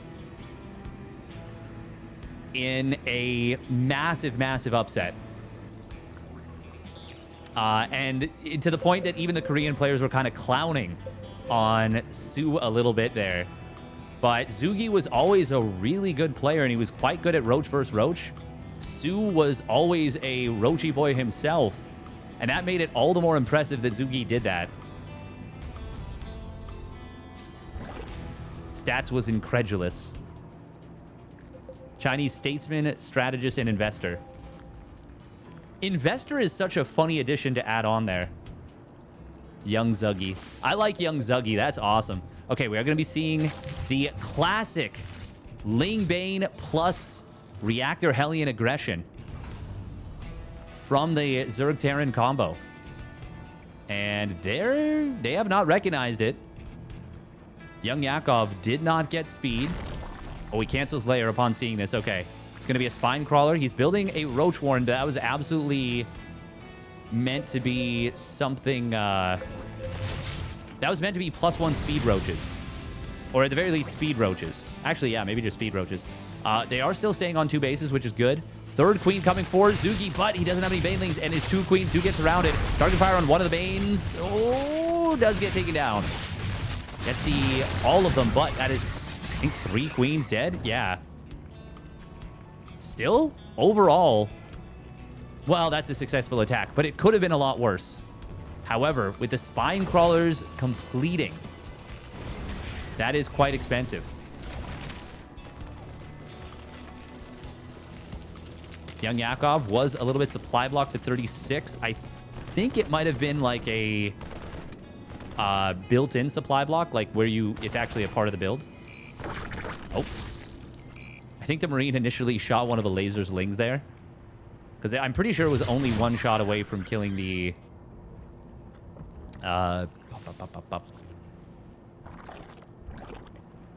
OV. And then it fired a shot and it didn't kill it. Also invented the repeating crossbow. Oh, that's cool as hell. I did not know that. Scout gonna come in here. It will be a Spire out of Zugi. And that is something that in 2v2 we tended to value pretty highly. Spire play.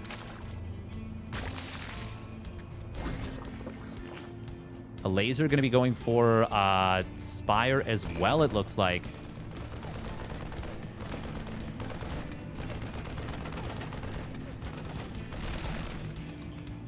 This Marine, that's gunned down 3 Overlords?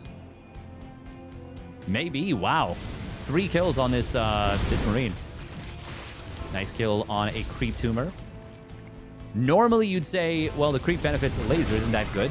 Yes, but obviously his ally is Terran, and with the kind of map control a little bit, it will keep it, make it a little bit more difficult for Young Yakov and Zugi to take, well, in this case, for Young Yakov to take his third.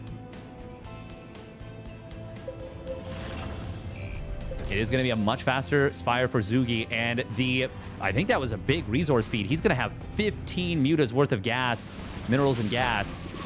Banshee's coming into the natural, though. Uh-oh. Uh-oh. There's already a lot of damage on Zugi. And the mutas might pop out right into this. Oh, man, this is so much damage. Okay, Banshee will just sack itself, but a massive amount of damage. The mutas are scouted. 16 drones went down. Sheesh. How many mutas do we have right now? 13 mutas on the field. It's an 8 for Elazer. This is best case scenario, I would say, for Zugi and Young Yakov in terms of how the builds shake up. But taking all those damage to the Banshees, obviously that is pretty catastrophic. Mutas are going to get outmatched here. There's not a ton of Marines. Ooh, and Elazer actually going to lose quite a few Overlords. That will supply block him. It's going to be an Infestation Pit coming in from Young Yakov. Marine count is going to start to climb. Elazer. Oh, no cancel there. Extra 25 minerals down, but not the worst thing in the world. He was obviously already going to lose that drone. Oh, mutas for Elazer. Oh, I love the Liberators. That's so cool. Oh, no, but don't go too far. Ah. Ah. How many mutas? 19 mutas versus 12. But, of course, those two Liberators make things very awkward. There is Overlord speed for Zugi. He will turn around, and he could... The thing is, if the mutas, even with the Liberator support, if they go too far, Zugi's mutas can jump on this. It's enough of a numbers difference that two Liberators are not going to make the difference. Not unless the mutas of Zugi clump up very, very hard. If they do, then we're talking about a different story. Actually, I'm very curious as to how this fight will go. I think this is good for Zugi. He's going to target down the Liberators. Not super fast, but he's, I think, got enough mutas. Oh, he absolutely does. Okay, it was what I was expecting. They were not allowed to go that far. They were absolutely not allowed to go that far. With 4 Liberators, very different story, I think. With just 2, that ends up being a massive, massive overextension. And all of a sudden, Zugi and Young Yakov in a very good position here. Yeah, even with the kill on the Liberators, he still killed more mutas of his opponent than he lost. Oh, kill it. Kill the gas. Oh, no, he wants to snipe this tank. Okay, don't hate that. Don't hate that one bit. Marines of Spirit have armor, but no attack. Zugi, well, he is winning in the air, but Young Yakov was not able to win on the ground at all. Oh, and on the other side of the map, there's a double drop. Where did that come from? Spirit gonna get some huge damage done, and that might just have gutted the lead that Zugi and Young Yakov had. Oh, man, oh, man. Fungal growths are of... Well, one fungal is available.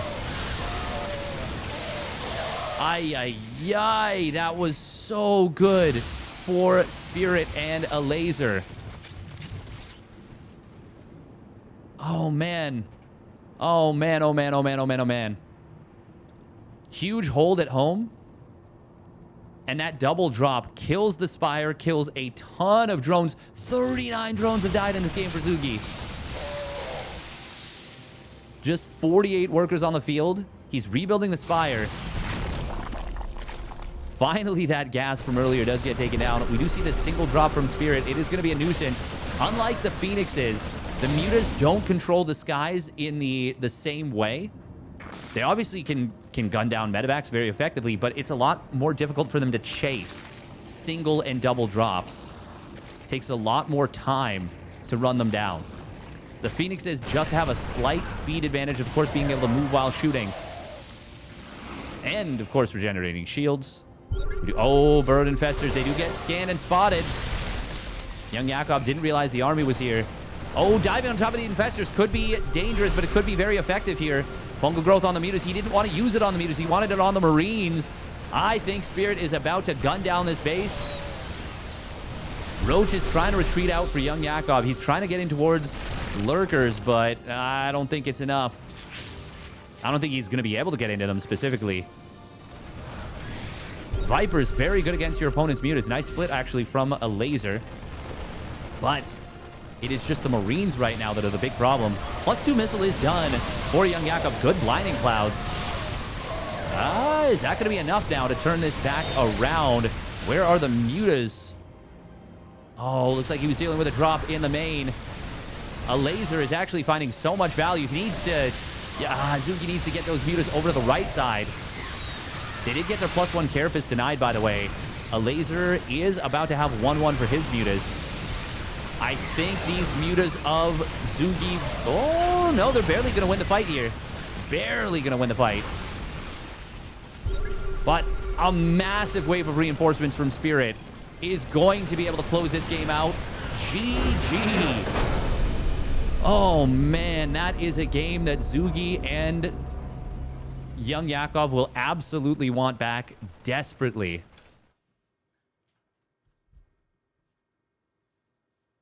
That was looking really good after the jump on the mutas in the middle of the map, the jump on the mutas and the Liberator. Well, 2 Liberators, but damn. Cool game. I wonder what would have happened if those Banshees didn't get as much damage done as they did. They should give assault rifles to Overlords when Zerg is paired with Terran. That would be funny. Spirits drops won them this game. And the Banshees. The drops and the Banshees, for sure. That is like 100% the case.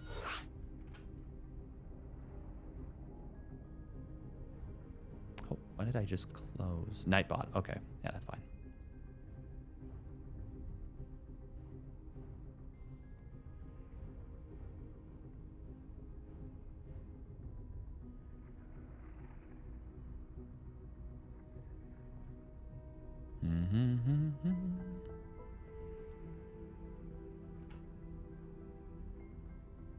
Do you play games? I do.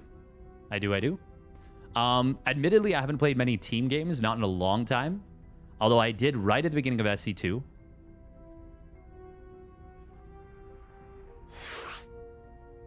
And then...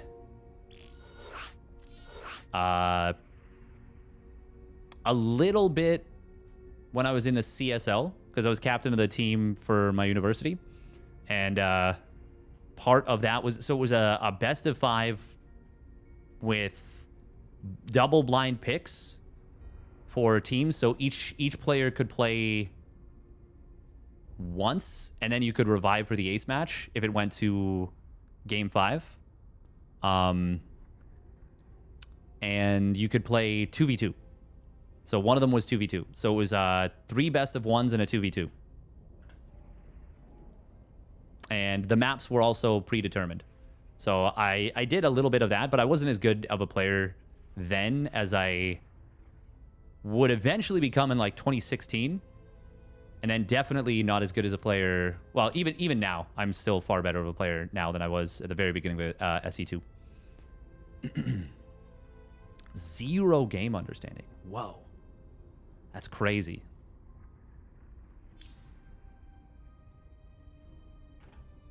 I wonder what makes a person say something like that. What makes you think I have 0 game understanding? Just curious. Because I know that I don't. I know that I have a lot of game understanding, but I'm just curious. What makes you think that?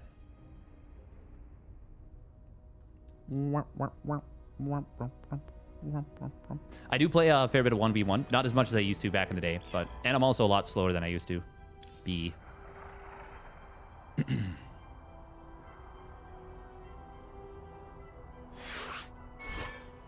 That would be pretty cool. Joint tech evolution for 2v2. That would be a very neat concept.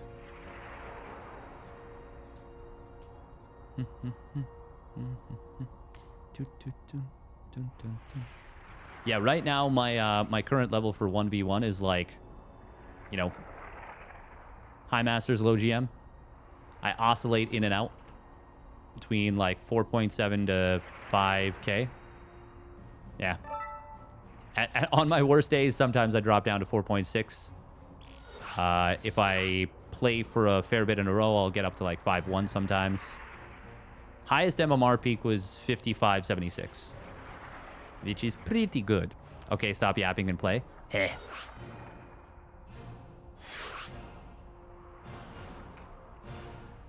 Heh.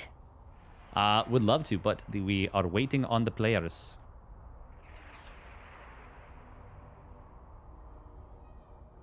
Bum, bum, bum, bum, bum, bum, bum, bum, bum. But yeah, admittedly, there are obviously some knowledge gaps in 2v2. Specifically. There's just a lot to keep an eye on.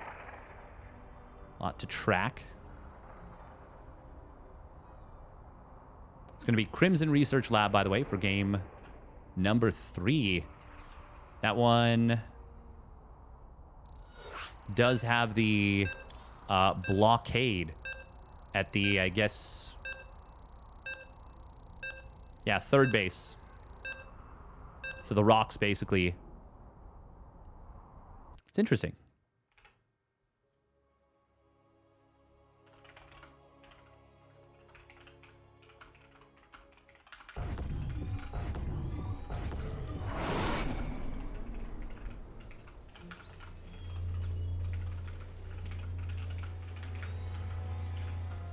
Okay, so this is going to be a day that'll go a fair bit longer. Ooh, all right, all right, all right. We got some aggressive stuff happening very, very early.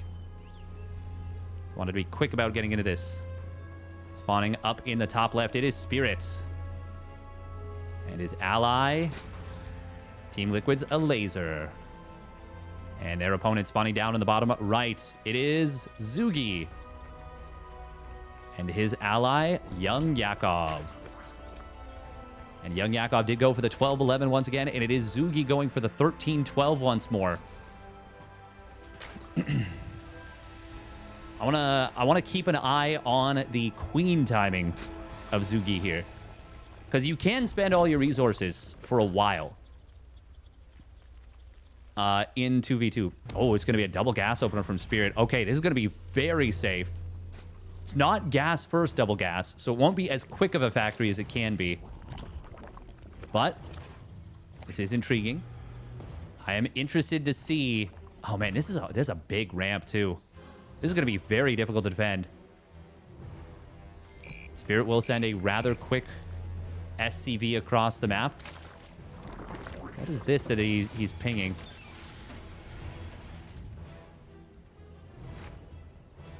Here come the Lings. SCV will get spotted. Do they try and avoid it? No, there's no option. Yeah, you just go for it. I think they kill it. Yeah, good job. Gonna be the cancel on the hatchery again. This time, Elazer will be able to save the drone, and that is actually kind of a big deal. He wasn't able to save it in the previous game. He's gonna be able to drop down 2 spines immediately. The reactor is in the wall. That is a big problem. Zugi, okay, maybe it's because he's, yeah, mining with all 3 still on gas. So it's a little bit more difficult to get up into a queen at the same time. And obviously it being 175 instead of 150 is now expensive. 6th Baneling will be ready to go. SCDs were not able to repair. They were hoping for a similar situation as the previous game. Lane should not be fighting here for Young Yakov. They should absolutely go for more value. Reactor... Was that a reactor? No, that was a depot. It's taken down here. This is already much, much better for Spirit and Elazer. It is an expensive defense, but unlike the previous game where Spirit got knocked down to 9 SCVs and Elazer got knocked down to like 12 drones, they are ahead of their opponents, despite even building a bunker, losing, you know, multiple depots, building 3 spines. This is a position where Spirit and Elazer are significantly ahead, I would say. And now, because it was the much more committed 3 left on gas instead of just 2. Oh, hold that thought, actually. Elazer is going to try and take this expansion. And he will be able to. The Hellions behind, supporting these slowlings just well enough. Wow. Didn't necessarily think he'd be able to do that, get away with that, but the Hellions were very valuable. And even with the reactor being blown up, I mean, there was so much defense for Elazer and Spirit that it was fine. Now, the big question is, does Elazer just go straight into Mutus? I would say, yeah, probably. I think you're going to want to do that. Just on account of having all these spine crawlers is going to be... Well, it's going to make it very difficult for your opponents to break you. And, of course, being on one base for a while means that you're not going to be able to power your drone count as much, so you may as well mine both gases, get a little bit of tech. Oh, wow, and he's already taking these gases at the natural. Oh, boy. This feels much, much better for Spirit and Elazer than the game number 1 that they lost. Zugi is going for a layer and now a second gas of his own. And Yakov adding on a couple more gases as well. And it's going to be a Roach Warren. Oh, he's actually going up to 4 gas. Wonder if this will be a Nidus Worm then? Possibly. Probably not if young Yakov's taking the 3rd hatch. But we'll see. We'll see. Can always technically be a fake. Here come the spines, the giraffe migration.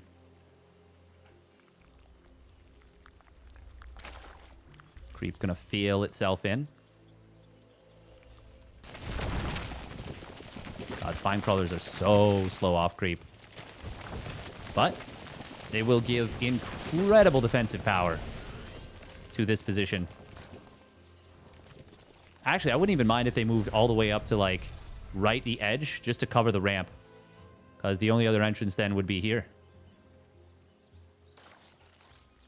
Oh, Ling run by for a laser. Scouts his opponent's spire and sees the timing as well. That is so good for a laser and Spirit. A laser already on 1,200 gas. Did Spirit feed some gas over? He's built only Hellions. I think we can do the math on this. Oh, yeah. He definitely sent a ton of gas over. And he's actually taking the gases to the natural very, very quickly. Yeah, this looks so ridiculously good for Spirit and a laser. I really like this. I really like this gas feed play, given how the game kind of started out. This is a brilliant exhibition of how to deal with a double aggressive... an ultra-aggressive double Zerg team. Do the teams talk to on headsets to one another? Yes, they are most definitely in Discord calls. This Queen is not going to be able to get this Overlord and will, in fact, move just a little bit too far off creep. Oh, there was no Spore anyways. It was always going to die. I think Zugi and Young Yakov might just get run over here. 15 mutas, though. It is a... Okay, yeah. It is a gas send anyways. Queen does get transfused up and will get saved. I think Elazer and Spirit are too far ahead, but I mean, there is a 5th base. Ooh, a Hellion drive-by. The natural will get a lot of the drones of Zugi. Yeah, right now this is... Well, it is technically 5 base gas. But only for a little while. Elazer's about to get his next set of extractors. But yeah, they're all feeding everything in... Oh, no, that's not true, actually. Spirit has started tank production. And 1-1, he got stim and combat shields. Okay. Will that give enough of an advantage to Zugi? Not yet. Zugi certainly cannot fight yet. And the Liberators, this time, they will be world beaters. Oh, God, Zugi's got to be so careful here. 1 Liberator volley is worth so much if the mutas are even a little bit clumped, and they have to be at least a little bit clumped. You can see Spirit, or Elazer is the one controlling these Liberators. The thing is, if the mutas spread too much, then you can just snipe down individual mutas. This is what he wanted with this Liberator play. Look at that. Snipes down a muta as they spread. Oh, man. This is such a sick combo. This is what they wanted to do with the muta Liberator before. It will be a nice arc, but it's still going to be value from these Liberators, and I still believe there's enough for a Elazer and Spirit. Yeah, it is absolutely enough. That is going to be a crushing victory in the air. It was all in on the mutas, and it was not enough. The thing is, even if Zugi and Young Yakov had won that fight, unless they crushed it, that one was going to be extremely difficult because, yeah, Zugi and Young Yakov had to, like, they were fully committed, all in on the mutas. No other, basically, expenditure. All the resources from both players were going into that, whereas Spirit was still getting in towards an effective mid-game. Very cool. Very, very cool. All right, Spirit Elazer will end up winning that one. But Zugi and Young Yakov gave them quite a fright.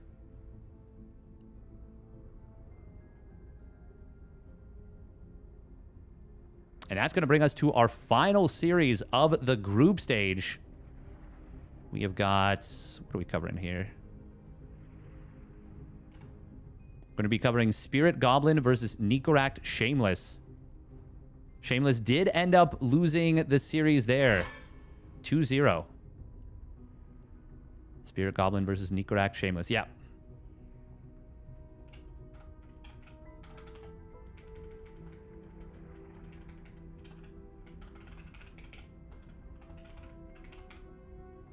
All right.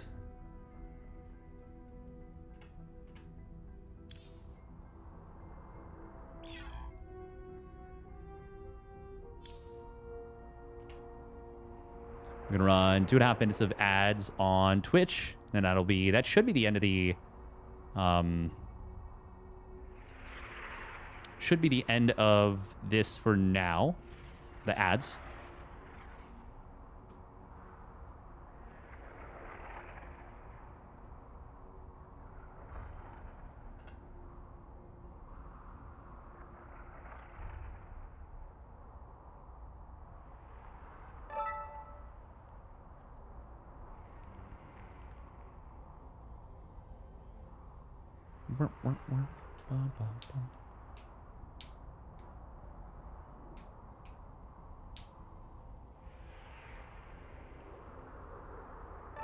Bunkered Immortals.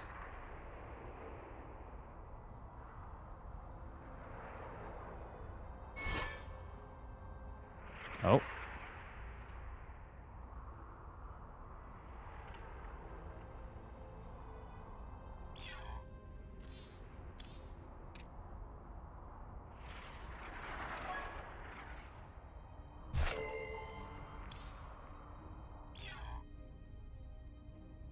Okay, there we go. Spirit Goblin versus Shameless Nico. Okay.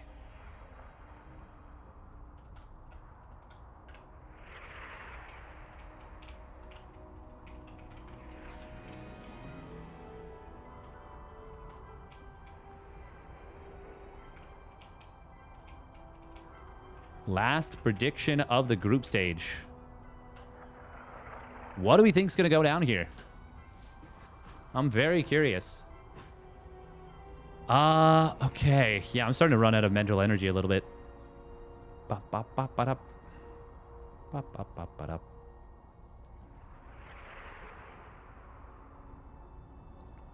Wow, we have 4 players at 4 and 3. Young Yakov, Spirit, ShoWTimE, and Lambo all at 4 and 3. Damn.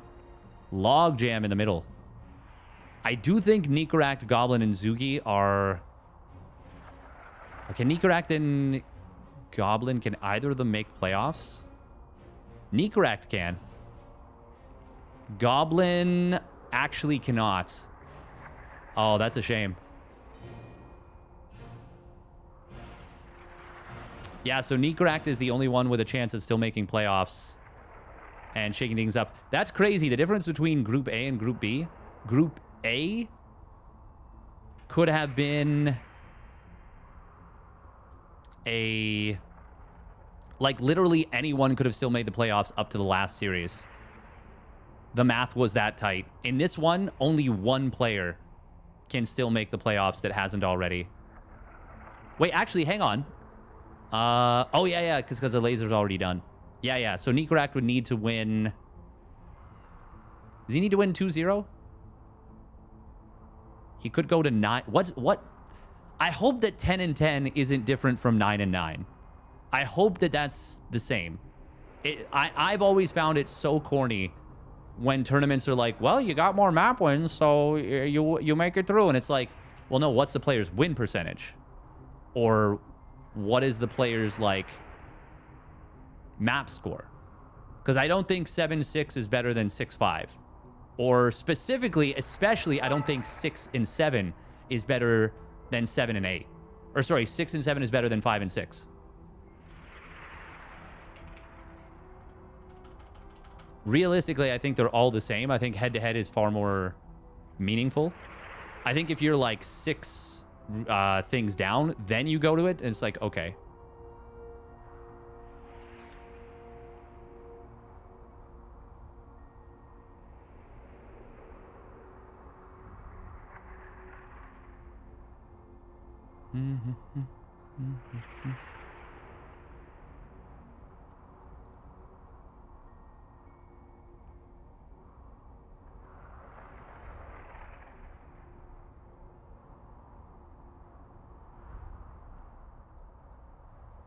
Is it going to be close between 3 or 4 people right now? Yes.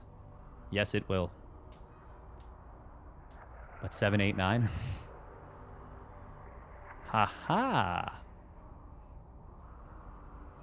Yeah, Nikorak still has a chance. Actually, yeah, he can absolutely still make playoffs because Lambo and ShoWTimE. Actually, hang on.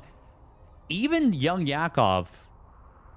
Wait, is it possible for Young Yakov to somehow not make playoffs? No, he's on the same team as Lambo. Yeah, okay. So regardless of what happens, Young Yakov cannot get a worse score than Lambo. But we could see second place drop all the way down to... Wait, does Spirit and ShoWTimE play against each other? No, they don't. Oh, man. ShoWTimE Zugi versus Lambo Young Yakov. That's a really interesting one because Zugi has... I don't even know if he can actually catch Goblin. So I think he literally has nothing to play for except Pride. Whereas ShoWTimE has a ton to play for. Yeah, this is just... It's so messy, honestly. Super, super, super messy. Not in a bad way, just in a, like, whoa. How did we get here? Type of way. Shameless, though, is guaranteed first place in the group, which I think does mean he will line up with uThermal. I think.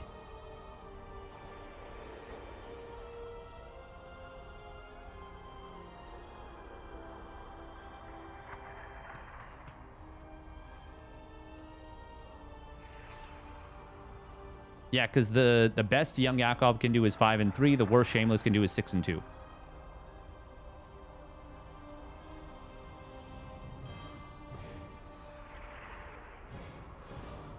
Lambo could still miss the playoffs, though. I think... Is Elazer guaranteed playoffs? Or is he... Lambo and ShoWTimE? One of them loses.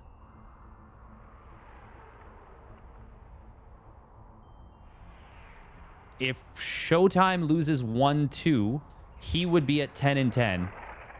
Lambo would be at 5 and 3, which would put him ahead of Elazer. ShoWTimE would be at 4 and 4 at 10 and 10. What happened between ShoWTimE and Elazer? ShoWTimE did lose this one. Did Elazer and ShoWTimE... Did they play any other times? ShoWTimE...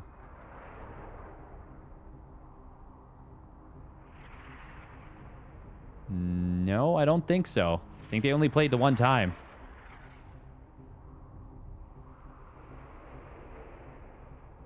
Oh, no, they did play another time. Ooh, but Elazer won the aggregate match 3-2. Yeah. Yeah, because they allied. Oh. Oh, that's a big deal. I said at the beginning it could come down to maps. Like, oh, wow. In the playoffs, how the teams decided. As far as I know, the highest ranked players at the top of the table match up with an effort to avoid mirror matchups. So since it's 3 Protoss at the top of Group A and Shameless is guaranteed to win Group B, I think he automatically allies with uThermal, and then second place, as long as it's not a Protoss, will ally with MaxPax. Actually, I don't know how that works necessarily. I think they might give the players a choice, too. Double Protoss is relatively viable. Yeah, Serral is 4-4. That's shocking to me. It's going to mean whoever comes in 5th place picks up a very powerful ally in the loser bracket. That's quite the consolation prize, I'll say. All right, vetoes are completed. Vetoes are completed. Are the playoff partners revealed today? I'm not 100% sure on that. I hope so. I very much hope so.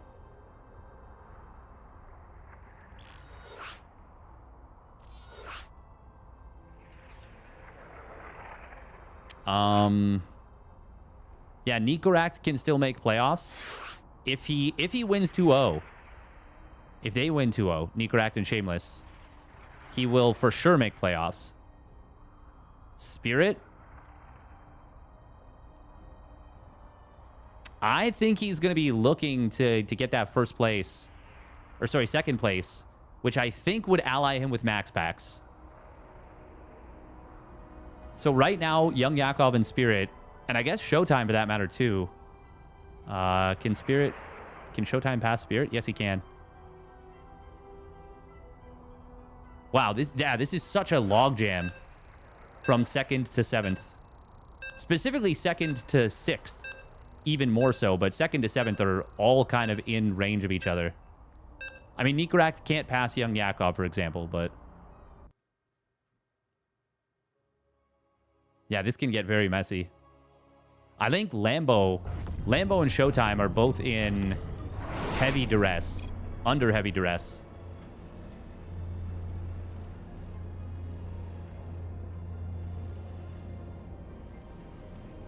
All right, here we go. Final series of the group stage. And it's a big one. Spawning down in the bottom right for the Platinum Heroes, it is Nikorak in the blue, and his ally gonna win the group regardless of what happens here. He has crushed it. It is Little Fairy Shameless. Let's see if he goes double Stargate Phoenix once again. So much control exerted. And their opponent spawning up the top left. It is Spirit and his ally, Goblin. The thing is, TP versus TP. Do you want to go the double Stargate Phoenix route? Maybe? We'll see. We'll see. Let me see if I can quickly surmise if Spirit can be knocked out. I don't think that he can. He could go to 9-9.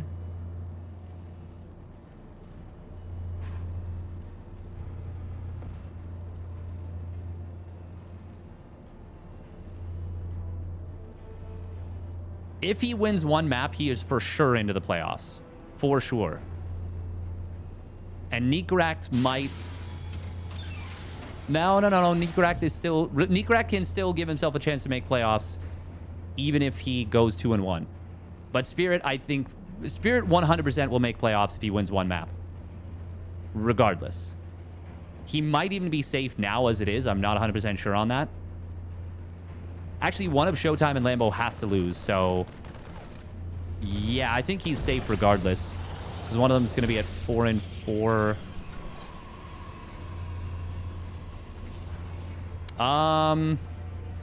There's some weird things where it could be a triple tiebreaker. Unless Spirit is like the worst of all of them, which is possible. I didn't check the math on it. But unless he has the worst map score in all the head-to-head tiebreakers, I think it's... Yeah. The thing is, Spirit's going to want to win this, I think. Because he is going to want that... he is going to want that MaxPax alliance. I would assume him and MaxPax looked so good. I mean, if you gave me the choice of all the players from Group A, at least all the top 4, for me, MaxPax, based on his 2v2 prowess so far, is like an easy choice. Goblin is going to be going for a Phoenix here. Maybe trying to anticipate Shameless opening up Stargate, but that's not what that's not what we're seeing. It's a Twilight.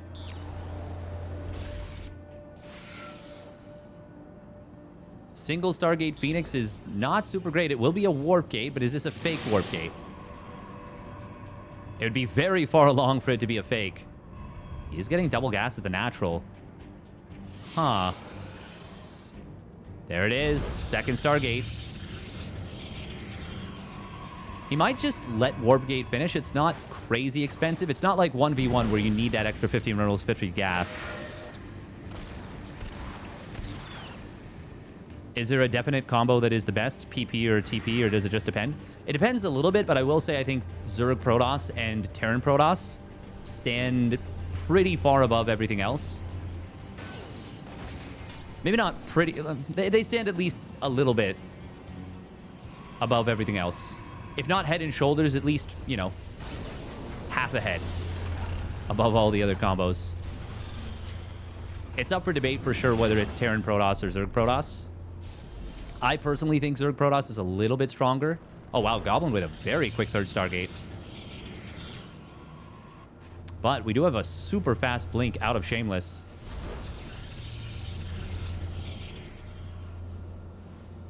That's the power of not going for the Stargate, going straight into that blink. Gonna be... I mean, it's not that crazy fast. 447. But it's fast.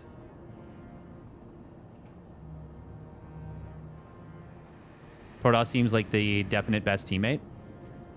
There is a lot of value for Protoss in team games. Oracles provide so much power in terms of, well, utility. Weird to say power in terms of utility. But they just provide a lot of information. We're going to see a Blink Stalker Siege Tank push coming in. Phoenixes will get across the map. Looks like the Stalkers of Shameless are maybe... I'm not sure what they're doing, actually.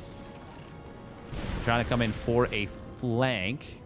Siege tanks for Spirit are very well defensively set up. Oh, Blink Forward coming down top of one of the tanks. That is not going to get the job done here. I wouldn't mind a lift on all 3 of these Stalkers. Oh, in fact, he's going to find all of them. That is disastrous for Shameless. And therefore for Nikarak, more importantly. I'm sure Shameless is still going to give it the old college try, but Nikarak is the one who really needs to win this.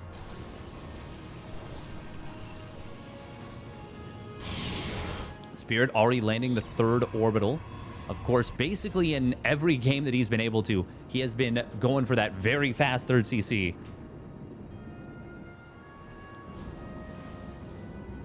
Yeah, Goblin and Spirit getting a really big boon right there.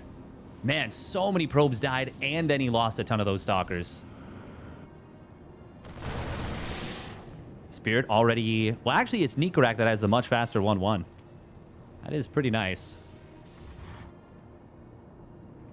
Oh.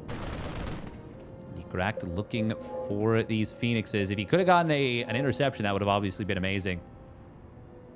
Not sure what that ping was for. Maybe to say, hey, I'm going over here. Gonna try and... Yeah, that's what it looks like.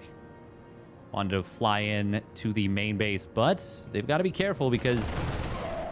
do you pull back here?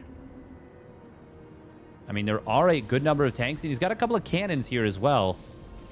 Is it already going to be a fleet beacon? It is. That is so many dead probes on the other side of the map. Do they recall right now? Phoenixes. Oh, that one probe being left. Phoenixes do end up recalling here. Stalkers of Shameless were looking for an interception. Let our enemy know our fury. Oh, these Stalkers are going to get lifted. How many of them go down before the recall goes through? Not as many as it could have been, but a nice pick up. Not overlifting. God, Shameless's supply, he has just been pummeled in this game. 34 probes going down, 9 Stalkers. Goblin and Spirit are... I mean, if...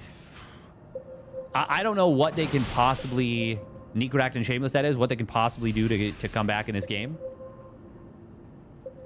Other than just hoping for a massive blunder from Goblin with the Phoenixes, I don't know what the route is to try and... Like, I don't think they can proactively do anything, basically.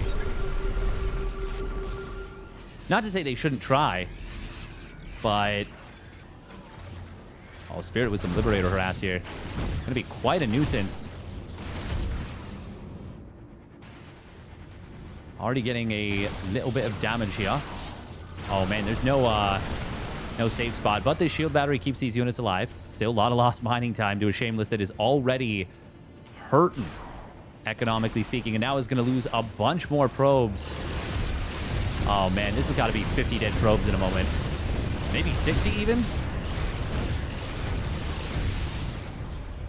75. Meanwhile, on the other side, a drop coming in from Spirit finds a little bit of value.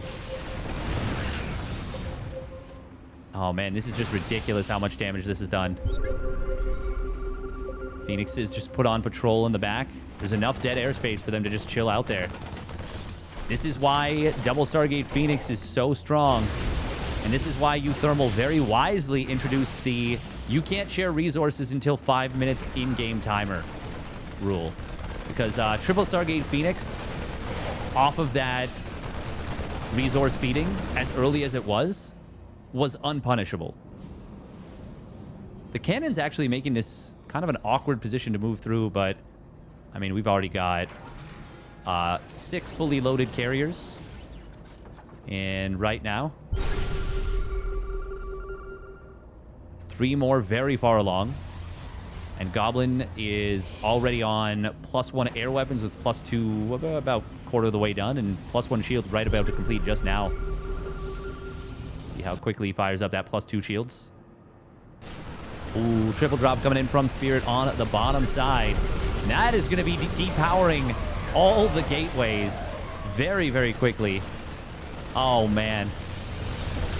Spirit and Gobbo are really hammering this one home. Even the main Nexus dies. This isn't even enough Marines for Necroact to deal with this. I think we'll see a tap out any moment. Oh, man. Even depowering these gates again. Necroact still has a decent amount of supply. And he is on... no, he's on 1-1. That's actually Spirit that's on 2-2 with 3-3 on the way. Oh, man. Are they just going through the motions of like, yeah, okay, come kill us? Like, we know we can't do anything, but we're going to make you actually fight for it. Cute little maneuver of potentially flanking Stalkers. Oh, look at that. Even Guardian Shield. Goblin crossing his T's, dotting his I's on this one. And... whew, that was a very one-sided game. Very one-sided game to start things off. And I think that has now... well, what has that done for us here?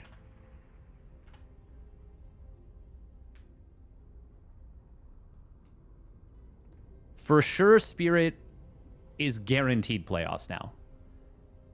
There's no weird tiebreaker rule that can keep him out of playoffs. And in fact, I think even likely that's going to give him top 4 in the group.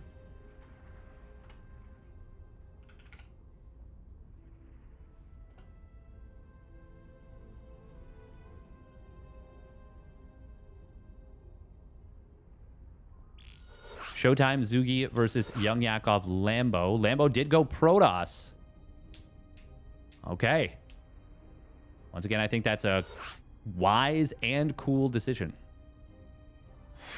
Looking at the base count, it's 4 and 4 versus 4 and 4, so 8 total, of course, on both sides.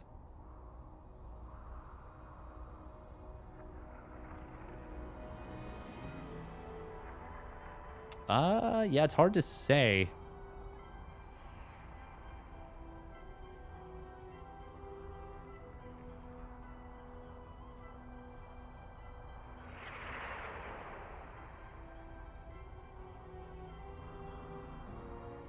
That is a very important match for the two of them. When Spirit would only mine and feed MaxPax for Phoenix Wars? Yeah.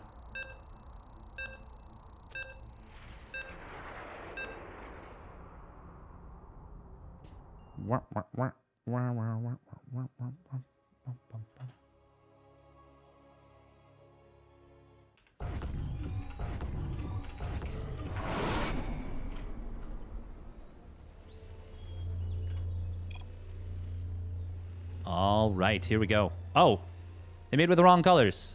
Guys. Spirit, it's the last game. Oh, it's potentially the last game of the day. We couldn't get the colors right. Boo. Boo. We were so close. It's still good enough. It's still warm versus cool colors. But it was such a good job up until this point. Yellow isn't that bad. No. I'm just complaining for the sake of it. Here we go. Spawning up in the top left. It is the Platinum Heroes Necroact. And his ally Shameless. For Little Fairy. And their opponent spawning down in the bottom right. It is Goblin.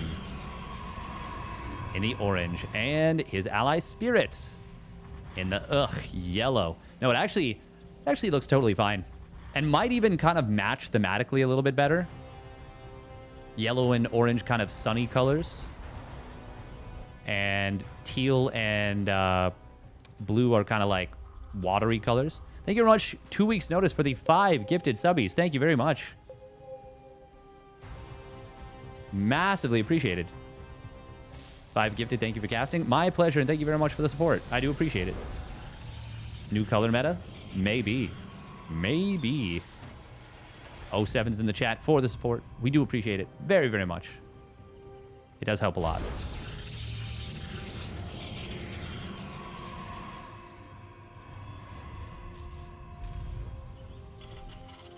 Spirit is able to get down the command center on the other side. And Marine pops out. Oh, not going to be able to get the kill here, though.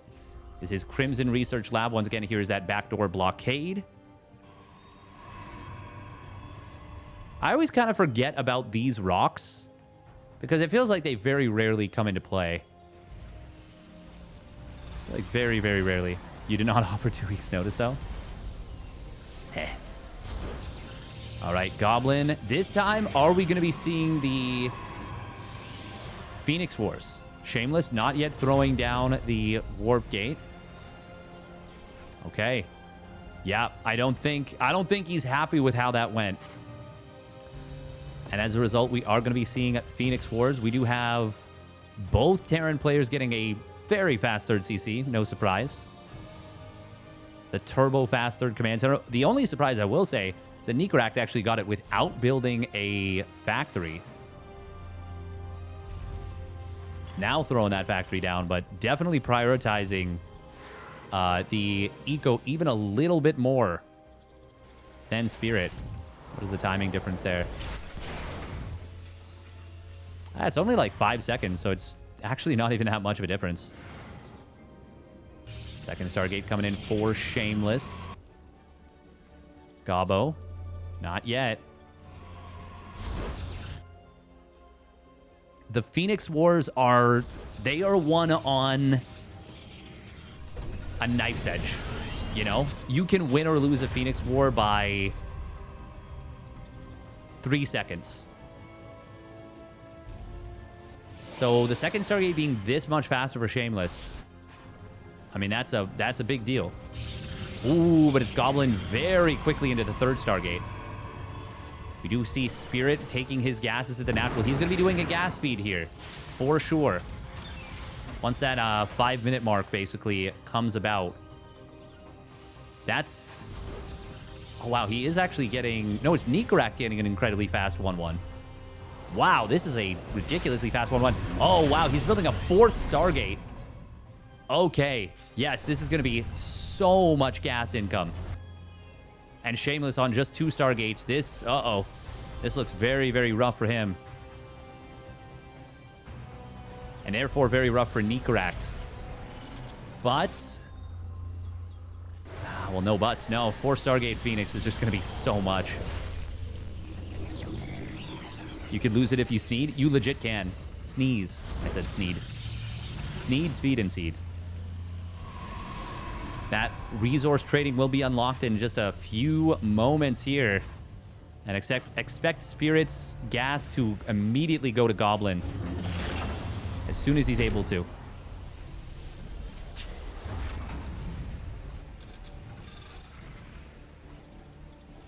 There it is. 501. Immediately transferred over like 500 gas.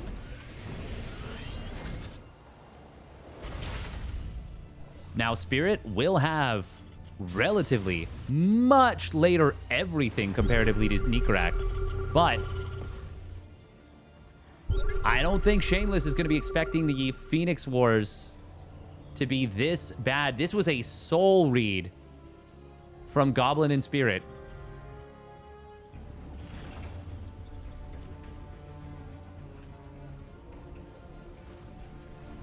But, hang on. Oh my god. Was it?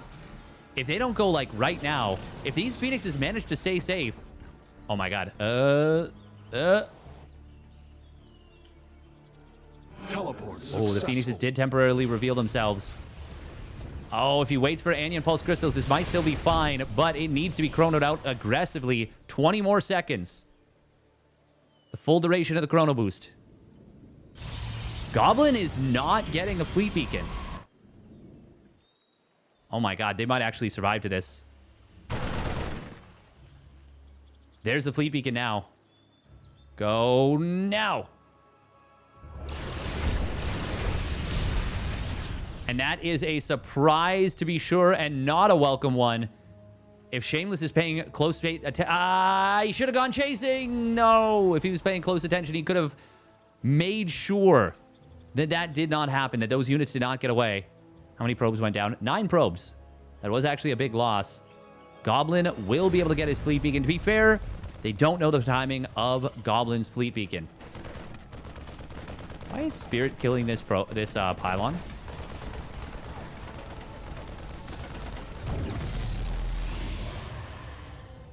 What? Spiblin?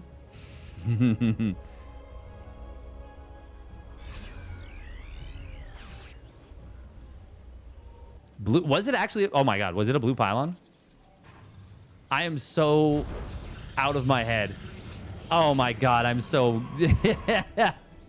How did it live that long? Where did it even come from? I was there forever. Oh my god, I'm so... what a goob. What a goober. Going straight into carriers from here is quite interesting. I don't think it's the right call. Medevac Phoenix with almost no bio here. 2-2 is a lot faster for Nikarak, but it is still a ways away from completing. Oh, that was a very dead Phoenix. Seems like they missed it too. Yeah, apparently everyone did.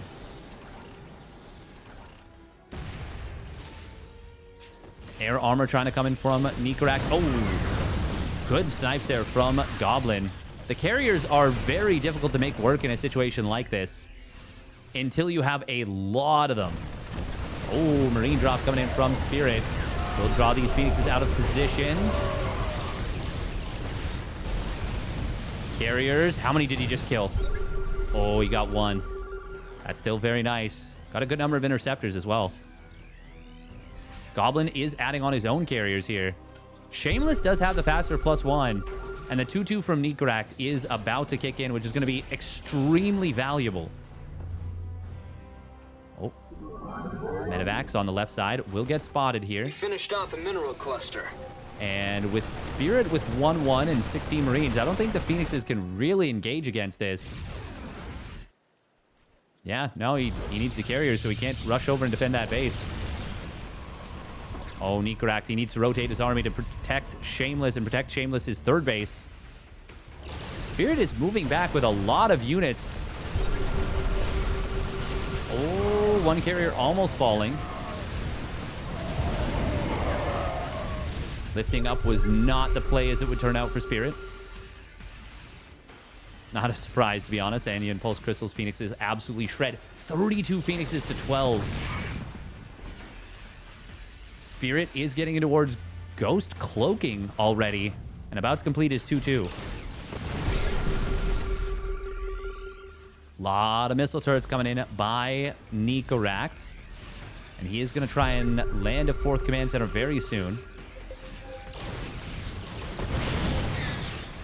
Even just finding individual medevacs is quite nice.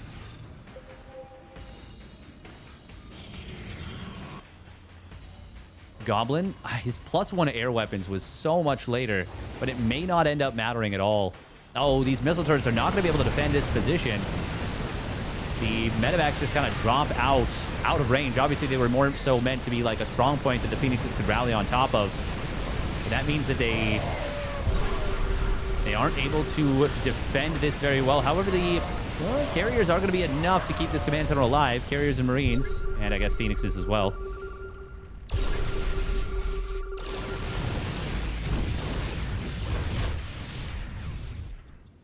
It is still a massive Phoenix lead for Goblin over Shameless. Oh, and now a double drop coming in on the left side. That's going to be a recall. What did he recall? All the carriers. Ho, ho, ho, ho. Oh, these medevacs. That is a great little maneuver that forces the army out of position and will allow the Phoenixes to kill a bunch of SCVs on the other side. Also allowing Spirit to set up a strong siege here. Nikorak is very close to his 3-3. It's going to complete in, oh yeah, like 5 seconds. So will be available for the next time they fight.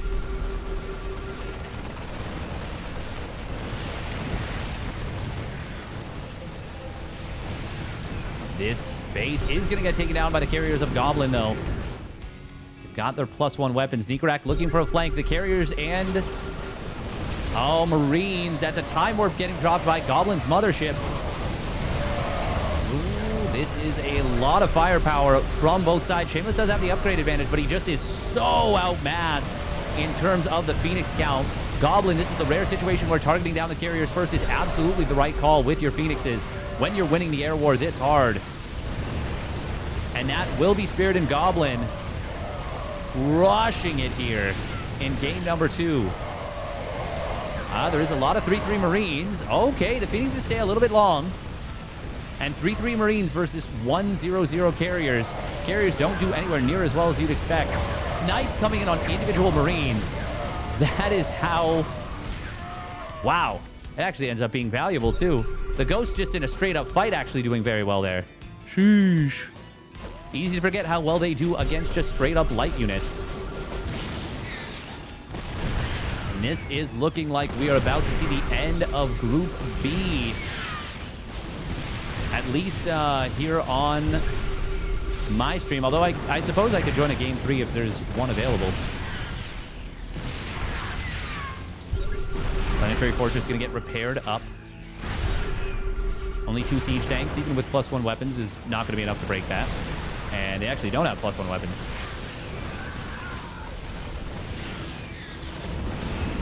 Newest base of Shameless getting taken down here. Oh, look at that Doom drop on top of the probes. That was very cute. Might have been looking for a base over here, but he ends up just getting that base. Or not getting that base, getting like 10 probes. Very nice little paratroop drop. 7 carriers at once, by the way, are being produced by Goblin for a moment. He has finished up his +2 air, 2-1-1. Whereas it's 2-2-0.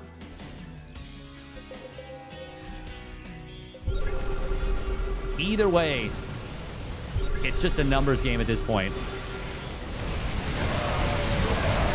Shameless going to try and target down his opponent's carriers. Does not have enough. The Phoenixes are contributing a decent amount.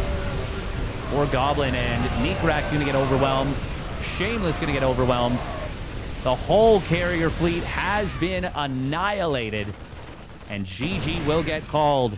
Spirit and Gobbo take this one down. Spirit's moves are so sharp and clean. Yeah, it feels like he doesn't do anything particularly flashy, although every so often you'll see like a great drop come in or a nice little hot pickup with a medevac micro. But it just feels like every decision he makes is so solid.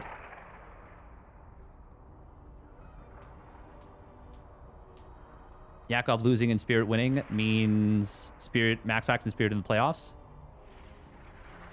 Oh, that's big. Did Yakov lose?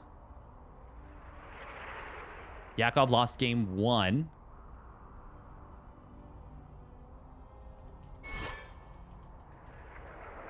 Nikorak did lose, so that locks up Lambo into the playoffs. Nikorak, yeah, Goblin, Nikorak, and Zugi are now out.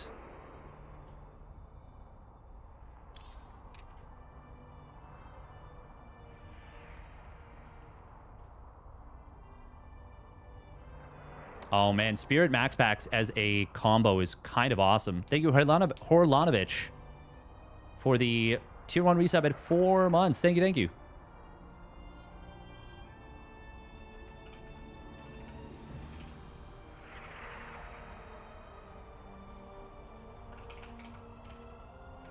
All right, do we wait for this one? Maybe it was always meta, I wouldn't know. On the ladder, it's definitely meta. Mass Phoenix is for sure absolutely meta. It is very, very powerful. Oh, I put Spirit and Goblin TZ. Obviously, it was TP. But that is okay.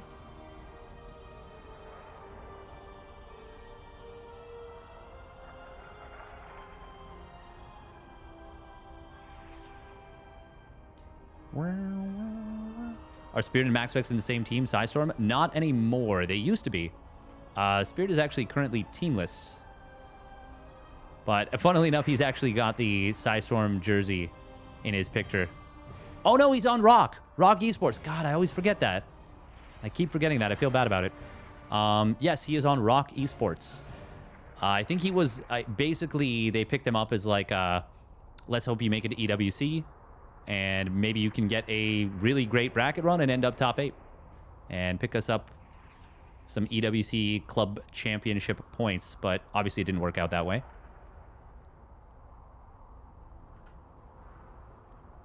But I do think he was a good investment for such a move. I was actually very surprised that Estrella didn't get picked up.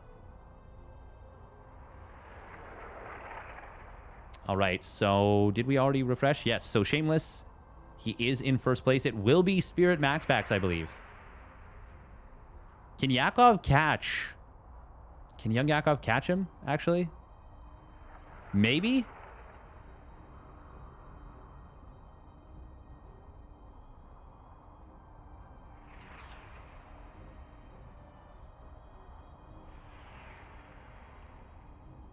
This is weird. We might actually see 2 double Zerg teams in the lower bracket.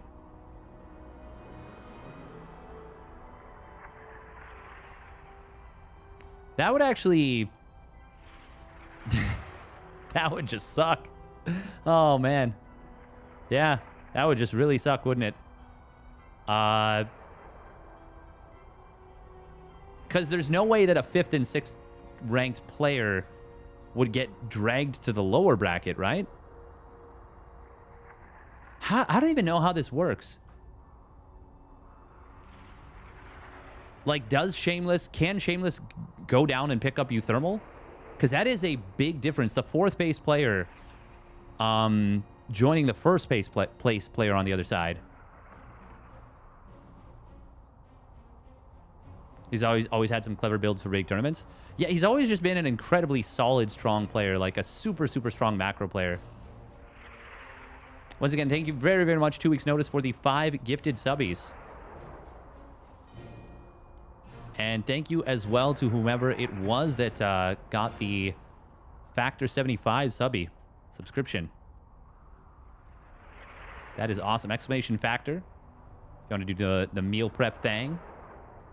Still going for a couple of days.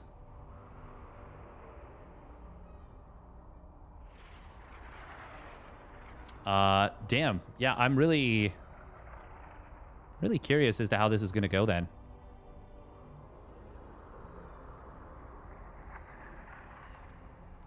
ShoWTimE and Zugi are they in a good position? Oh, Lambo and Young Yakov did go double Zerg this time. Ooh, ShoWTimE went mass Phoenix.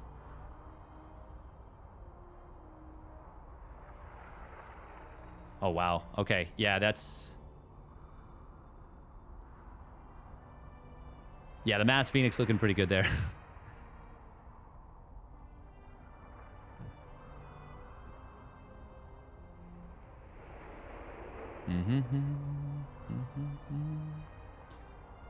Anytime Phoenixes can start just running at the Hydras and lifting a ton of them, it is very, very good. Oh, my God. Oh, split the Phoenixes. Oh, no. They got so much damage. Parasitic bomb.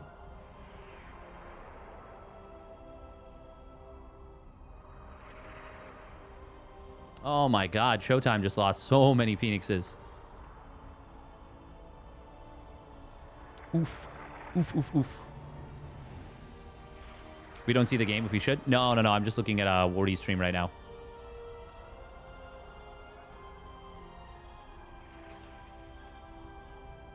Bum, bum, bum, bum.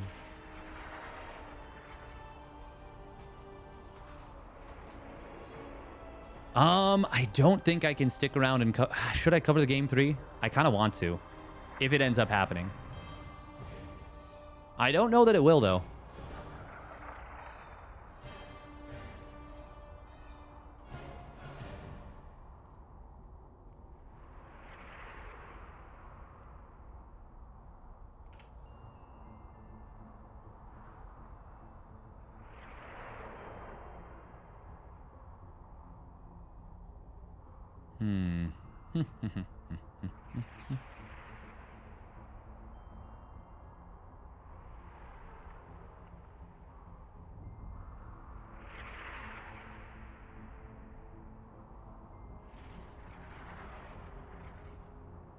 I think ShoWTimE and Zugi win this. Yeah, they do for sure.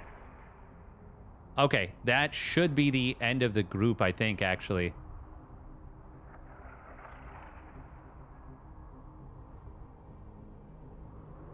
Lambo still got a lot of supply, but... Yeah, I think ShoWTimE and Zugi win this comfortably at this point.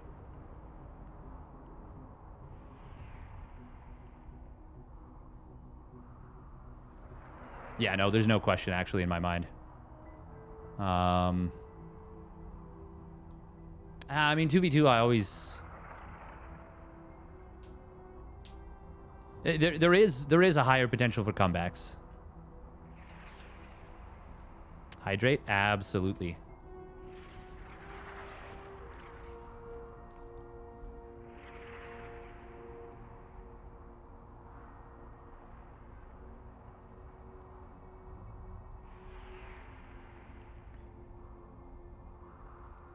Yeah, I can't cover a game 3 anyways.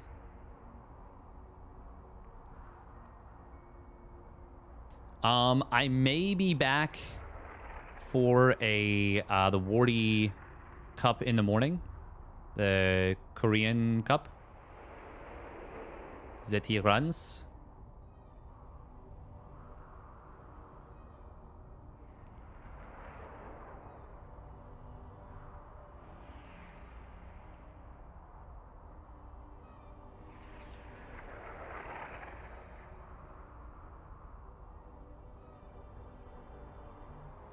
Oh my God, the Overseer.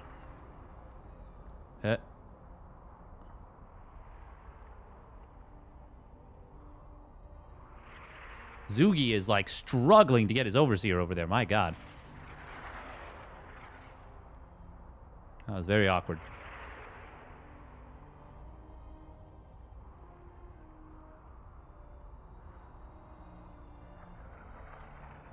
ShoWTimE's on a billion carriers, though. A bagajillion.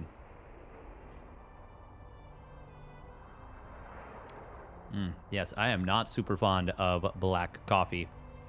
It's not the worst, actually, though. Not the worst.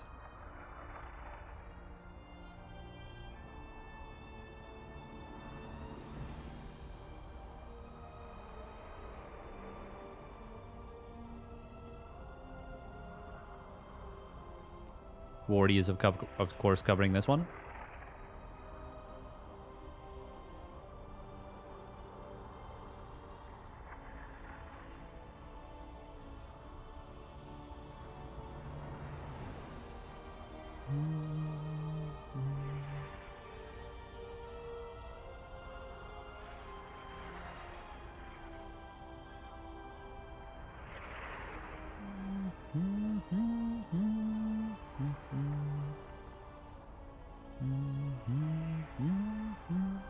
Okay, yeah, ShoWTimE and Zugi, I think, are closing it out. I think they're in a process of doing so.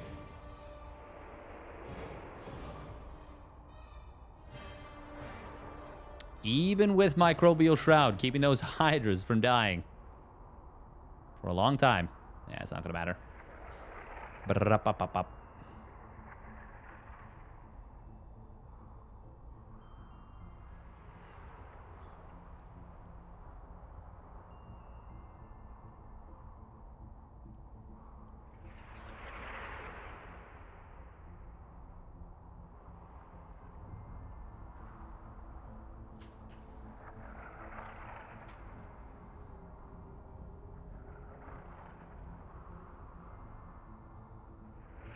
Yeah, no, this is over.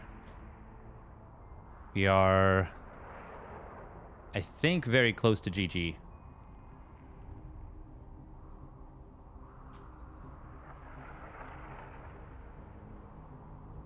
Okay. That is officially the end. ShoWTimE and Zugi do end up winning it. Zugi does have a bit of a comeback on day number 3. Ends up going 5-2 in maps and 2-1 in series. Now my big question though is, yeah, what does this mean? What does all of this mean?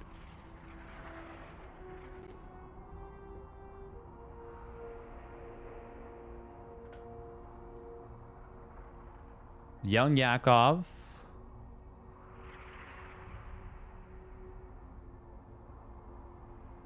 Drops to 4-4.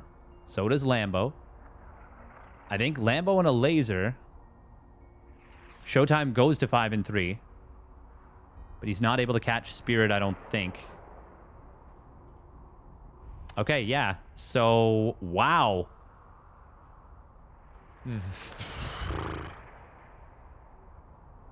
So unless I'm mistaken, it's going to be Shameless uThermal as a team.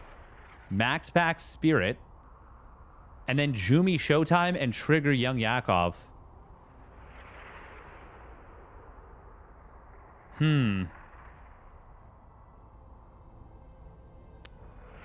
then Serral, Elazer, and GG Machine Lambo. Wow. That's rough in the lower bracket. 2 double Zerg teams. We are not going to see Zerg go very far in this tournament. We didn't even get... I mean, Elazer Serral is pretty darn good. But, like, wow, that is surprising.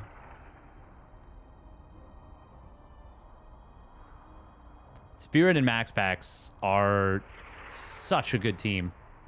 They won so many of the tournaments that they played in. Maybe all of them? As a team?